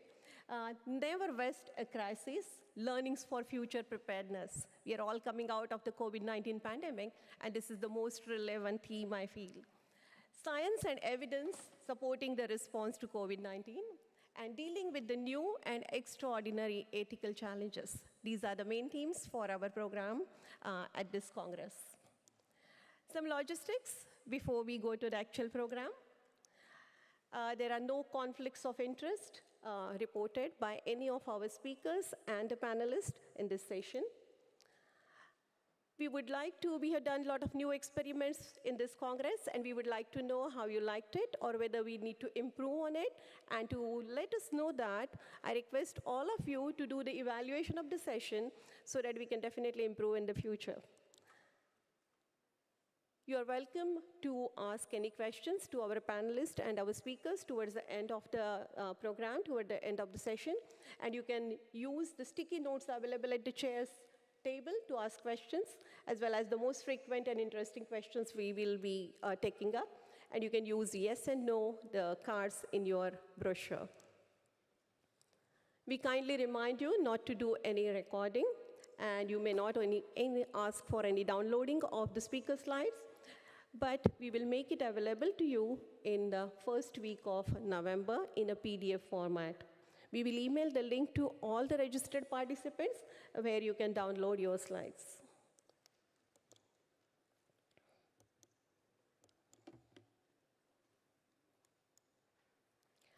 We encourage you to use the social media and use the hashtag FIP Congress or FIP 2022. And before we actually start the program, I request all of you to put your mobile phones on the silent mode and this is an opportunity to leave the mobile phone away for some time and get into the discussion on how we can do integration of community pharmacies in the health system. Before I go ahead, I also want to remind you, next year we are going to Brisbane, and you are all invited. Start planning from now to come to the next FIP Congress, which is going to be in the beautiful city of Brisbane, Australia, and the theme, Pharmacy Building a Sustainable Future for Healthcare, Aligning Goals to 2030. And when you leave the room, just remind you to take all your belongings. I know right now the light is very low. We'll light this room up at the end of the session, so you can see if you have dropped any of your belongings. So please take it along before you leave this auditorium. Now finally coming to the program of the session. As all of you know, that community pharmacists have demonstrated a lot of courage, and they have worked relentlessly during the COVID-19 pandemic.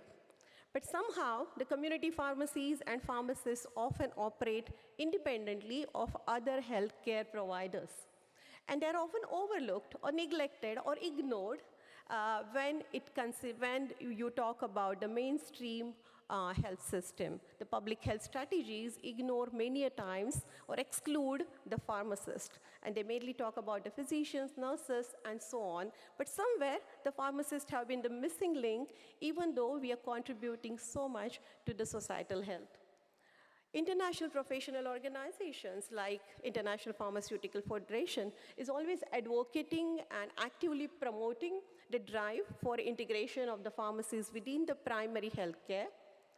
And as I said earlier, the COVID-19 pandemic had shown that there are, in many countries, the government policy response in several countries showed inclusion of the pharmacist in many public health actions, including the testing for COVID-19 or as well as for the vaccine administration. Community pharmacy has shown exemplary courage and effort remaining accessible to provide the health care and medication needs to the population. Pandemic has resulted in a change of usual practices, and there have been many revolutionary changes due to the pandemic, and there is an acceleration in the introduction of new services, new technology, and how we work. It has totally transformed after the pandemic. There have been shortage of the healthcare staff all over the world. And in some countries, it is a huge problem. In some countries, it is not yet a huge problem. But if you look at the entire world, there is scarcity of the healthcare resources, the healthcare staff. And if the community pharmacies are integrated in the primary care, we can definitely overcome these issues. As well as this will reduce the burden over the staff, the other healthcare staff, as well as there are clear economic advantages. So the economic advantages of using an established healthcare resource, such as community pharmacy network, would contribute in a long way to the sustainability of the healthcare system. So in today's program, we will be focusing on these aspects, and we have expert speakers from around the world as well as panelists in our session. The first presentation will be by Mr. Jack Shen Lim from Malaysia, and he'll be talking about COVID-19, redefining the reach of community pharmacists. Then we have Miss Carolina Martinez Berganza from the host country, Spain. She's from General Pharmaceutical Council of Spain. She'll be talking about 2 years of pandemic, challenges and opportunities for Spanish pharmacy. And then we have pharmacy experts discussing around this topic in the panel discussion. We have Dr. Lars Kesederlen from Sweden, Christine Rudeka from Canada. Then we have Dara Canoli, and as well from Ireland, as well as both the speakers will be joining the panel discussion. So that will be an opportunity to ask any questions to our panelists and the speakers in today's program. The learning objectives of this session include to conceptualize and define how community pharmacy should be better integrated into primary care, public health, and social services, to describe the opportunities, challenges, and benefits of an integrated community pharmacy network and ways it could contribute to the efficiency, efficacy, and sustainability of the primary healthcare system across the globe. So this is the program, and these are our learning objectives. And it is my pleasure and privilege to call upon our first speaker, Mr. Jack Shen Lim. Welcome, Jack, to the dais. And can I please have the slides of the first speaker? Yes. Mr. Jack Shen Lim is a business development director of Tigas Alliance, a community pharmacy alliance based in Kuala Lumpur, Malaysia. He's also the chief operating officer of a data analytic company, Energia Lab. He's done his graduation in pharmacy, B.Pharm from Monash University in Melbourne, Australia. And he started off his pharmacy career as a hospital pharmacist at Western Health, Melbourne, before returning to Malaysia. For the last 17 years in Malaysia, he has worked in different fields of pharmacy, including manufacturing, industry, medical affairs, and finally the community pharmacy, with roles of increasing responsibility. He has been very active in various organizations, and he has taken up various roles in Asian Young Pharmacists Group, as well as Malaysian Pharmaceutical Society Young Pharmacists Group. Currently, he is treasurer of Malaysian Pharmaceutical Society and a vice president of FAFA, and he's the MPS liaison representative to FIP. So, Jack, welcome here, and it's all yours. Thank you. Thank you very much. Thank you. Hi, good afternoon. Thank you very much, Manjiri. First of all, I want to say how big a privilege it is, and honored, to be honored I am here to be able to share some experiences Malaysia had over the last 3 years on how we are actually trying to move community pharmacy a little bit differently. Next slide, please. Oh, I can control it myself. Yes. So I have no direct conflict of interest to report. And right now, I'll just go right into it. I think I have 20 minutes, so hopefully I can finish all the slides that are here, because there's quite a lot of information to cover. So let me start off by describing a little bit of Malaysia. We are a middle-sized, middle-population, middle-income country. We have two parts, East and West Malaysia, separated about 1,000 kilometers apart by the South China Sea. We are smaller than Spain. We are about 300,000 square kilometers. We have a population of 33 million, close to Spain. So we have a higher population density. And the strange thing about Malaysia is that 2/3 of the population stays in less than 1/3 of the country. So we are very concentrated. And we are middle income, but we are also one of the most connected countries in the world. Basically, for every one person, we have about 2.1 phone lines or mobile lines. And that is the reason why a lot of the things that you will see in my presentation involves some form of technology and linked to technology.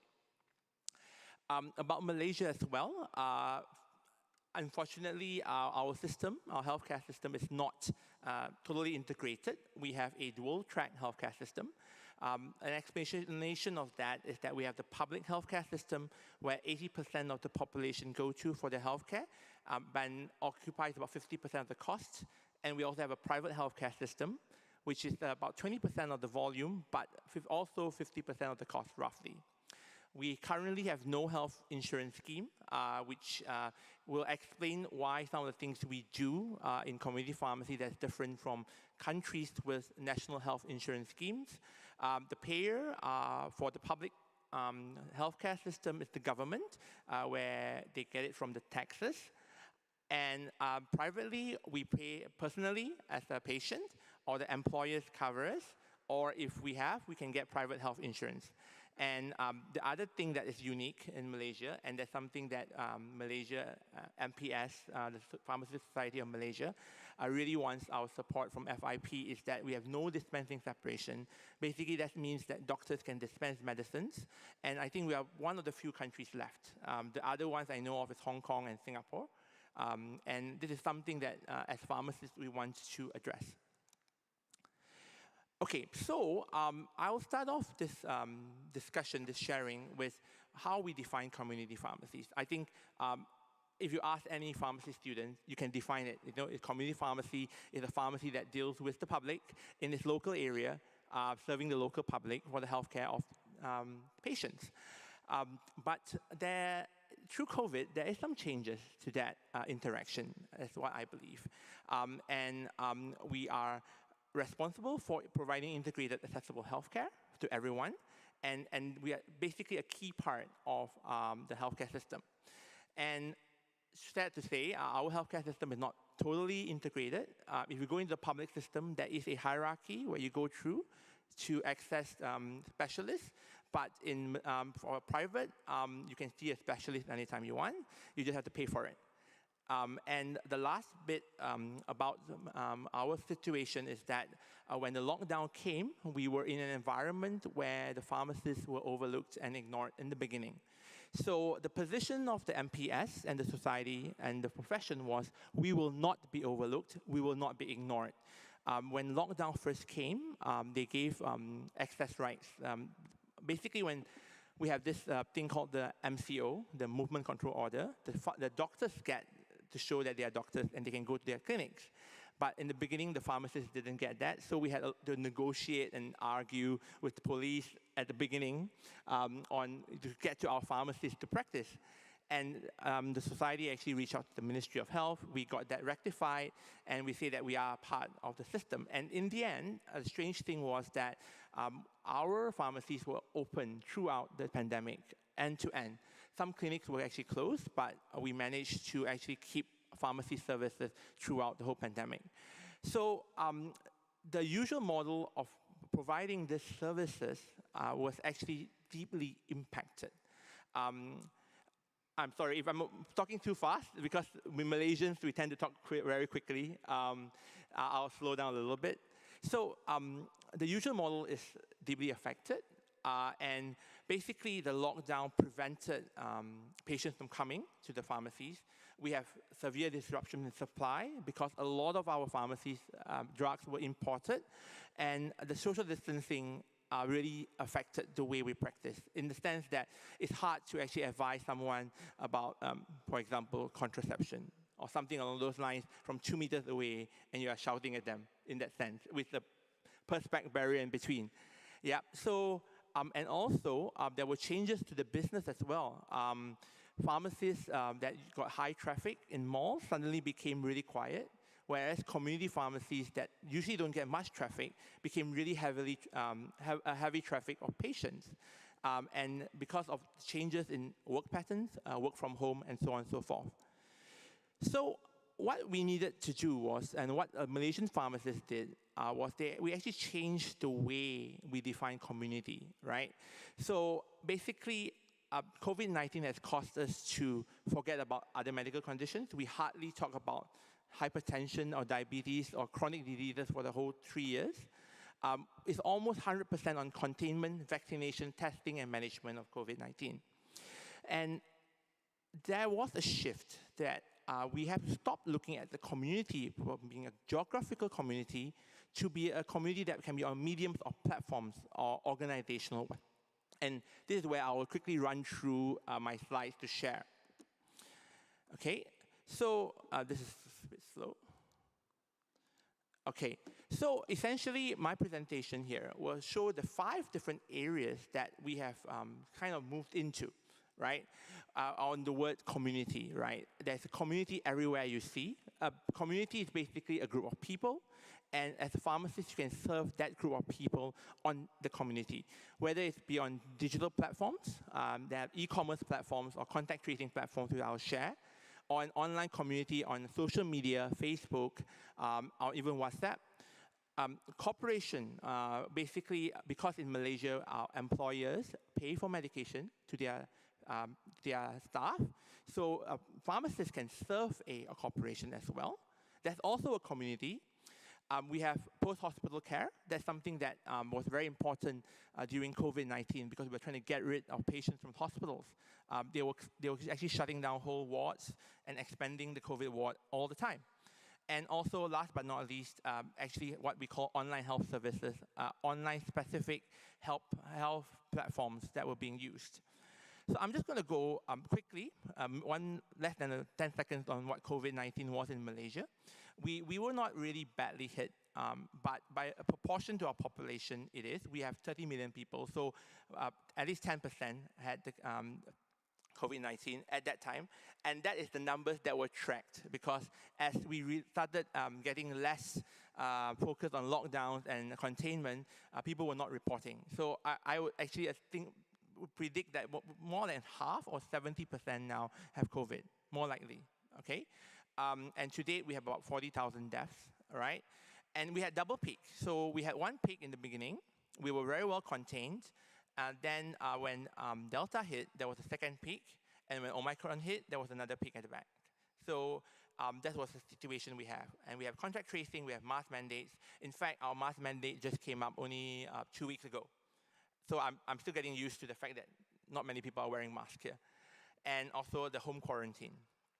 So the first thing I wanted to highlight was that for the first time ever, we actually had a nationwide digital platform. It's called MySejahtera. It was a government initiative for contact tracing. So it was started off as contact tracing, purely for contact tracing, right? But they added traveling. If you were going, now it's lifted, but as late as 3 months ago, when you go into Malaysia, you need to download this app. You need to put your particulars of where you're traveling from, and then they will let you into the country once they have that system in place. But the cool thing about this was that they expanded and they allow various services to be put on the MySejahtera platform. And one of that, which we took opportunity, was actually the virtual health advisory, as well as smoking cessation program, right? And I'm going to zoom into this one, this two. So one of the things that happened right in the beginning was that pharmacists were pulled into this pool of people to provide virtual health advisory online. Okay, so in the first 2 months of the pandemic, we had 50,000 users just on this platform trying to find out information on COVID-19. And it's a team of doctors, pharmacists, and allied health professionals. And it was actually assisted by one of the health platforms called Doctors. And they actually did that framework for us, but it was something that was actually very useful for patients. And the primary healthcare part about this was that when there was an identification and a linkage between smoking and the severity of COVID-19, we actually got onto that platform as well as together launching through the society another platform online, what we call Jom Quit. Okay, Jom is Malaysia for vamos. Yes, yeah. So Jom Quit. So this is interesting as well because all you need to do now is that you on the platform, it has a quit smoking logo. You click on it, and it connects you to an available pharmacist, right? By phone or by WhatsApp messaging. So that is something that was interesting, and it was actually provision of primary healthcare right, from the app that everyone's using to actually check in. And on top of that, there was a big shift to e-commerce as well in the last 3 years. And there was problems that came up because of that. A lot of people were complaining that they are getting fake medications, or not medications, fake products and all that. And so that's where the government actually came in and through the Pharmaceutical Services Division of the Ministry of Health, we came up with guidelines for non-poison products. Okay, so non-poison products in Malaysia are medicines, right? Non-medicines. Because in Malaysia, we have to register our health products as well. So this platform actually trade in all these health products, and it's more preventative care, right? And what we did as a society was that we actually linked up with the two largest platforms, Shopee and Lazada, and we now say that verified pharmacy. Okay, so those pharmacists that have a proper license and address through the society will get now a special logo on the online e-commerce site so that they know that the stocks they are getting are actually from pharmacies and they are kept in the right temperature at the right place and they're genuine stocks. And at the same time, you can see the live there. We were also given the opportunity for pharmacists to talk about health conditions on Shopee Live. It's a little bit like TikTok for sales, right, on the health platforms. At the same time, we also shifted towards health communities, towards online communities, right? So a lot of pharmacists started going on Facebook. They may already have some Facebook pages or WhatsApp groups or whatever social media they have. But during the COVID, it actually became really active, right? You can see the picture over there. That's actually Gina. She's an independent pharmacist that's based in Penang, the northern part of Malaysia, and she's the chair of our northern chapter.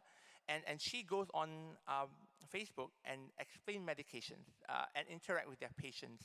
And this is, in a way, technology has leveled the playing field.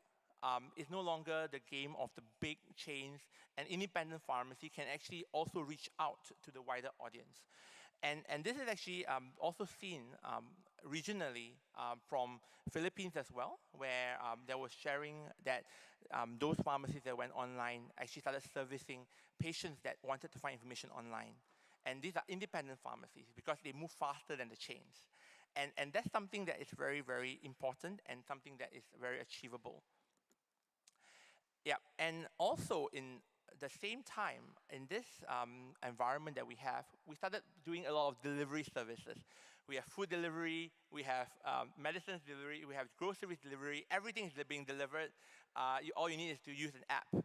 And this has actually changed the way pharmacies practice. So originally, the way we do it, we are not allowed to give out medication remotely.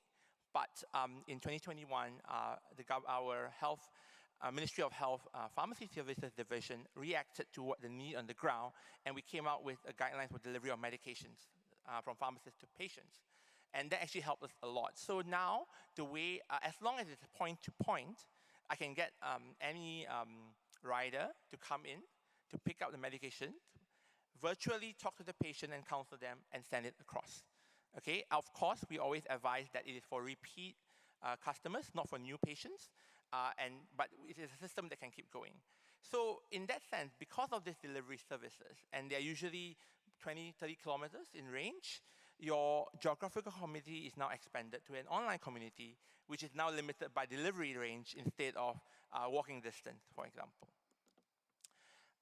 Also, at the same time, there was also shifts in the payers as well, because the companies are paying for medication. So they started talking to pharmacies. As I explained earlier, there was no dispensing separation. So a lot of companies used to say, oh, you get a medication from a doctor, and then you repeat from the doctor as well. But the problem with that is that every time they go and see a doctor, they get charged a visit fee, right? So a lot of companies have shifted to talk to community pharmacists, independents as well. It's actually based on service level. Then what they do is that they go to see the clinic for the first prescribing, and next 2 repeats, you go to the community pharmacy in a pre-arranged manner with the company. And in fact, we started shifting to have apps on it as well. So there are 2 apps I put up here. One of them is called Health Metrics. It's actually created by a pharmacist, but they are more of a third-party administrator now, managing corporate prescriptions. And on the other one is the Care Valet. It's another one that is actually more specific towards providing agreements with corporate suppliers, corporate employers, and then getting the employees to actually get medications from the pharmacy. The other area we are looking at is actually vaccination and adult immunization services. This is where, with the crisis, there's an opportunity.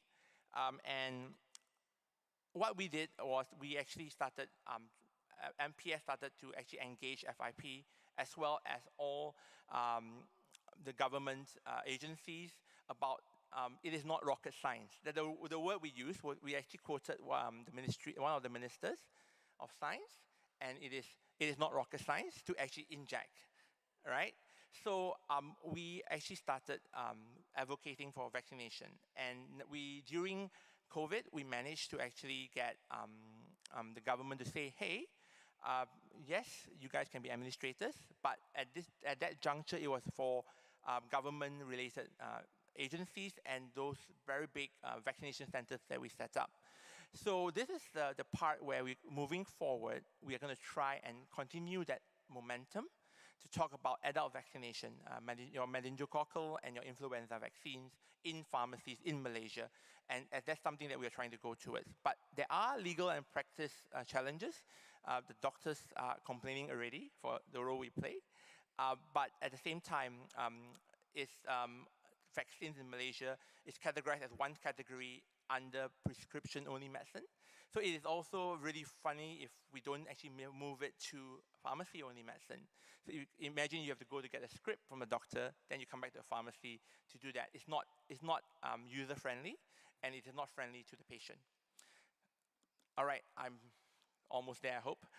So at the same time, we were talking about post-hospital care, and patients are needed to be discharged as fast as possible. So we actually, community pharmacies in Malaysia, started collaborating with hospitals.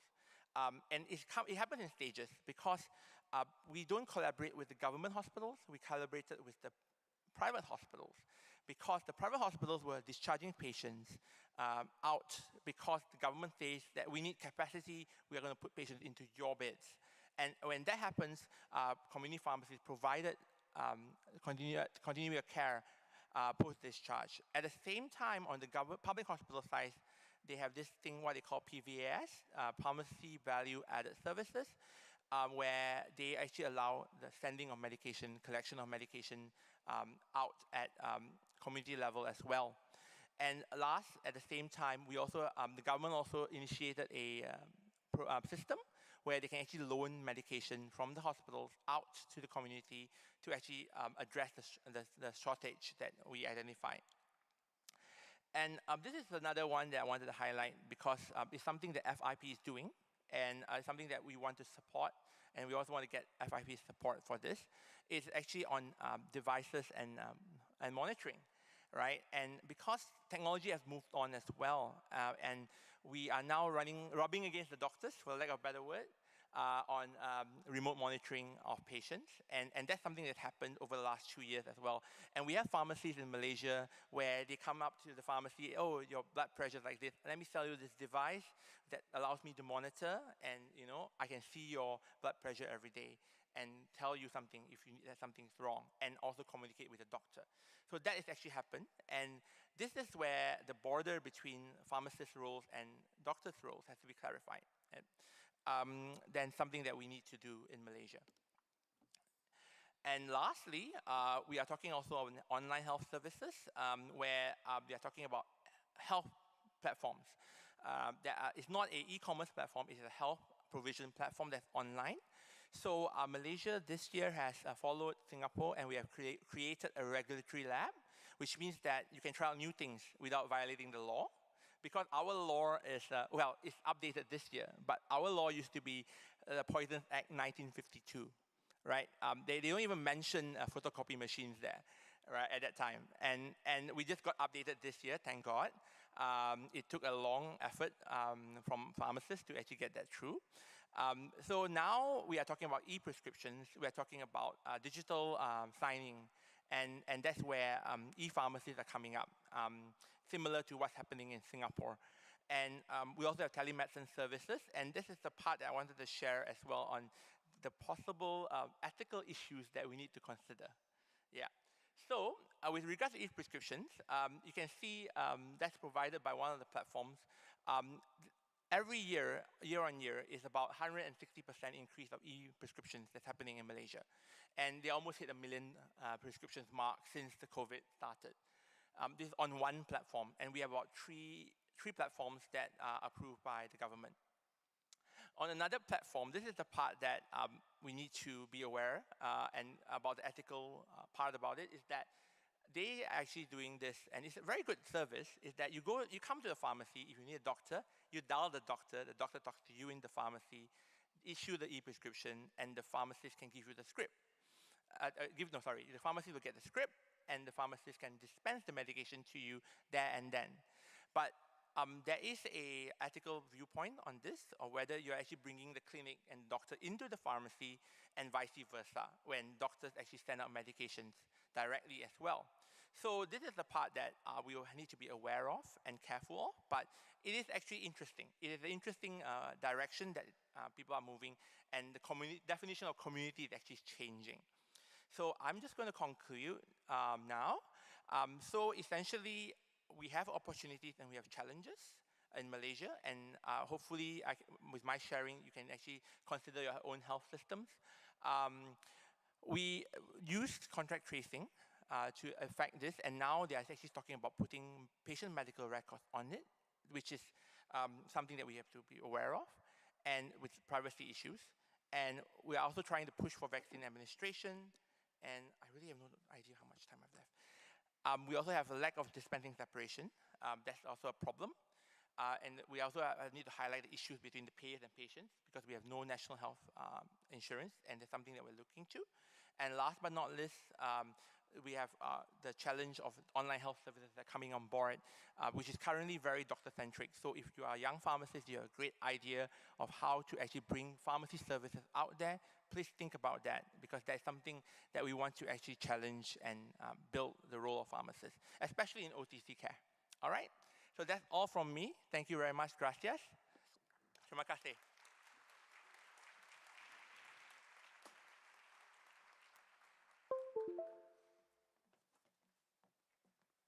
Thank you, Jack. That was a very clear presentation. Wonderful. Thank you so much. And we'll have you back for the panel discussion. Now, the next speaker for today's session is Ms. Carolina Martinez Berganza, and she's from General Pharmaceutical Council of Spain, and she'll be talking on 2 years of pandemic, challenges and opportunities for Spanish pharmacies. May I request Carolina to be here? Yes, thank you. And before I start, huge thanks to General Pharmaceutical Council of Spain, for hosting this Congress in the beautiful city of Seville. Thank you, Carolina, to be here. She's the Director of International Affairs at the General Pharmaceutical Council of Spain, representing Spanish pharmacists around the globe. She's a qualified lawyer. She studied European law in Belgium and gained extensive knowledge of matters related to competition law, consumer protection, food safety, and other regulatory areas at international law firms in Brussels for more than 10 years. She also worked as legal advisor for the pharmaceutical group of the European Union, where she specialized in EU public affairs and pharmaceutical sector policy and regulation. She's passionate about the health sector, and more importantly for us, she's advocating for the pharmaceutical profession for more than 6 years. Thank you very much, Carolina, for the advocacy for the pharmaceutical profession. May I call you over here, and it's all yours. Thank you. Thank you very much, Manjiri. Thank you to FIP for giving us this opportunity to provide you, to share our experiences of community pharmacy in Spain on this very interesting topic today. So I will start, but first I wanted to say I didn't prepare such a nice introduction to the Spanish pharmacy, primary health care system as my predecessor, Jack, did, because we had a full session on Spanish pharmacy in yesterday, so I didn't want to repeat myself, but that was very useful for us to better understand indeed how health systems are organized in other countries. And just to give you also, maybe for those who didn't attend the session yesterday, an idea of how our pharmacy in Spain looks like. We are a country of 47 million people, and we have more than 22,000 pharmacies, and we have 58,000 pharmacists, community pharmacists working in these pharmacies. So this means we have one pharmacy per 2,000 inhabitants. So we have a very extensive network of pharmacies in the country. So I wanted to start just giving you a brief overview of the structure of my presentation. I will start talking very briefly about the challenges that are represented by COVID-19. Then I will focus on how we tackle those challenges and turn them into an opportunity for our profession in Spain. Third, I will give a focus on lessons learned and what shows actually why pharmacies have to be better integrated into primary care. And at the end, I will give you a quick overlook of the proposals that from the General Pharmaceutical Council of Spain we are giving for the future of our profession. So starting with indeed the challenges, this is not a secret. We all know this happened in Spain, but this happened also in other many countries in the world. The pandemic highlighted the fragility of our health systems, including primary care system. Health systems collapsed due to lack of preparedness, but also to lack of capacity to overcome such an unprecedented health crisis. So some of the challenges, as you know, were lack of PPE, lack of information and knowledge on the virus and how to protect ourselves from it. There were also a huge increase in demand of medicines and medical devices, which in some cases resulted in shortages. We had health centers and outpatient clinics closing due to during the lockdown that in Spain lasted for 2 months. For 2 months, people could not leave their places unless it was to go food shopping or to their pharmacy to pick up their medicine or to the doctor. So patients' care was neglected in many cases, particularly those suffering from chronic diseases or serious diseases. And we also saw isolation of the elderly and other vulnerable people living on their own. But pharmacies were always there. We had a very nice campaign called Pharmacy Always on Duty. I will not show the video because we don't have that much time. We saw it yesterday.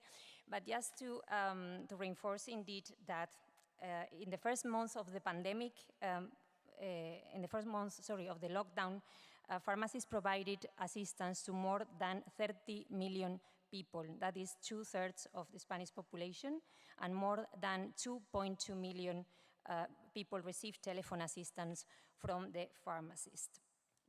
So being in many Spanish communities, and that's important, actually the only healthcare primary setting open.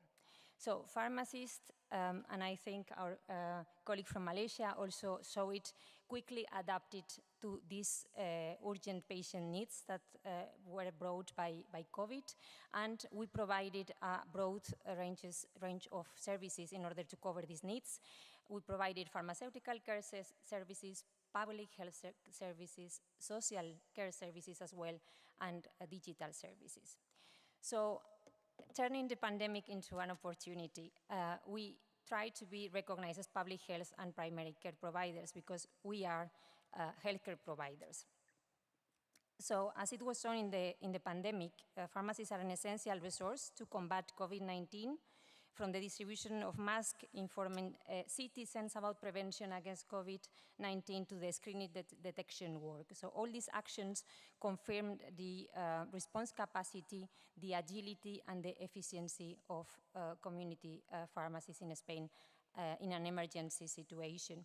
So indeed, we provided various services on prevention and early detection. We also communicated COVID-19 positive results to the authorities, and we also saw that we are a trustful, reliable, and rigorous source of information to patients through public education. And in Spain, we also were very focused on social media, but also providing videos to patients on giving advice on how to protect against COVID, and also providing information on the disease. We also develop new professional pharmacy services indeed to strengthen primary healthcare, and that's what I am going to focus now. I will give you a couple of examples of pharmaceutical care services that we provided in Spain. So indeed, we started the collaboration with the Spanish Wholesaler Association, which is FEDIFAR, in order to bring hospital medicines to patients through the community pharmacies. So in this case, the objective was clearly avoiding the visits from hospital medication patients to the overloaded hospitals, so that they could have this into their pharmacies. So more than 5,000 treatments were dispensing through these services in various various regions in Spain. Another example that was also mentioned by our previous colleague, and I am very happy to see that despite the differences between two countries which are so far away, we also have some similarities. So exceptionally, because of the pandemic, we were authorized, because we proposed it proactively, and the authorities allow us to do it, to go to people's home and who were the most vulnerable, and dispense their medicines there. So indeed, the objective was again very clear, to ensure the patients' access to and continuation to their treatment, and avoiding unnecessary journeys to their pharmacies.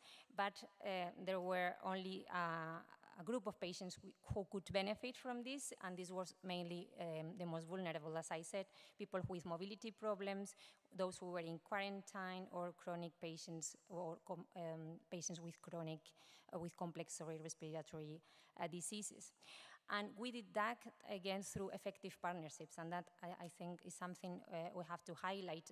In the service before, I mentioned that we collaborate with the wholesalers, and in this case, we collaborate with charity organizations such as Caritas and the Red Cross, but also with Spanish police forces to reach those patients when the pharmacy would not have the capability to go to their homes, for them to dispense the medicines under the supervision always of a pharmacist, because that's what our law says for dispensing, that it has to be always under the supervision of a pharmacy. And here we had 100,000 volunteers collaborating with us on this very important service. Now on examples of pharmacies' contributions to public health, because I think we also want to put the focus that we are not only providers of pharmaceutical care, but also public health services. We indeed implemented several protocols for COVID-19 early detection. So many Spanish regions implementing those protocols to carry out, to allow pharmacies to carry out or to supervise diagnostic tests and to notify health authorities the results. So indeed we had an example here of the impact of these services, and during the second half of 2021 until February 2022, so in 8 months, we had performed more than 1 million tests. They were performed or supervised directly via community pharmacies, and more than 110,000 people testing positive were reported to our authorities. So these protocols were active in 8 Spanish regions. Another example of pharmacy's contribution to public health was a study that was conducted by the General Pharmaceutical Council of Spain between February and September 2021 on the safety and efficacy of COVID-19 vaccines. We did that through 121 sentinel community pharmacies of Castilla y León, which is the biggest region in Spain in terms of geographically speaking, and where we collected health data from 4,000 citizens and recorded information on that. The data collected by pharmacies showed the very important role that pharmacies played in preventing the spread of the virus and in the contribution to the surveillance system. And indeed, one very interesting outcome of this study is that it contributed to the decision by the Spanish government to recommend the booster dose of the Janssen vaccine in Spain. But one of our mottos in the General Pharmaceutical Council is that in addition to be healthcare providers, we are also drivers for social change. So we have seen that the current health, economic, and also social crisis resulting from COVID has put on the table the need really to, for all health actors to develop their social dimension and to meet the challenges that our society has today. So during the pandemic, we have demonstrated our commitment to society, and that's why we have proposed a social agenda that meets the country's Agenda 2030 developing programs that allow us to move forward with the shared challenges of the SDGs. So this strategy has 5 lines of actions. It is intended to benefit patients, but also childhood, women, elderly people, and vulnerable groups. And we have developed several initiatives that are on the left side of the slide. These are only some of them. We have a school for patients in order to better communicate with them, understand their needs, and also making them more healthcare literal. And we have also a network of pharmacists against isolation. And in this case, we can share with you that, for instance, during the pandemic, we also, in some regions, pharmacies were reporting to the forces and to the national authorities that were responsible, those people who stopped attending to the pharmacy to get their medication when we knew that there were fragile people or chronic patients.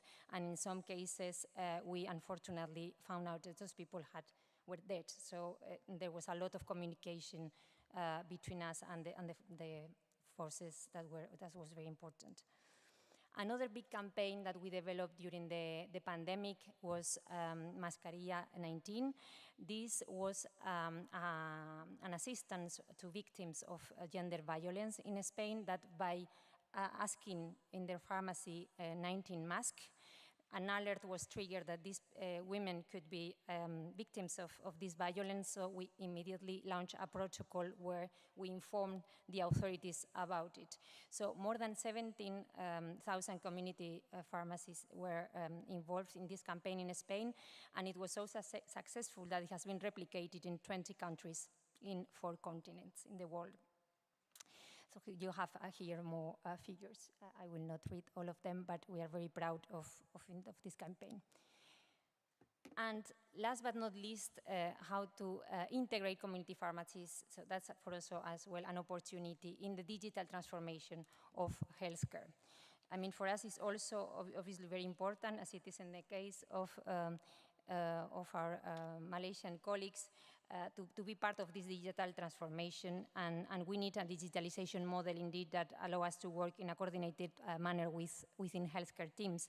So that's why in Spain we have worked a lot. For instance, we have already an extension, so a spread application or implementation of the public e-prescription, but before the pandemic, we didn't have that for private e-prescription. So because of all the private doctors' teleconsultations that were going on, in order to allow those patients to be able to get the prescription after the online consultation, we boost the implementation as well of the private electronic prescriptions so that they could come to their pharmacies and easily get their medicines. We also are very proud of our pharmacy-based reporting system on incidence of supply of medicines. This is a tool that existed before COVID, but during COVID it was crucial. We reported on a weekly basis to our authorities in order to communicate any increase in demand or any possible supply incidents that could result in a shortage in order to anticipate the problem and sort it out. We also have another tool that is called Pharma Help. This is a platform where pharmacies are connected, and in case a patient comes to a pharmacy and there is not the medicine they need in the stock of this pharmacy, the pharmacist in front of him identifies which is the closest pharmacy which has this medicine and tells the patient so that they can quickly go to the next pharmacy and pick up their medication. Another plan that we have put forward to the government during COVID is patient safety on the internet, because obviously there was a lot of not only misinformation, but there was a lot of illegal supply of medicines online, counterfeit medicine and other illegalities such as misleading advertising on therapeutics that were curing, for instance, COVID-19. So we launched a campaign in order to address these issues and to provide rigorous information to patients. So why pharmacies should be better integrated into primary care? So here I try to summarize a bit the lessons learned from COVID with all this experience, and indeed we show that we have a swift adaptability and a vocation of services. We also have a network capillarity and connectivity capacity, which could be that is actually essential in order to respond to this kind of emergency. I mentioned many times that we are a trustful source of information, but we also provided continuous training to our pharmacists, which was crucial in order for them to be updated on the developments of the pandemic. And we are recognized, and we have received some awards from the government which acknowledge it. We are recognized finally like a public health a social agent. So for us, the conclusion is that integrating community pharmacies in primary care is paramount to increase the capacity of healthcare systems. And just to finalize, looking at the future, I just wanted to very briefly mention the proposal of community pharmacists to our authorities to be better integrated indeed in primary care. So one is the development of pharmacotherapeutic monitoring programs, adherence, pharmacovigilance, and medication review. But also these services I mentioned before, like in the case of Malaysia, that were created because of COVID, like home dispensing of medicines and collaborative dispensing of hospital medicines in pharmacies. We would like to maintain this service because we have proven that they are useful to the patient. I don't have the time to talk about it, but we even ran a study that proves the cost effectiveness of collaborative dispensing and how much money we save to the hospital and also how much time and cost to the patients.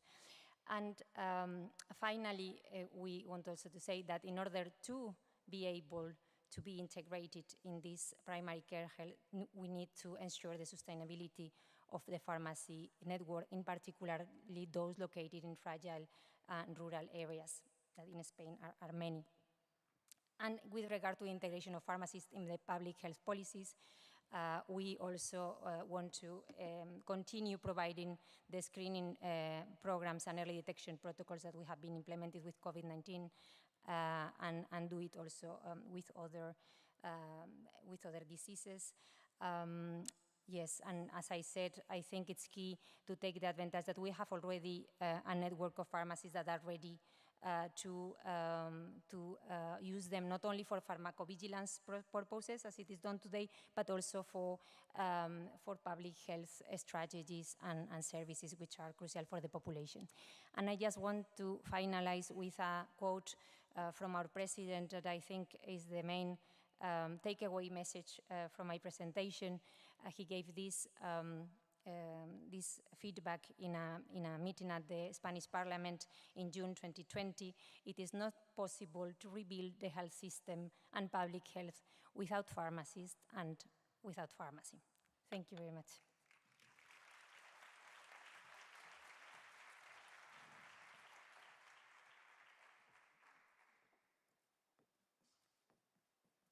Thank you, Carolina. That was a wonderful presentation, and huge congratulations to all the pharmacists in Spain for the work done, pharmacy-related work, the pharmaceutical care services which were done during the pandemic, as well as the social actions and the public health actions.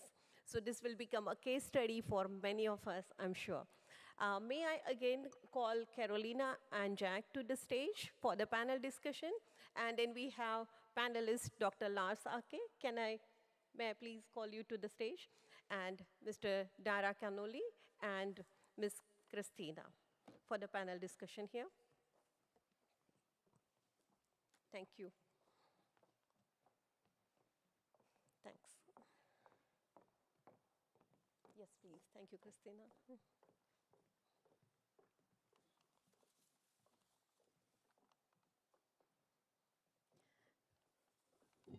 I have already introduced you to our two speakers, Carolina and Jack, and this is my proud privilege to introduce to you the three other pharmacy experts that you can see on the dais. And going by the sequence, I introduce to you Mr. Dara Connolly from Ireland. Can you just, yeah. So he was the past president of Irish Pharmacy Union, and he has been the president of the community pharmacy section of FIP, and now newly elected chairperson of the Board of Pharmaceutical Practices in FIP. So congratulations, Lars. Then we have Dr. Lars Ake Söderlund from Sweden. He is the co-chair of the FIP program committee. He's the vice president of FIP, and he has been with FIP, and he has been working in the area of digital health for many years. Thank you for being here, Lars. Then we have Christina Rudeka from Canada, and Christina has been she has been the past chair of the Canadian Pharmacist Association, and she is the one who leads the leadership of women in pharmacy in Canada. She ensures that the women are heard and their work becomes visible. So thank you for doing that, Christina, and thank you for being here for the panel discussion. I'm conscious about the time. There are lots to discuss, and we had two wonderful presentations which have given us the understanding of what pharmacists can do and how the pandemic has given us many opportunities, of course the challenges, and how the digital health and the technologies are changing the services or the way we practice in our daily routine. I'll be asking questions to the panelists, and if you have any questions, we can take it towards the end of the panel discussion, depending on the time availability. So my first question goes to Dara. You have been the president of Irish Pharmacy Union, and you have been at the helm of affairs, and I have seen Irish pharmacists doing a lot during the pandemic, testing for COVID or vaccine administration, e-prescriptions, And I see they have been recognized to a large extent by your government also. So how do you see your community pharmacies, whether they are integrated partially or totally in the primary healthcare, or what is the status right now and what would be the way forward for you? Thank you, Manjeri. And I'll start by thanking my Spanish colleagues for being such fantastic hosts. And it's a pleasure to be here in your beautiful city and your beautiful country. So thank you. Manjeri, I would maybe turn the question around a little, if I may. And I think that the session should be called Integrating Primary Care into the Pharmacy Network, because it was very evident to us in Ireland, and every colleague that I have met from every corner of the globe, through the community pharmacy section, but also through the Bureau of Pharmaceutical Practice here at BPP, that the pharmacists were the ones who were the really important point of contact for patients. And we kept primary care going, and we actually kept the health system going, when, quite frankly, other members of healthcare professionals were nowhere to be seen and closed their doors.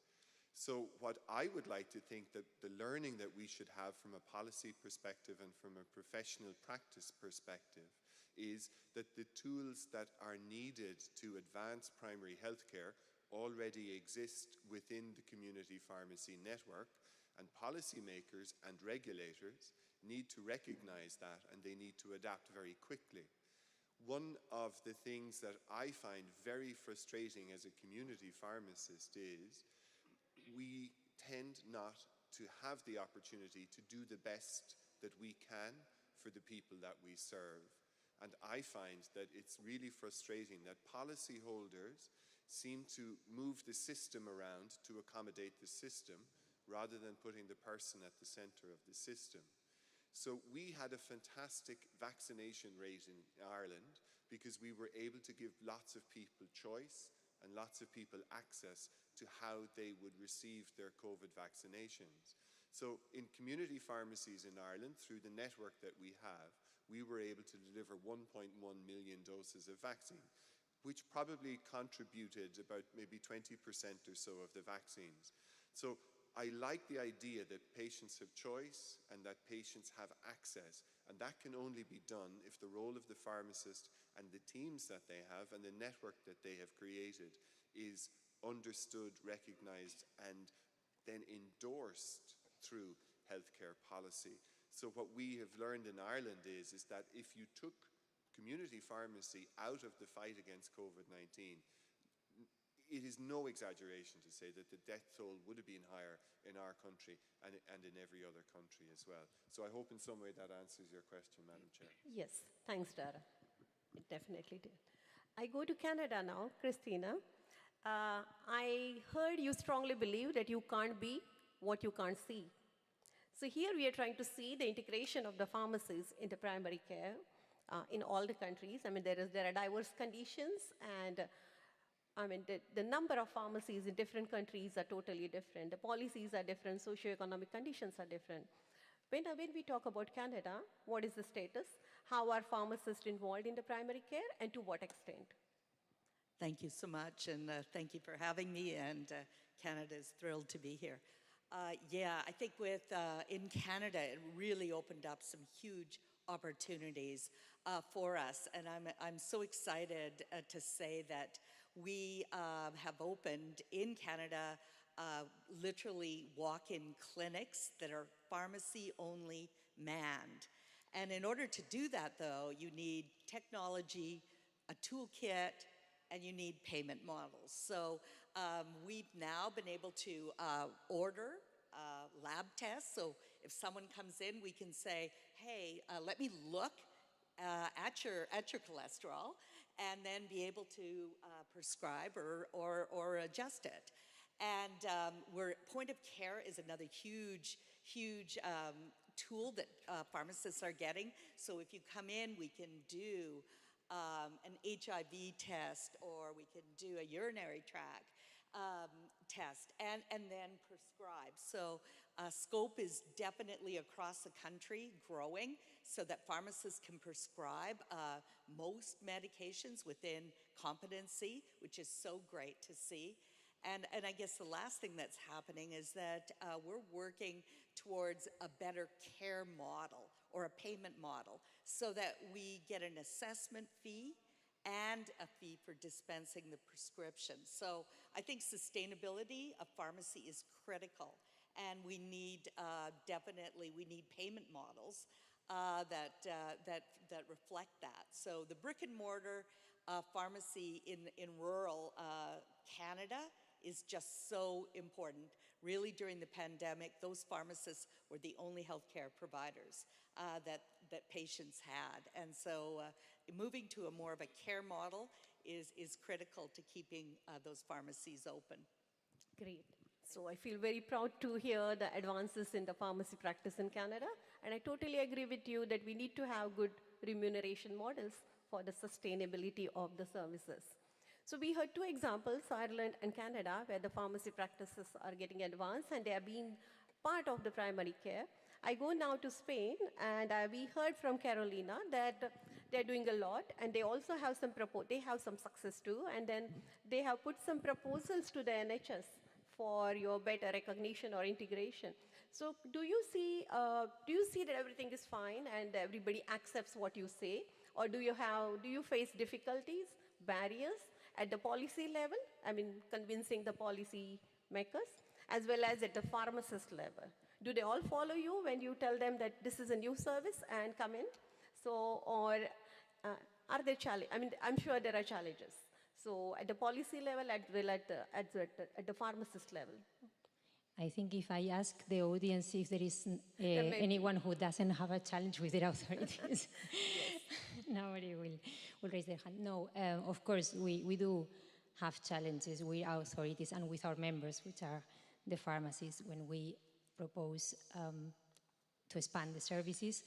I mean, on the positive side, it's true that the pandemic has proven that when there is a need of urgency, the regulator, the authorities, yes, they come to you. You know, exactly. If we put everything at their disposal, they take it, and the proof is that they could remove the barriers of us not being able to dispense to patients at home or to us to dispense hospital medicines.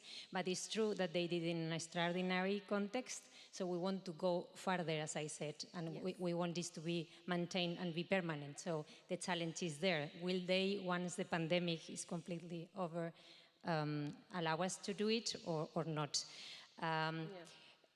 We don't know, obviously, but we are fighting for that, because we are not here only for urgencies. We are here for everyday needs, and I think that's also what it has been proven, that if we can do that extraordinarily, we can do it every day, and for other diseases, absolutely. But indeed, we have had, as in Canada, we had in some regions, we have had even colon cancer screening or HIV screening pharmacies.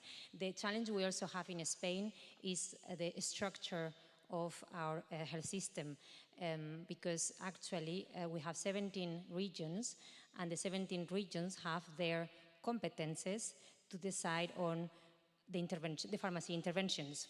So that's a huge challenge for the General Pharmaceutical Council, which represents all pharmacies in Spain, because while in some regions they are doing these services, in some regions they cannot do it.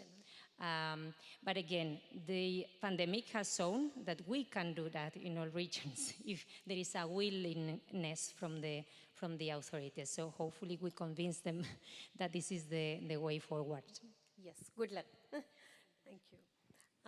I go to Larsake now. Which key areas should pharmacists focus on, especially from the perspective of we would want to be part of the public health system and the primary care?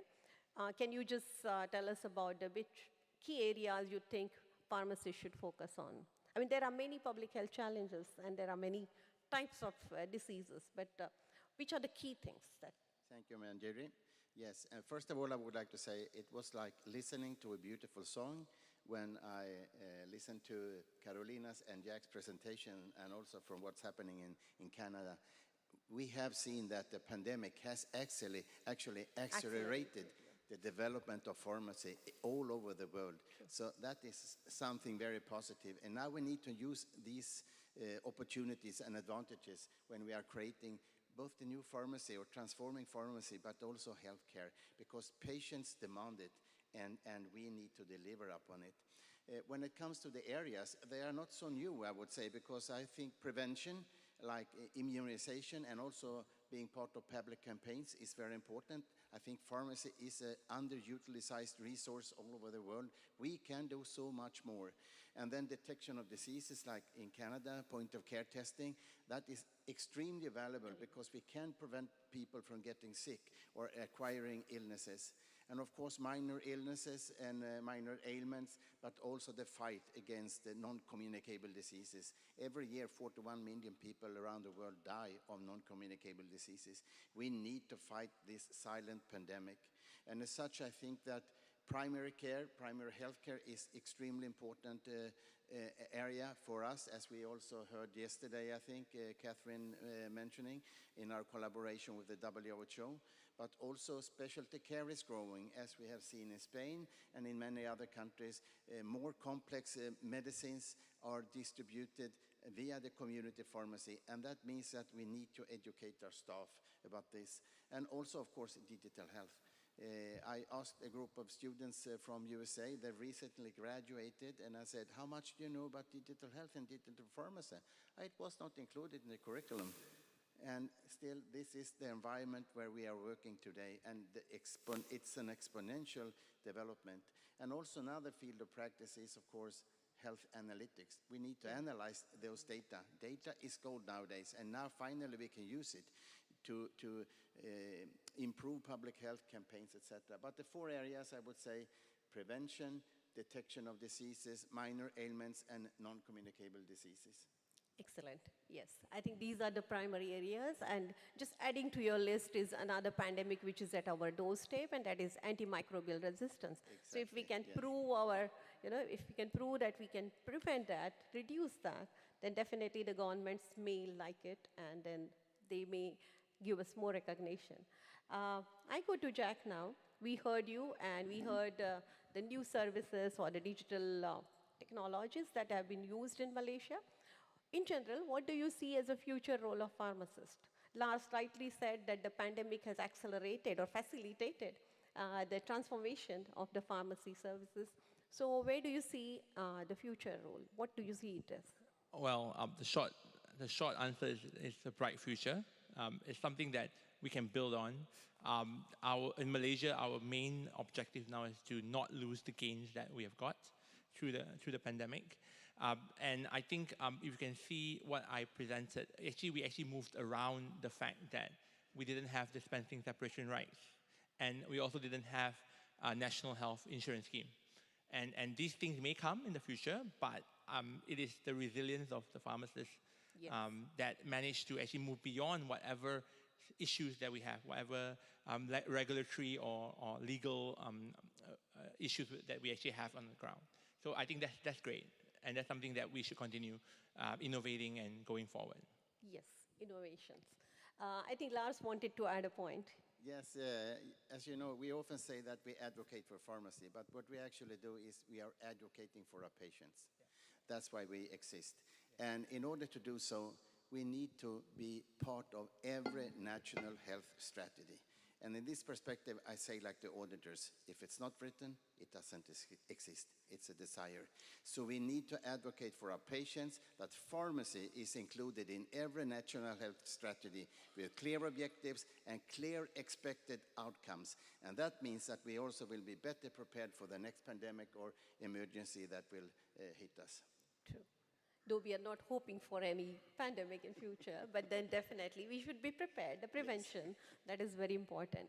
Thank you, Lars.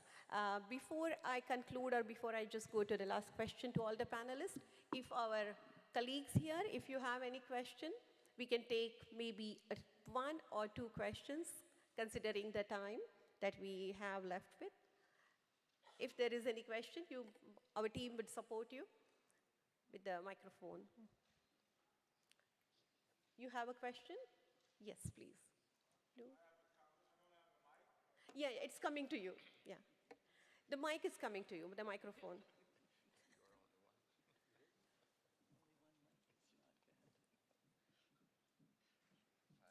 It's right here, yeah. She's getting it.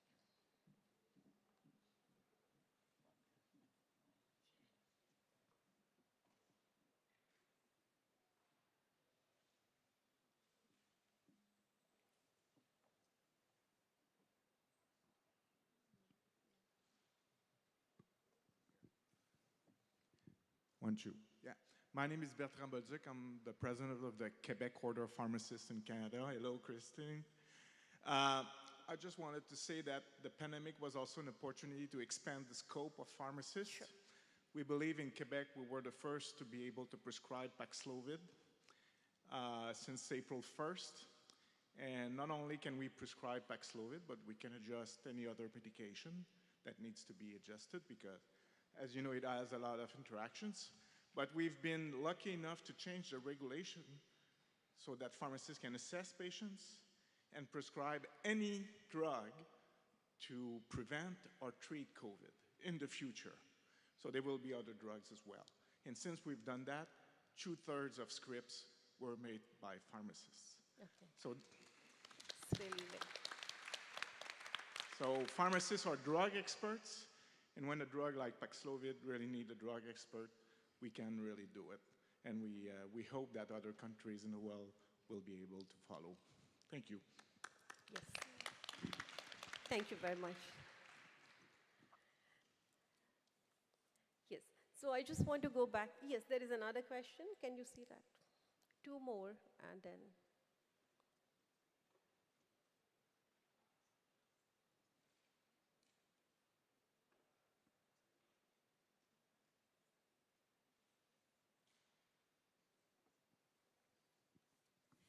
Marleen Haams from Belgium.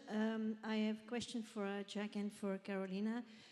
Thank you for your presentation. And you worked also with services from hospital provided in primary care. I hope this will continue also in the future. And for me, it's not only the collaboration between doctors and pharmacists, but within the profession, we also have to realize a better collaboration, and I wonder how you are doing it with the collaboration between hospital pharmacists on the one hand and community pharmacists on the other hand. We have to be honest and say that also that is not that easy. So what's your opinion about that? Thank you for your question.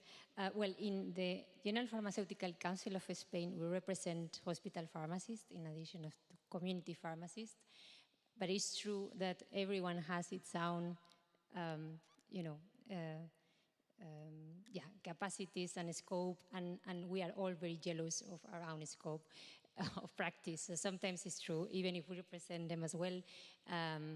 You have to respect some barriers and make sometimes some commitments. But I think, again, when the need is there, we are all willing to cooperate. And this case was the case of the collaborative dispensing. It would not have been possible without the collaboration of hospital pharmacists. But I get your point that it's not always easy. In this case, we are very proud to have achieved that. To be very honest, that's a very good question.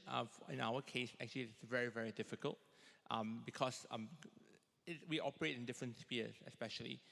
And in Malaysia, we have an added issue of being public pharmacists in the government and private pharmacists in community. And the public pharmacists, they have a system, right, that actually goes out to the what they call the clinic kesihatan, or the health clinics.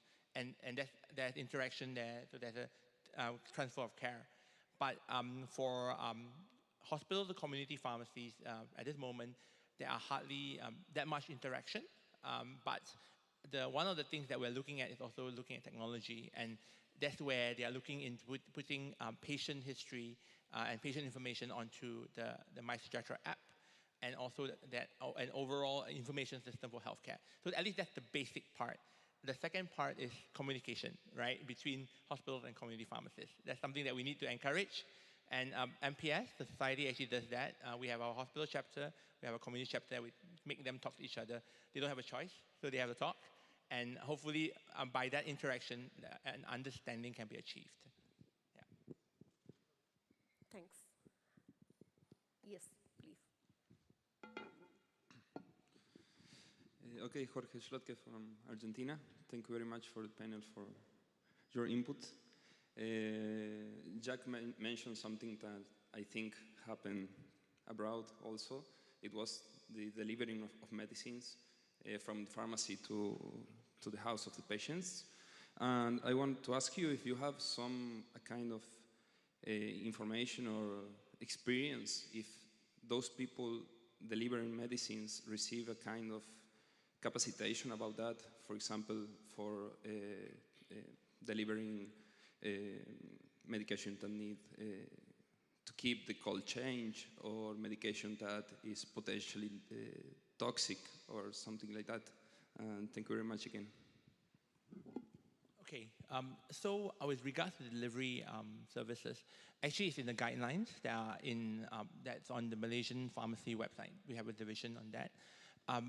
Generally, we don't encourage cold chain delivery unless as well as cytotoxic drugs and all that. So it is actually more, the service is actually more for your chronic medication that you're on permanently, and it's a repeat medication. That's where we encourage them to do that, because then the patient doesn't have to come to the pharmacy, and in the middle of COVID, if they are COVID positive, then there's no exposure. But generally, no.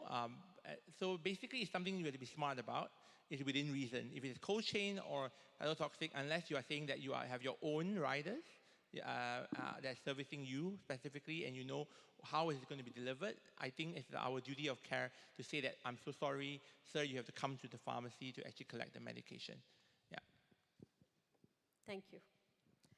Just one addition, in Canada, we have even an app where our patients can view, just like Uber, when their medication is en route. So it really came to be because of the pandemic that the whole delivery service just exploded, and so did technology come to be. Yes. So we got several examples how the pandemic has transformed the way we work. And I'm sure all the changes, they have happened so rapidly that we need to include all this in the curriculum at an undergraduate level. Because the pharmacist who's coming out of the pharmacy school, say 4 years from now or 6 years from now, may not be well equipped with all these changes because it has happened very rapidly. Yeah. Yes, you want to add? I just want to add something to the answer. I just remembered something. We saw in 2019, Abu Dhabi.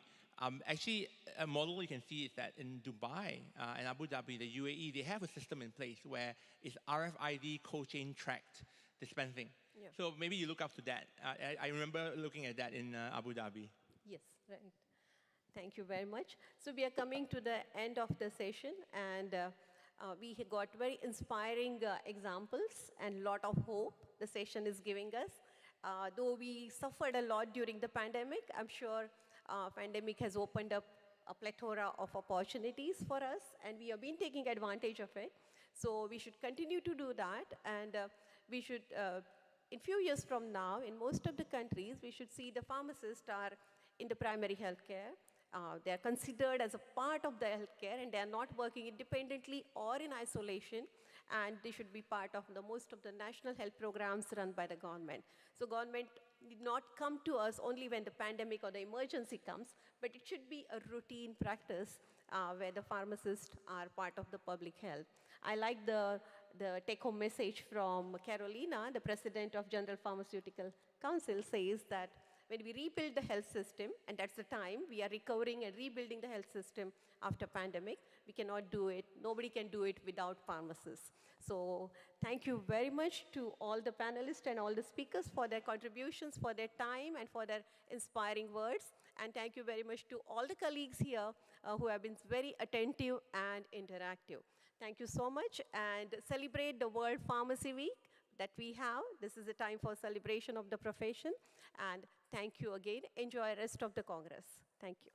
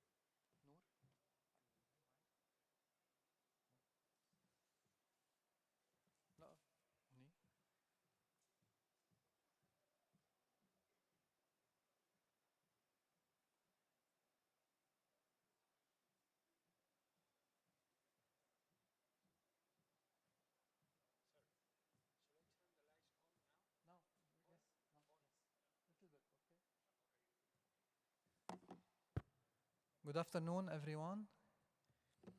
Before starting, is it possible that to come a little bit down because the audience, and at the end we have the question to have you near here?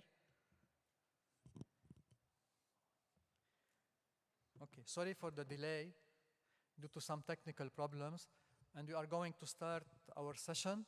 So now you have the light on. If someone prefer to come down to be in front, it will be better, especially for the question at the end. Okay. So once again, good afternoon. I am glad to receive you here with this session, the first one done in collaboration with the hospital pharmacy section.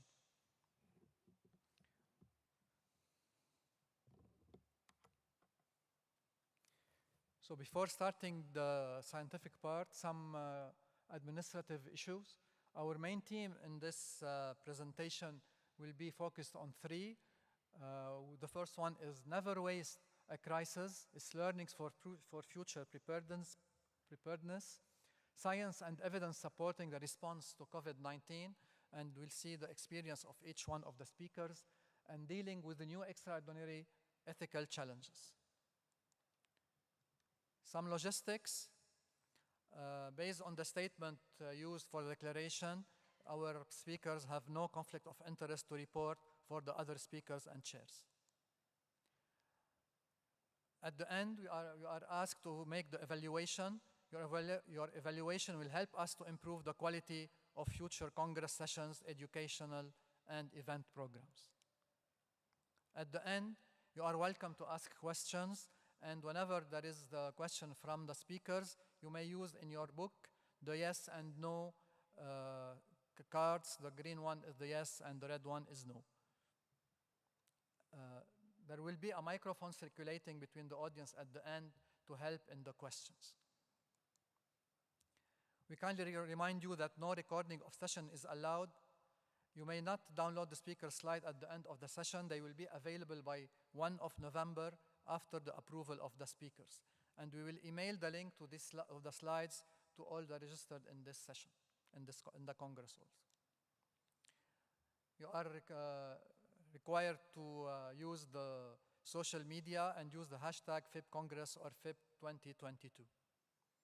For the cell phone, please turn off the vibration, and your mobile phone will be silent. We remind you for the next coming year for the FIP session, that will be a FIP Congress that we organized in Brisbane, Australia between 24 and 28 September 2023. Don't forget at the end of the session to take your belongings with you when you are leaving. The program of the session, we will have two presentations. The first one will be by Dr. Regis Vaillancourt. It's a Canadian National Hospital Pharmacy Survey on COVID-19. The second one will be what went well, what could have been done differently by Mrs. Aiko Kobayashi from the Japanese Red Cross Medical Center in Japan. And we will have at the end a panel discussion, and we will be glad that Dr. Rob Moss, the FIP hospital section, will be among the panelists. Now we will move for the first session with Dr. Regis Vaillancourt. Dr. Regis, will you please? Dr. Regis is currently the Vice President of Pharmacy Affairs at BCE Pharma, and he is a Canadian leader with its quality management program for compounding preparations in pharmacy. The company mission is to provide service and to give support and advice to organizations to help them meet the required standard in effect. He served 25 years as a military pharmacist, Lieutenant Colonel, military pharmacist is the grade in the Army, followed by working as a director of pharmacy of the Children's Hospital of Eastern Ontario for 16 years from 2005 to 2021. Dr. Vaillancourt is a surveyor for the Accreditation Canada since 2002. He has published more than 100 peer-reviewed articles on pharmacy practice with focus on medication safety and health literacy. Dr. Vaillancourt, the floor is yours. Thank you for the invitation. And so the people that know me, it's all about the drugs. And we're going to talk about the drugs, the pharmacist and the drug in the hospital. So the conflict of interest, none of the people that have been involved with this survey had been getting any money, but the Canadian Society of Hospital Pharmacy got a grant from Pfizer well before the pandemic, to be clear, from also Baxter Corporation and Pando Farm. But we didn't get any speaking funds or any of these didn't get money, and that's good. This is the group, and I have to explain the context of the survey. Every 4 years, the Canadian Society of Hospital Pharmacy does a hospital pharmacy survey that looks at different aspects of hospital pharmacy. And then you have the different aspects there, like management, technology, and all the different elements. This year, when we were working on the program, we decided to add a section on COVID-19. We wanted to add a section on COVID-19 because we were at the middle of COVID-19, at the beginning, I would say, in the middle, at the beginning of COVID-19, and we wanted to be able to record what happened with the COVID-19, and we'll tell you why it was important to us. To the survey, it's been all the Canadian hospital. A Canadian hospital could be a group of hospitals, by the way, could be like a health authority. So when you have one hospital, it might represent like 5 or 10 different hospital sites, or it could be one site as well. We surveyed the different type of hospital, community and academic hospital as well. So again, the project, the aim of doing this survey and to write the report out of this was to have a record of what happened during COVID-19. Because we knew that the people that make the decision about planning for disaster planning might forget what we had to deal with during the COVID-19 era or during a pandemic. So the purpose is to come up and document what happened to the hospital pharmacy environment in Canada, and also come up with lessons learned. Lessons learned were approved by the editorial board as well, based on the data we have gathered. So today I'm going to present some of the data, not all of them, so you might see some lessons learned that you have no data, but I will be happy to answer any question afterward. So this is the unweighted average of the respondents. So we have a total of, I should probably look there. It's too small, I'm an aging process. So we had a total of 438 hospitals that were sent a copy of the survey. It was individually to them, and we had the 295 answer, which is about 61% response rate, which historically is pretty good for the survey, considering that we sent the survey right after the third wave, and I will have a slide for this. You see the representation by different provinces. One province, which is called Alberta, did not provide any survey data because they were in implementation of the electronic health record, and they felt that the information would not be reliable altogether. So the timing of the survey was sent out on August 14th to the hospital, and it was open for 1 month. And this slide gives you like a representation, and I like the fact it comes from the CBC Kids News, by the way. So very simple way to look at the different wave. So we were just finishing the summer of the third wave and starting at the fourth wave at that point. And if you look from a disaster planning management process, there's a different phase. And it's important to situate the survey in the proper environment. So yeah, when you look at capacity building and you look at the preparations, the response, the recovery, and the mitigation of a disaster. This survey was done in the response phase. So therefore, everybody that answered the survey were fully aware of the issue, and they were in the middle of it as well. The other thing is that the survey was addressed to the director of pharmacy, not to the staff pharmacist as well. So the answer is a perspective of the director of pharmacy that we got. Quick overview of the results, and I will go more in detail. So 94% of the people increased their drug inventory. 82% got involved in vaccinations. 75% admitted COVID patients. 75% were involved in regional planning of the COVID vaccination program. 71% require additional storage. 62% increased number of bed, and 59%, had to procure capital equipment. And only 8.6% had their staff or pharmacy technician trained to give vaccine. Okay, very quick overview. So as it says, it really affected hospital pharmacy practice in Canada. And just as a disclaimer, there is also significantly affected pharmacy practice and community practice altogether. But I'm not talking about this today. We don't have the data because they really worked hard during the pandemic, like all pharmacy across the world. So the first question we want to know, look at the maturity of the system. Were you able to send people working from home? So 64% of the hospital were able to send some pharmacy staff working from home, which is kind of innovative because historically we've never sent a pharmacy staff working from home. We also asked them the next question. What were you able to send your staff doing from home? And interestingly, management was the most frequent activity done from home, and it's very high, it's like 73%. Sorry, I have a problem reading from here. But the point is, like, some hospitals force management to work from home. And their comment that we got from the qualitative aspect of the survey, they were forced to work from home. Therefore, it's not explained the high number. But what's interesting to see, procurement was work from home, order validation, order entry was done from home. And the key factor to enable these people to work from home is the maturity electronic health record. If you have a good electronic health record that has a good pharmacy system that's integrated into the hospital, they were able to work from home. The people that were still in a manual system or still using a paper copy, unable to work from home as well. So that was a significant factor. So the lesson learned from this information about working from home is digital literacy and mature electronic health records facilitate remote work. And we must continue to implement some of these electronic health records to better enable people to work from home as we speak right now.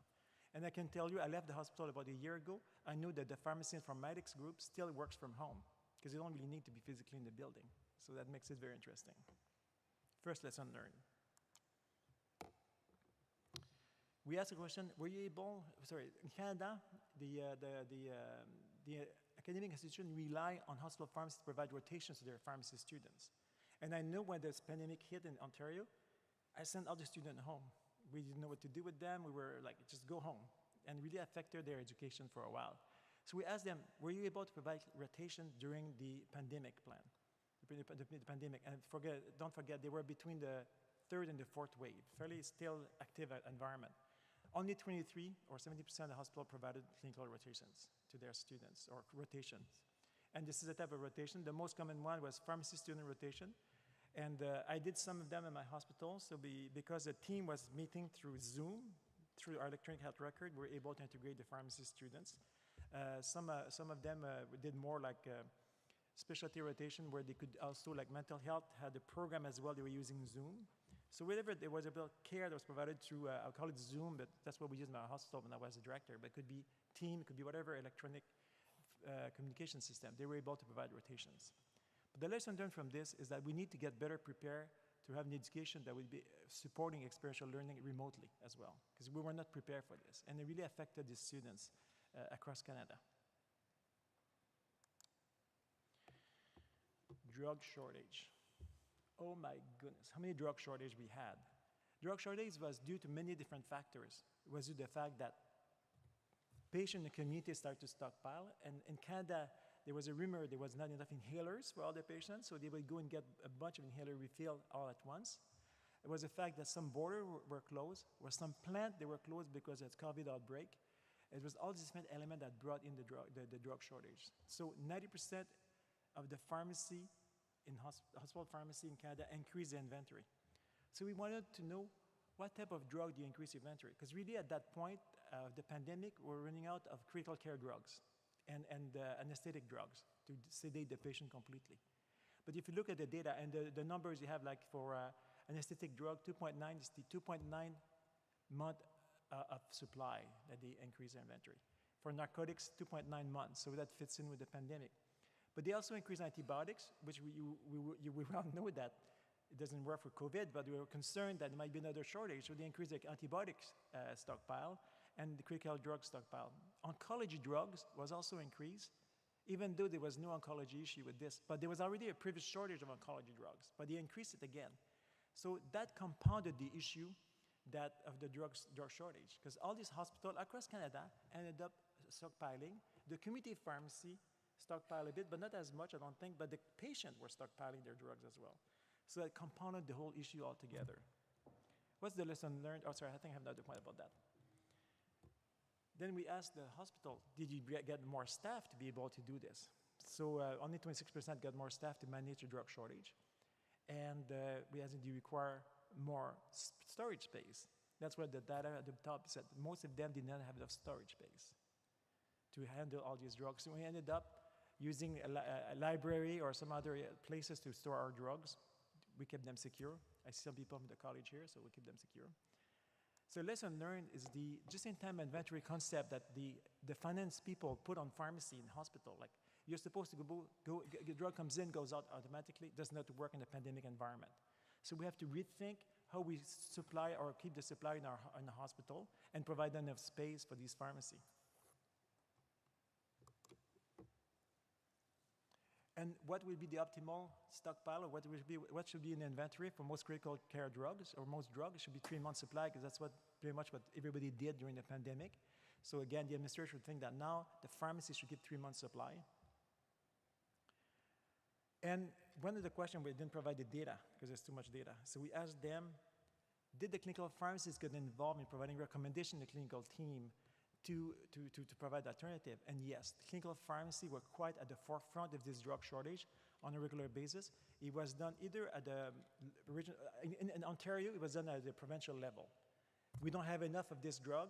You can use this, and says how to use it in this environment. I don't know how the other province did it, but it's very similar, like more of a centralized approach, looking to make sure we have enough supply of the previous drug. So clinical pharmacy was at the forefront of this drug shortage environment. So again, majority of the hospitals got involved in regional planning for the vaccine. We did not expect, as hospital pharmacist director, to get involved in mass vaccination clinic. But because of the logistic of this vaccine, which was Pfizer and Moderna at the beginning, we got pushed at the forefront of this. So on top of having to manage the increased influx of patients into critical care, we end up managing some of the mass vaccination clinic.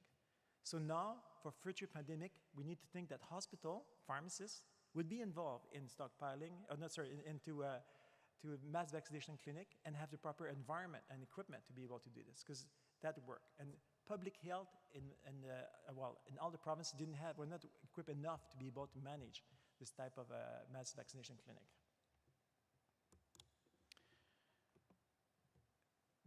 We had a surge in critical care patients, which created a shortage of critical care drugs. So we asked them, how many of you did admit critical care patients? So 82% did. So most of the hospital ended up admitting, and we expected that. That was after the third wave. If you ask more today, probably every hospital probably have admitted, if they have intensive care units. We asked them, do you have to hire extra staff to support these patients? Only 5% did. Did we assign pharmacists to critical care? And 44% had to reassign pharmacists to support clinical services in critical care. And from a hierarchy of clinical pharmacy services, critical care is one of the highest ones that save lives. So that's why they have prioritized this in these hospitals. And we asked them, do you have to retrain your pharmacists? The majority of them, like the people that provide more training, retrain their pharmacists, and they take either brand new pharmacists or train the pharmacists that are already there, or train all the pharmacists in critical care.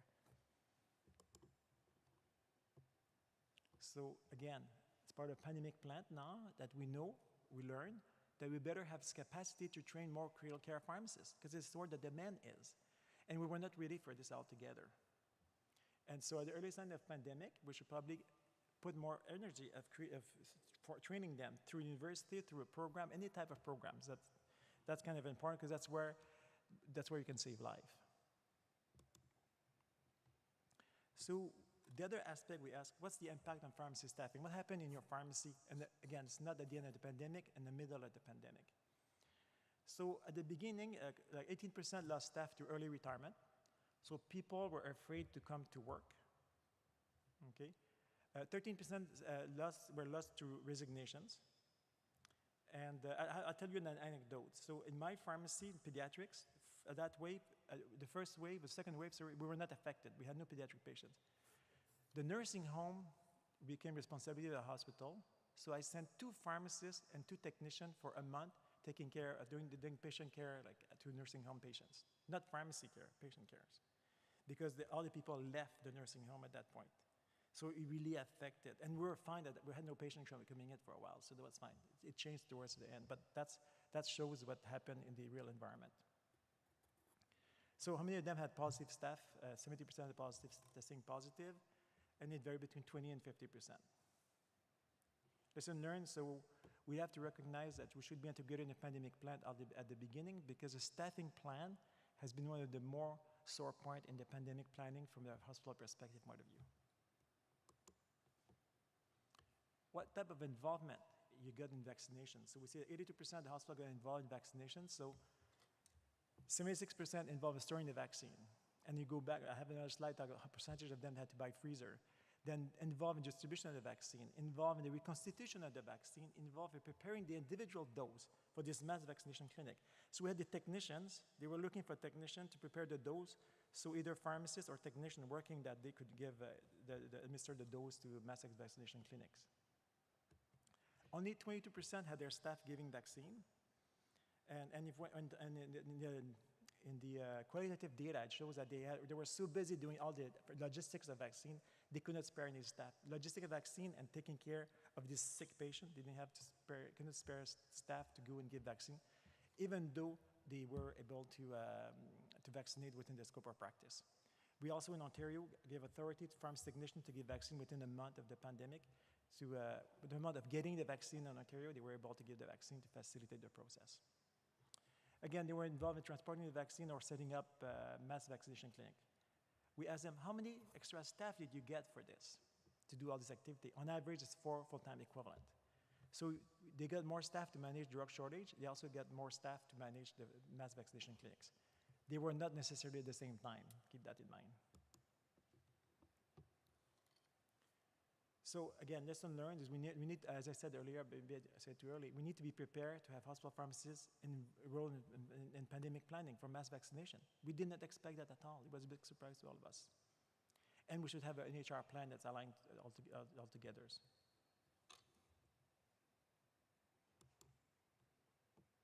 So we wanted to know, because we were struggling as director of pharmacy to buy stuff.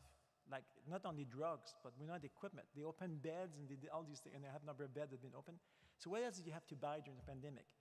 And then 59% had to buy capital equipment overall, but the equipment they bought, the dispensing cabinet, this is for the, to create new wards, the freezer, fridge, computer, printer, to enable people to work from home. The interesting aspect is some of these items have been on the book for quite a while from this director of pharmacy, but because of the pandemic, they were able to buy it much earlier. I've been asking for this dispensing cabinet for 4 years, but now they're giving it to me. So they felt what went well is being able to get stuff moving from a technology point of view in some of these hospitals. So the lesson learned is we're not ready, and we must consider this in our into our pandemic planning. Bed capacity. 7% of the patients admitted COVID patient. We increased the number of beds on average a mean of 30 beds per hospital. But we asked them, did you get increased staff to support these beds? And 55% said no, of the people that got that increased number of beds. So lesson learned is what we need to align in the plan. If you increase number of beds, you need increased pharmacy staffing requirement as well. And and it comes back in the qualitative research, the qualitative element of this research, that they forgot about pharmacy. Some of the decisions forgot about pharmacy. The slide is a bit more complex, but we asked them, considering where you are, where we are in the pandemic, how do you feel prepared to face? First of all, we didn't think it was going to last that long, to face another pandemic. And we asked them from different domains: pharmacy operation, clinical pharmacy, pharmacy education, and HR issue. So if you look at pharmacy operation, which is the red line, and I think I have a laser here, most director of pharmacy rated this pretty high, like few of them, but still a significant number. They're not quite really at that point. But if you look at clinical pharmacy services, they felt that they have it under control, it's mainly above 7, but still. But look at pharmacy education. Most of them are below the 7. Still, the education aspect of training our staff and training the student was not in hand at that point, in the current environment at that point. And the human resources, again, not as good as the operations. So, a substantial proportion of director of pharmacy, and at that point, were still not feeling comfortable with the environment they were in to manage next pandemic altogether. So we just need to do more planning and make sure that we have a good pandemic plan. So the most difficult part of the study that I had to manage was the qualitative questions. We asked them 3 questions. What was the most challenging? What worked well? And what would you do better? And we'll never do a survey with open-ended question again because you have a lot of answer and you have to compile, by the way. But it was still very good information. So this is a table that illustrates a bit the different type of question that came up. So staffing is core to pharmacy. If you don't have the staff, you cannot do anything. So staffing came out as the most challenging. It came out and worked well, and it also would be done differently. So very common. We have communication, and I'll talk about this later on, but big issue. We have inventory management that comes with 3 different fields. Vaccine, and we have pretty much everything was kind of all over the place. But the key interesting point of this element, staffing became one of the most important aspects of this pandemic, to be able to provide the care that we wanted. So what I did a word cloud using the 40, first of all, I had the French and English, so I translated everything. I used Google Translate for the French, it was too much work otherwise. And you see, that's what came up for what was the most challenging. If you look at this, it was changing, constant changing. The information was not accurate, keep changing every time. Staffing, uncertainty, stress, anxiety of the staff as well. So the thing that came back regularly as far as team from what was the most challenging. When we asked them what worked well, again, staff came again.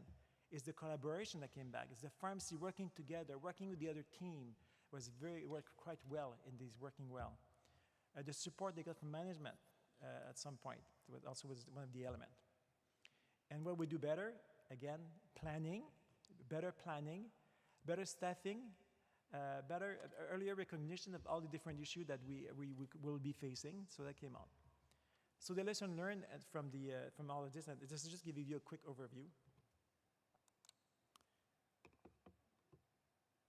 So from the qualitative research, PPE was not available to pharmacy staff in the hospital at the beginning. It was reserved because of the shortage to the nurses and the physicians. That created a lot of anxiety, and it created a lot of mistrust in the system from the staff. So basically, lesson learned is the pharmacy is an essential services, and you must provide them with PPE and provide them with proper support. And also a safety check, because the morale, and it came back regularly, the morale of the pharmacy staff, they were afraid to come to work, and the morale came down as people left. That's why we had some people leaving. So we need to have better system in place to look at the morale of the pharmacy staff altogether. Communication. There are a lot of comment about communication. You saw it in the 3 different domains. It was miscommunication, wrong communication, communication that was changing from the public health just about daily. What we need to do is pre-establish clear and accurate line of communication. The communication become from one way only.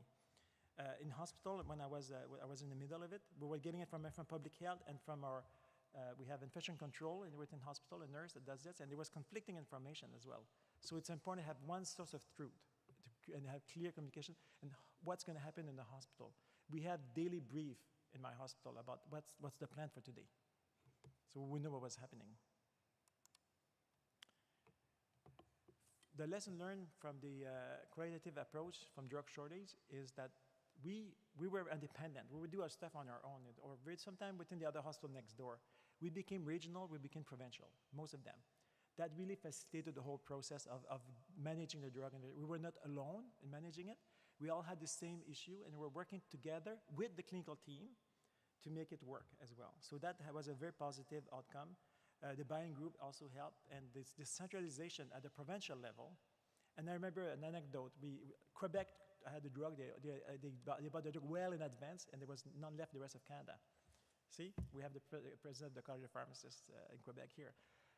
Then we had this discussion with them because we knew there was a problem and we knew where the drug was. We were able to talk to them, and they gave us some. So they were nice. Change management. The change management long-term, because of the constant change, the director of pharmacy were not well prepared to do this change management. We do change management when we implement a new program in the hospital.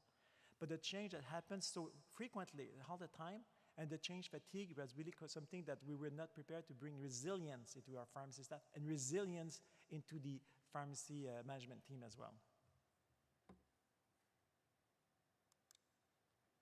planning. Well, of course, the comment that from the collective research said you need more, you need to have more planning. But some people commented that the pharmacy was not involved in some of the planning. So they will plan a discussion around the use of a drug, or the vaccine mainly, or the drug shortage, and they forgot to bring pharmacy.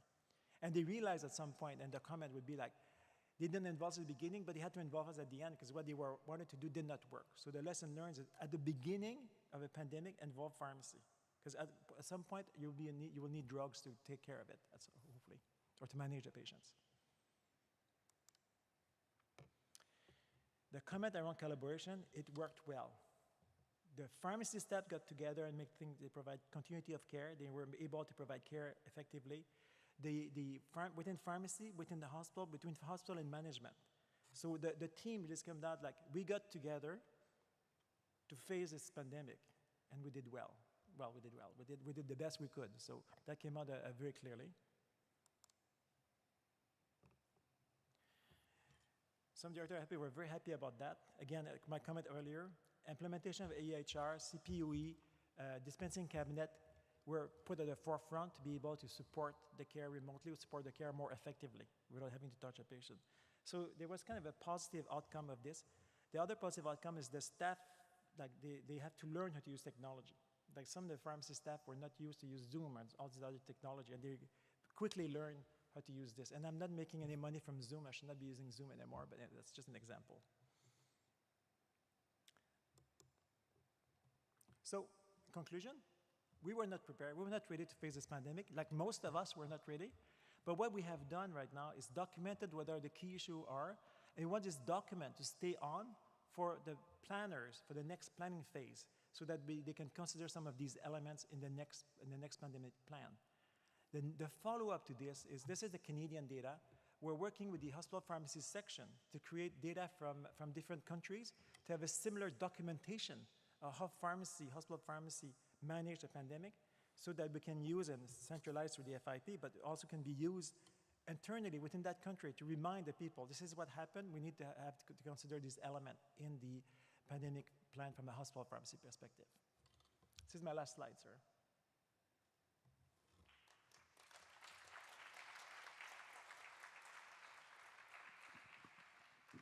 Thank you, Regis, for this presentation. Yes. And I think we have a heavy luggage to take with us of lessons learned from this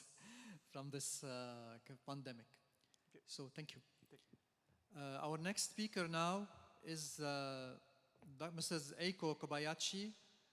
The title of this presentation is What Went Well, What Could Have Been Done Differently. Mrs. Kobayashi is from the Japanese Red Cross Medical Center in Japan. She has been working for the Japanese Red Cross Medical Center after she received Master of Science degree in 2001 from Tokyo University of Pharmacy and Life Science in Japan. The GRC Medical Center has specificity for the maternal and neonatal care center, and she qualified in 2012 as a board-certified pharmacist in pharmacotherapy during pregnancy and lactation. Since 2004, she has experienced both domestic and international disaster response activity, such as earthquake, cholera, and refugee relief operations. She is also involved in the medical relief department and is responsible for all professional technical aspects of pharmaceutical practice within the GRC International Medical Relief activity.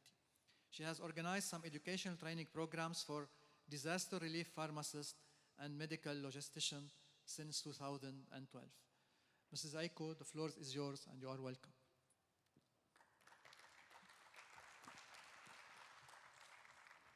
Thank you. I'm very honored to have this precious opportunity and would like to thank Regis, Sylvain, the MEPS department, and all those involved.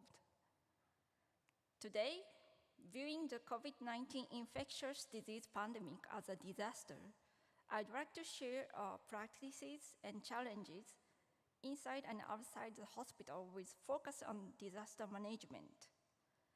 Based on my experiences in disaster response, including international relief, as a hospital pharmacist on the clinical side, especially as a certified pharmacist in pharmacotherapy during lactation and pregnancy.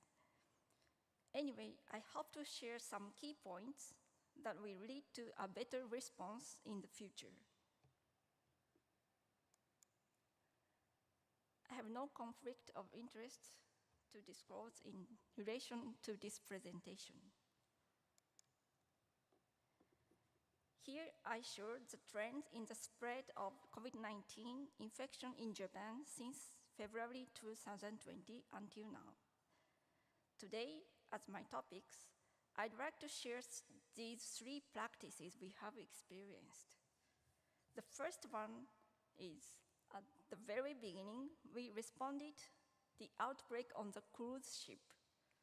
The second, at the time of just after the first pandemic wave, we have surveyed for the information sharing through a questionnaire survey of the Japanese Red Cross hospital pharmacies in all over Japan. At the third, we organized an online workshop for developing BCP, Business Continuity Plan. The first one, the Japanese government experienced the response to an outbreak of COVID-19 on the international cruise ship called Diamond Princess.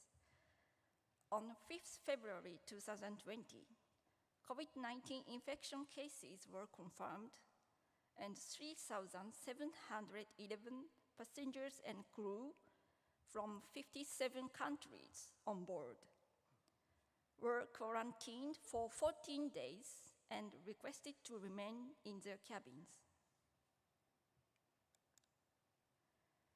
The number of confirmed cases during the 40-day stay from 6th to 20th February was 163, as shown this figure, by date.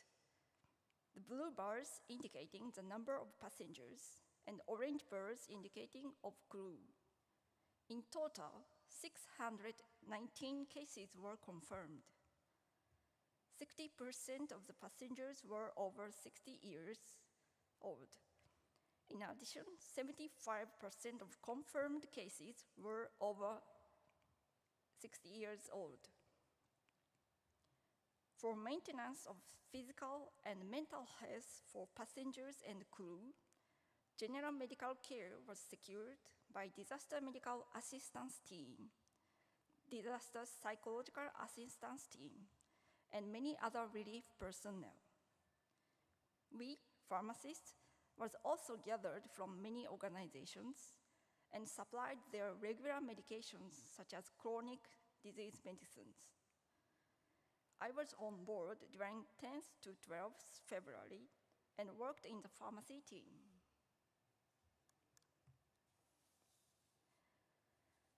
As disaster response, as usual, we established an operational structure called CSCA, stands for Command and Control, Safety, Communication, including ICT tools, and assessment before providing our medical professional support. Response as a pharmacy team, we practiced PPP. PPP stands for pharmaceutical triage, preparation, and then provision, as shown here. There were more than 2,000 requests to continue their regular medication, as they were forced to wait for 14 days for observation at the end of their journey. The requested medicines had to be prepared promptly, but some of which were unapproved in Japan, and different dosage standards with trade names of medicines from all over the world. The pharmacist's expertise was demonstrated in selecting appropriate alternatives from a wide variety of stocks and dispensing them quickly. International disaster response experience was helpful and effective in meeting global pharmaceutical needs. The most challenging part was the pharmaceutical triage for chronic disease medicines and communication after their non-direct provision. We prioritize to high-risk medicines due to avoid medication interruptions. But sometimes passengers had different perceptions, and it caused their anxiety and anger.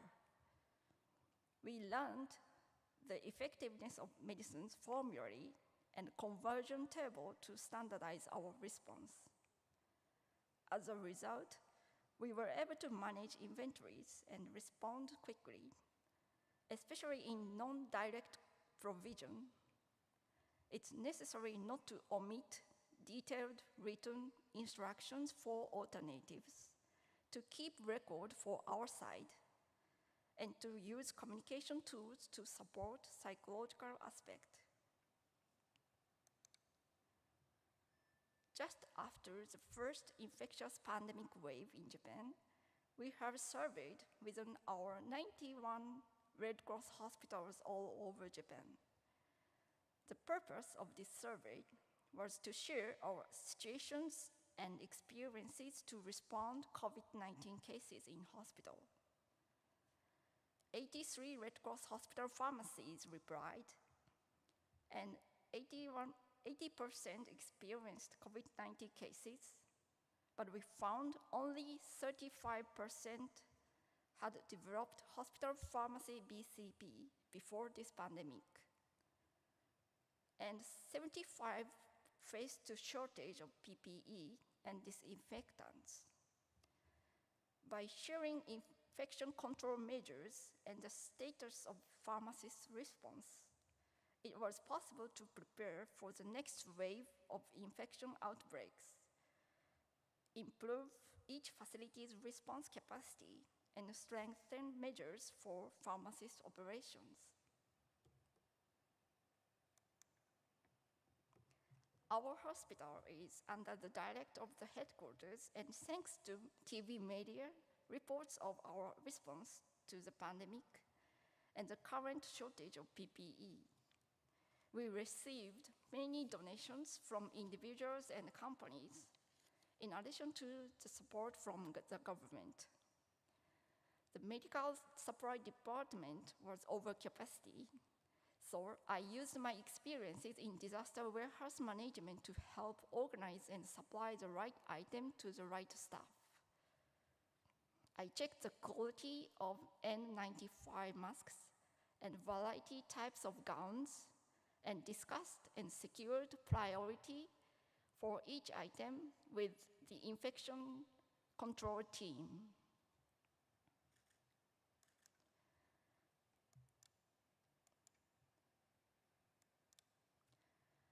More than 1.5 years after the first pandemic, we organized a BCP online workshop within our Red Cross hospital pharmacies. 105 participated from 34 facilities, each team consisting of managers and practitioners. The aim was to stimulate each facility to plan effectively from their own perspectives. We shared examples of BCPs for countermeasures against infectious diseases such as the new influenza pandemic and this COVID-19, and for natural disasters such as earthquakes, and learned how BCPs should be developed in the future. Discussions were then initiated on the initial response in the event of an earthquake, and what to do in the event of a 50% staff absence. Let me share for some key points to develop BCPs according to the authorities' guideline. The differences between earthquakes and infectious disease such as the new coronavirus, and the key points for developing a BCP are presented. It's characterized by differences in policy, main targets of damage, and duration of the damage. As you can see, there is a difference in what covered in a BCP and an infection control manual. We have learned that BCPs need to be prepared from the peacetime efforts before pandemic. The main challenge in continuing operations in the event of new infection is how to manage human resources. The key points are these three: required to collect accurate information and make appropriate judgment on a case-by-case basis. It's important to consider in advance measures to secure staff in the event of the spread of infection. In addition, since shortage of supplies necessary for infection prevention may occur due to logistical disruptions and other reasons. So it's necessary to stockpile supplies from normal times. In addition to measures to secure staff, it's essential to consider infection prevention measures in advance and implement them appropriately. In fact, during the pandemic, our pharmacy had faced staff shortages and operated at level 2 in this table. As a result, for nearly 3 weeks, we concentrated on dispensing and chemotherapy preparations, and our contribution to the world pharmaceutical services was partially limited.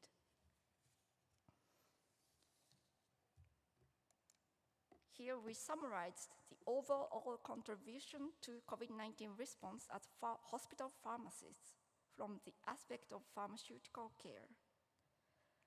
Ensures the safe management of unapproved and off-label use of medicines for COVID-19, intervened with patients even using PPE to monitor medication and provide maintaining their original complex disease management with some psychological support. Controlled stock inventory and established appropriate distribution system. Practiced collaboration with other professions to provide many opportunities for suggestions regarding the medication reviews. Particularly on the pregnancy ward, a number of cases were identified requiring COVID-19 treatment and pregnancy management. Trained pharmacists provide counseling with PPE and to support their decision-making based on an understanding of benefits and risks, sometimes with follow-up by telephone. In anticipation of the sudden premature birth, we made sure that the availability of breastfeeding due to medication was shared with other professions in advance. In some cases, due to prematurity, we recommended breastfeeding only for a few days prior to medication and continued milking with midwife support. Vaccinations, we reminded how important cold chain, including freezer management, in ensuring the quality of vaccines. We also supported the preparation of vaccines by dissolution.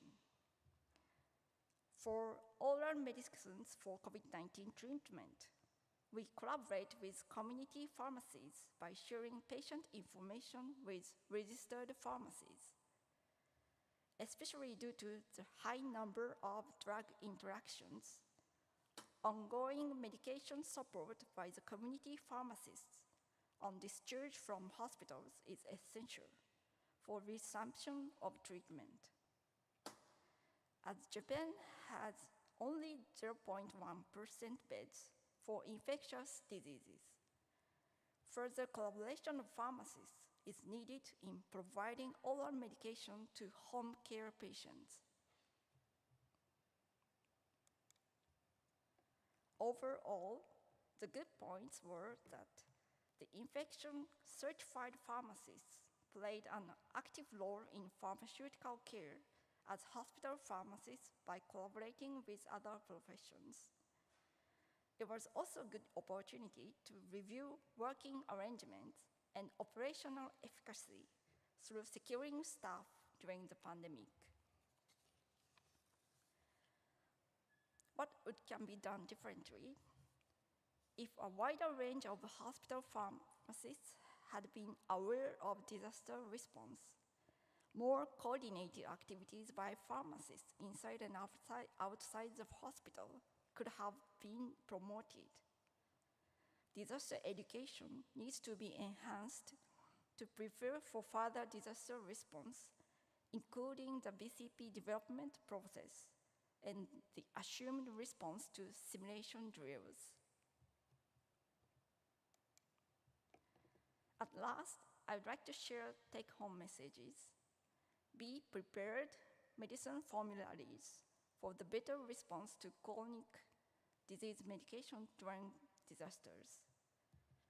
Be aware of the differences of BCP for COVID-19, infectious diseases, and natural disasters, and develop both. Be proactive to maintain BCP through PDCA cycle, training, and update.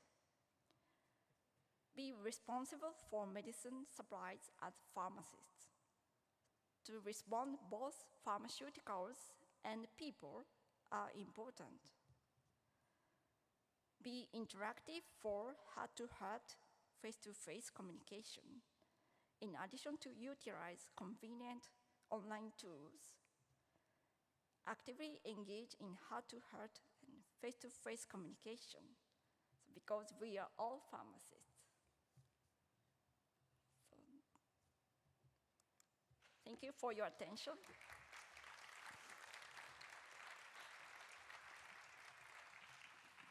Thank you, Aiko, for the presentation. And it's a good experience from the Japan that we are introduced to it today.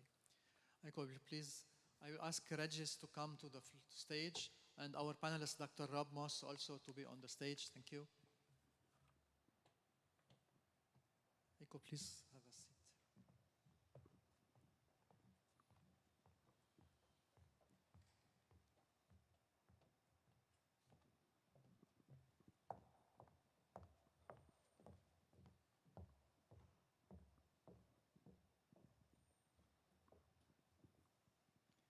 Okay, we will start our session with some for the questions.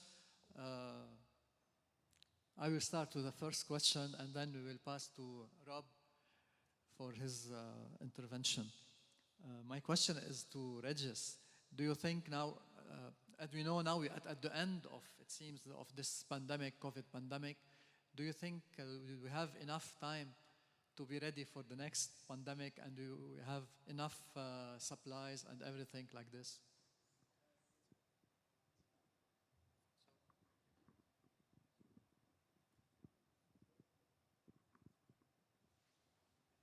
So it's a very good question. Are we ready for the next pandemic? And the feeling that we got, this is informal, it's not part of the survey, that people are already forgotten what we've been through. I'm talking about senior management. Because now they have, what's happening, there is a significant issue in healthcare to recover healthcare in Canada. And all this, the gain that we got in some of these in hospital pharmacy have been taken away. Like there's budget cuts, so no, people, that's why it's important to write down and document these things so we can show them what really happened.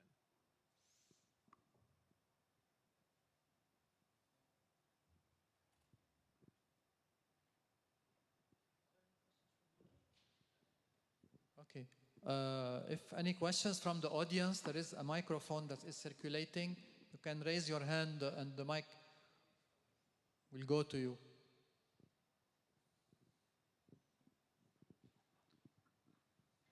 For John.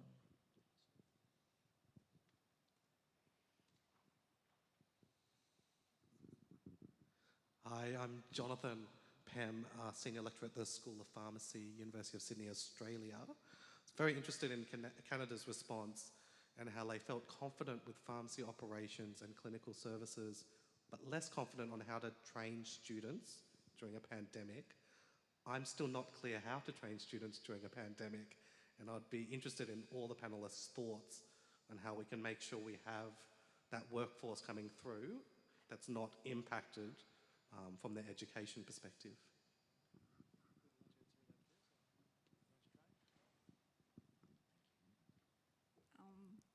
We accept pharmacy students in 3 months in each rotations, and we try to accept them as normal.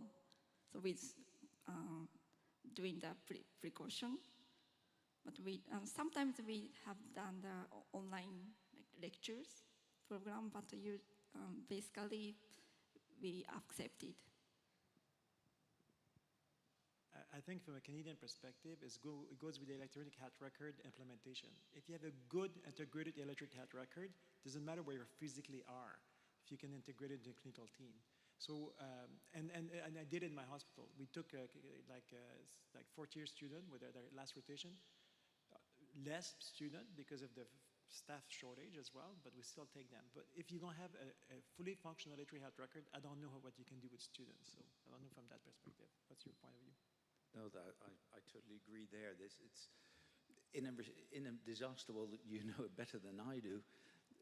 The problem is if you have to have inexperienced people, it causes more of a disturbance than provides help. So it's always the difficulty between getting extra staff and doing it with the staff that is there who is experienced. I think that's a balance. And I was wondering how you manage that. So we try to pair them with the people with experience, but they had to gather experience very quickly. The staff had to gain experience. I didn't have to deal to this with much because we were pretty stable in my environment, but we had staff shortage every day. It goes back to the business, the continuity plan. So we had our business continuity plan. So if we don't have that many pharmacists today, this is the level of service we are providing. But it was done at the local level, not at the regional level. One point about education, we did not train, and nobody trained pharmacy technicians during the pandemic, during that phase of pandemic. We trained pharmacists, but no pharmacy technicians. And we have a program for them, but because they have to be hands-on, physically touching the drugs, and we were trying to limit our people in our pharmacy, we just excluded them. We all did. Nobody trained pharmacy technicians during this phase of the pandemic. One thing I'm very interested in, because both of you have such experience in disaster management, you from your experience in the army. And if you see what happened in healthcare, is this something that follows the regular things in disasters and how responses, I think, or was COVID in healthcare, was it different from, disasters and suddenly having to respond? So command and control was the most important things. And it took a while to get organized, to get good command and control. But once you get command and control and proper flow information, I think it went well. That was not easy. I'm not saying it was easy.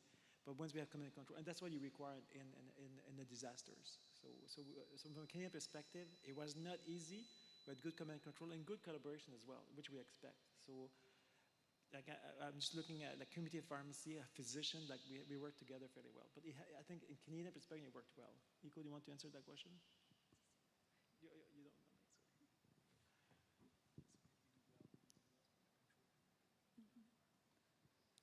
Yeah, I agree, and command and control and CSCA is always important, especially if we don't have any super managers, so we have to control the human resources, follow the plan. So CSCA is important before pharmacy things. Yeah, that's the one thing that it happened to us, and I think I was interested in to see that you said clinical pharmacists were very important in decision making. One of the experiences we had in the Netherlands, we immediately collaborated, and Holland is a very small country, so that makes it easy. It's like probably a small part of a province in Canada. But the good thing was that we had medical specialists immediately as part of a sort of an emergency team, setting up formularies or setting up disaster plans in case this, then there's code red, we go there and we go there. Is that something that you had too, or is it really the pharmacists who did the work, or was it the collaboration, and how did you get that collaboration with medical specialists?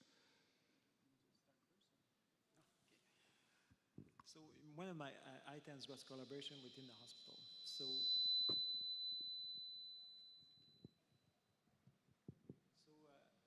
we the infectious disease specialists. And first of all, we had the provincial approach. So we have quite a few different healthcare in Canada. They're not we really has healthcare, but they're structured differently in every province. But from what I've heard, every province came up and controlled the environment, and they had this senior advisor that was providing advice to their government. They had different approach from different government. But we had very good collaboration at all the levels, so there was not an issue altogether.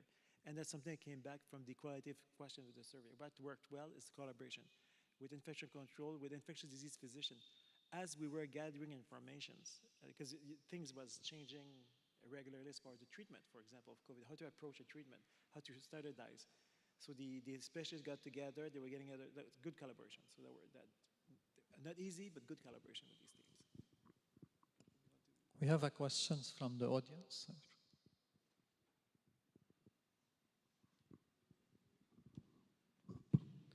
Hi, my name is Zain from Tanzania. I work as a chief pharmacist at a private hospital.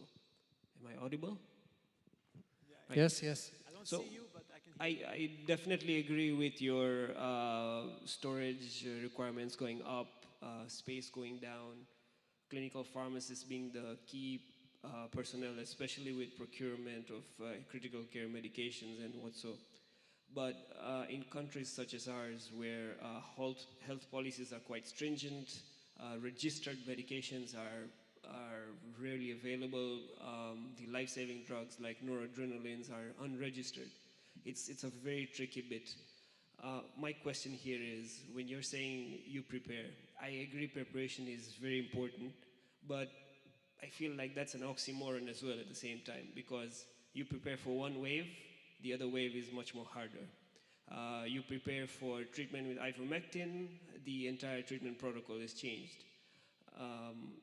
It also creates mass confusion, polypharmacy, massive confusions. How did you in Canada handle that? Thank you. So there's a few elements in your question, but basically, let's talk about treatment guidelines. So we had every week, or sometimes twice a week, we have a provincial director of pharmacy meeting through Zoom to discuss what was the latest things. So basically, we were all informed at the same time. This is the treatment approach. If you have a patient that have this problem, and here they will share automatically. So we had created this communication structure at the provincial level, so we all had the same information at the same time. And we also, as part of this structure, we had as well is we had the treatment guidelines. We also had the stock level for different drugs at different point every week, pretty much. And we had to report my level of drugs in my hospital every week, so sometimes twice a week, so that we can do from a provincial point of view how to approach this. I have to talk about clinical pharmacy. Clinical pharmacists were removed from the ward at the beginning of the pandemic in Canada. They were just basically removed from the ward. Very early on, they were asked back on the ward, because we have ward pharmacists in most hospitals, because they feel there was a void, it was not working well with these patients. So it was a good news story in some way, like the clinical team realized that they don't have the clinical pharmacists on site, not on site necessarily, but available and doing ward rounds with them, it was not working as well. And I have to say we're lucky, to give you perspective, and it's very different from different countries. My hospital, 125 beds, had 20 pharmacists. 24 hours a day, but they have 20 pharmacists and 25 technicians. So there's every department, every patient, every bed has a pharmacist assigned to. So this is our environment. Is that answering your question? So, yes, okay. Yes, very well. Hi, my name is Dan Farney. I'm the pharmacy manager at Miller Children's Hospital outside of Long Beach, in Long Beach, but outside of Los Angeles, California. I have a comment and then a question. The comment on how do you teach pharmacy students during a pandemic. We had a similar situation where the first wave hit us and we were just overwhelmed. So like you said, we basically sent them home. But that was short-lived for about a month, and then we brought them back.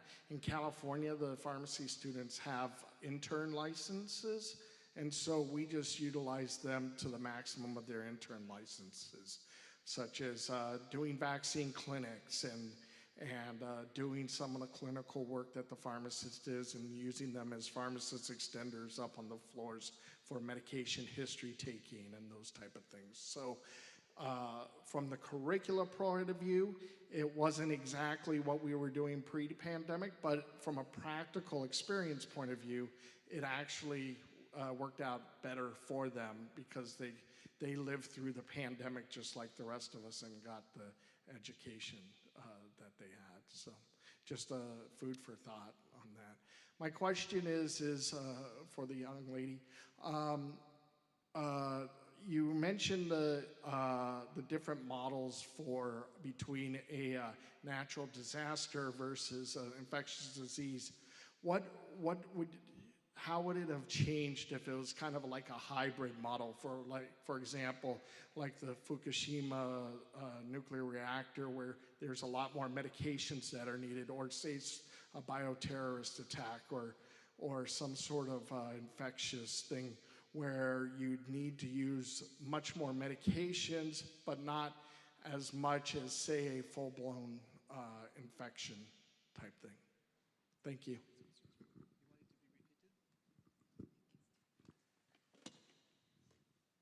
Thank you. For the difference of the planning is it's like target and duration, but the most difficult and different is human resources, like staffing, because for the big earthquake, we can get staffing from outside. But in infectious pandemic, so people cannot move, so we have to deal with in local resources. So that's a very challenging. And sometimes some like about chronic medicines responses is the same. So in my opinion, it's very important to prepare from the peaceful time for like a formulary and like some guidelines to respond like as a standard. Is it answered?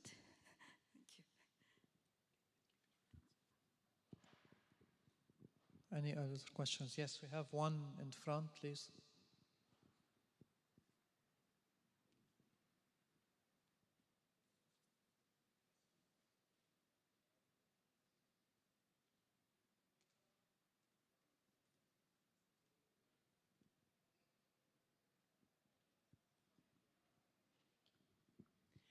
Hi, thank you. Marianne Ivy from Cincinnati, Ohio, hospital pharmacist. Excellent presentations by Ms. Kobayashi and Dr. Vaillancourt. And I comment, I hope you both published the information because I can see, for example, in the Canadian survey that pharmacists all over the US and probably Canada could very well use your data to get resources early. I mean, you document the extra work, and at least we would have data to show why we were requesting extra resources.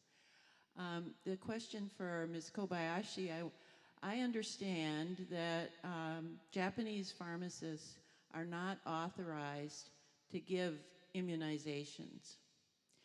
And would it be your desire to be able to do that, or do you not want to get into that extra work, at least right now?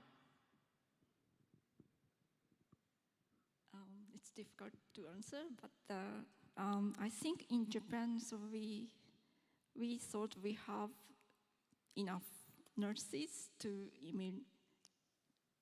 give the vaccination. But maybe so we will do immunization in near future.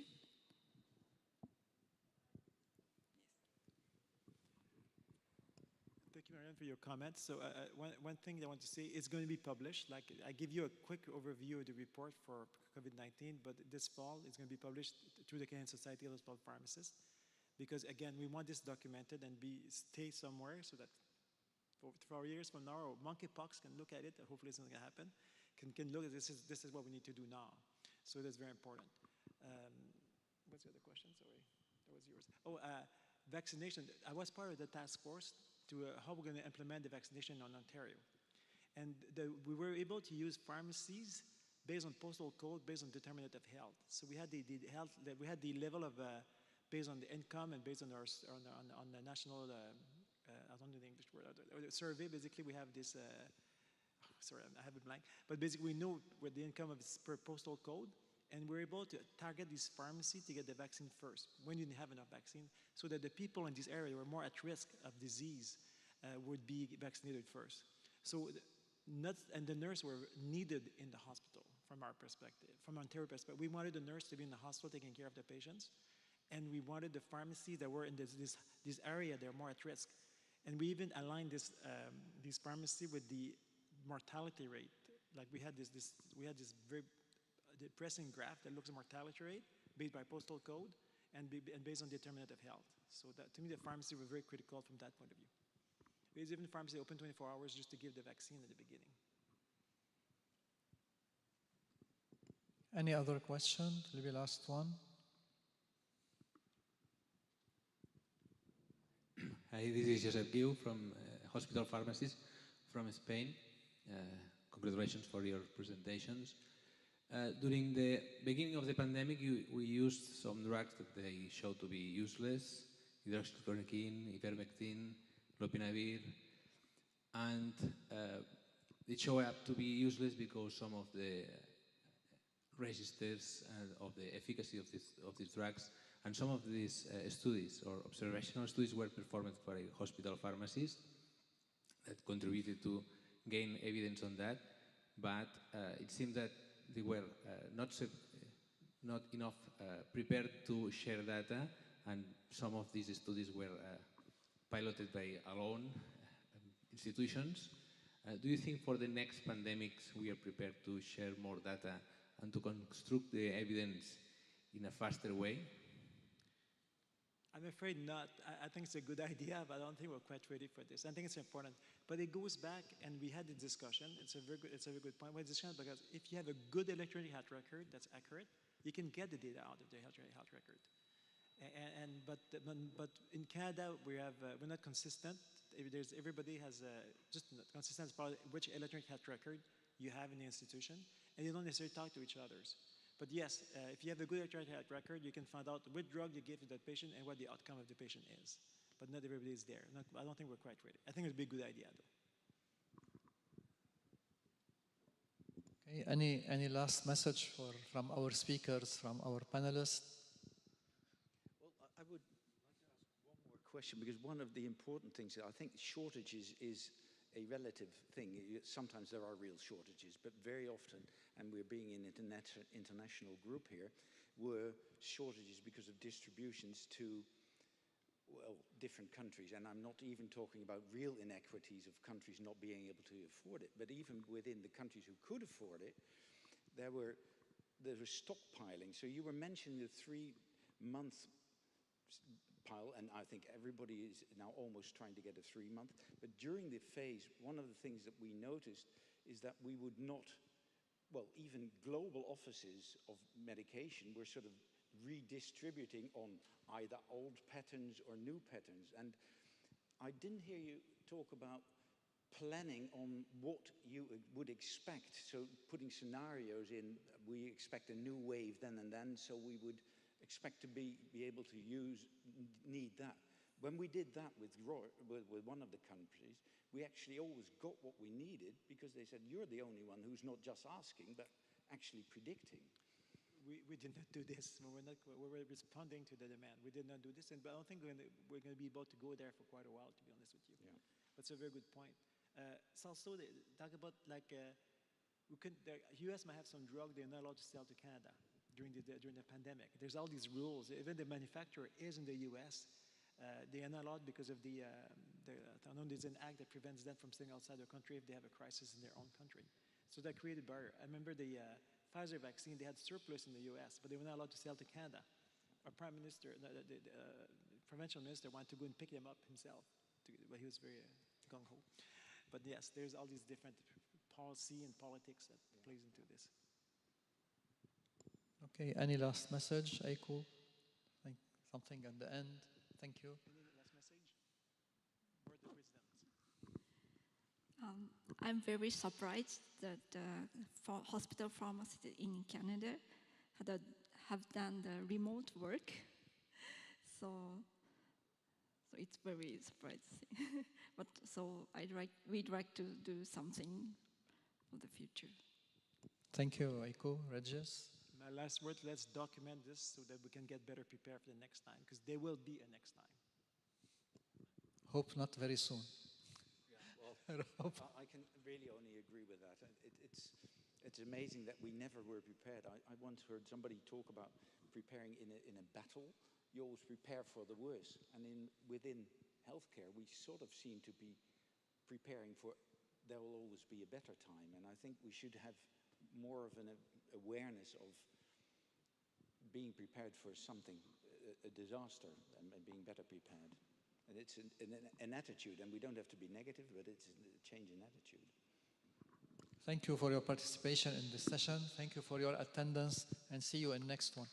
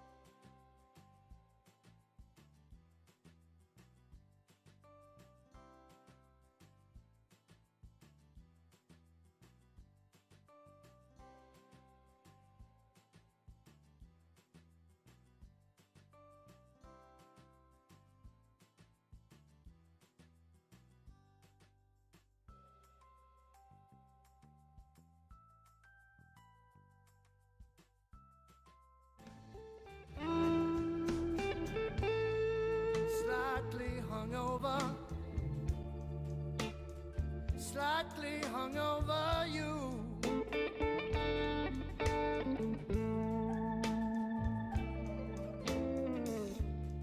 Slightly hung over, slightly hung over you.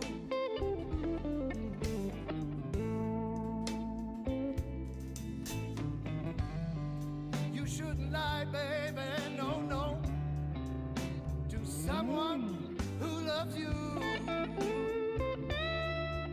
And I do. Morning after, morning after you.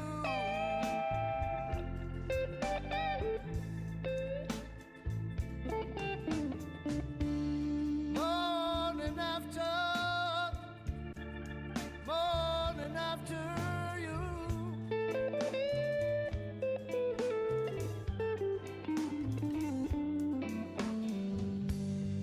Morning won't last forever, and I'll be over you.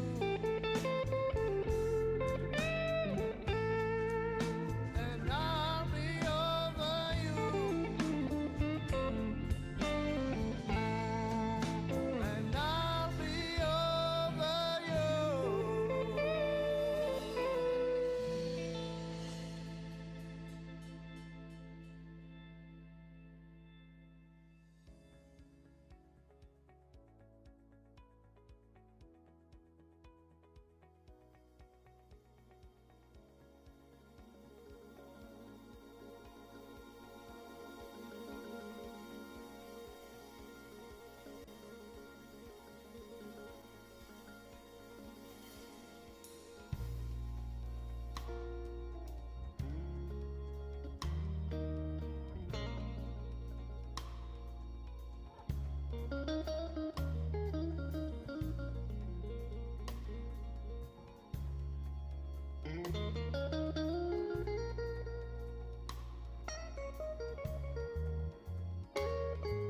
You know it's a shame when a woman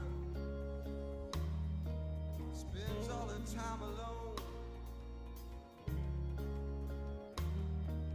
When I am perfectly willing to give her everything she needs. I don't care about her past. I don't care what she's been through. I just wanna fill one night with good love, baby. That's all I wanna do. So baby, if you got that feeling, I wanna give you that midnight healing. You know what I'm talking about, yeah.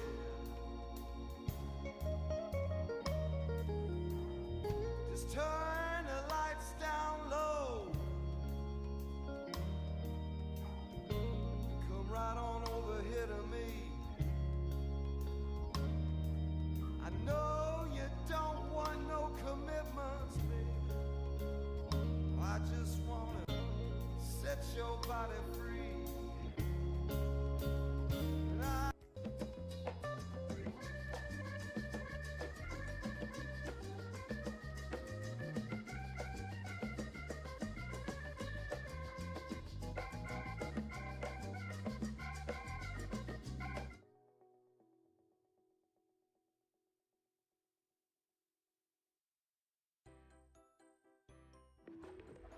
Looking for an all-in-one tool for PR professionals? Meet Prowly, a PR tool that makes it easy to find relevant journalists in Prowly's database, manage your media lists, create engaging visual press releases, send your pitch, and track the results. Affordable and flexible pricing plans. Start your free 7-day trial today.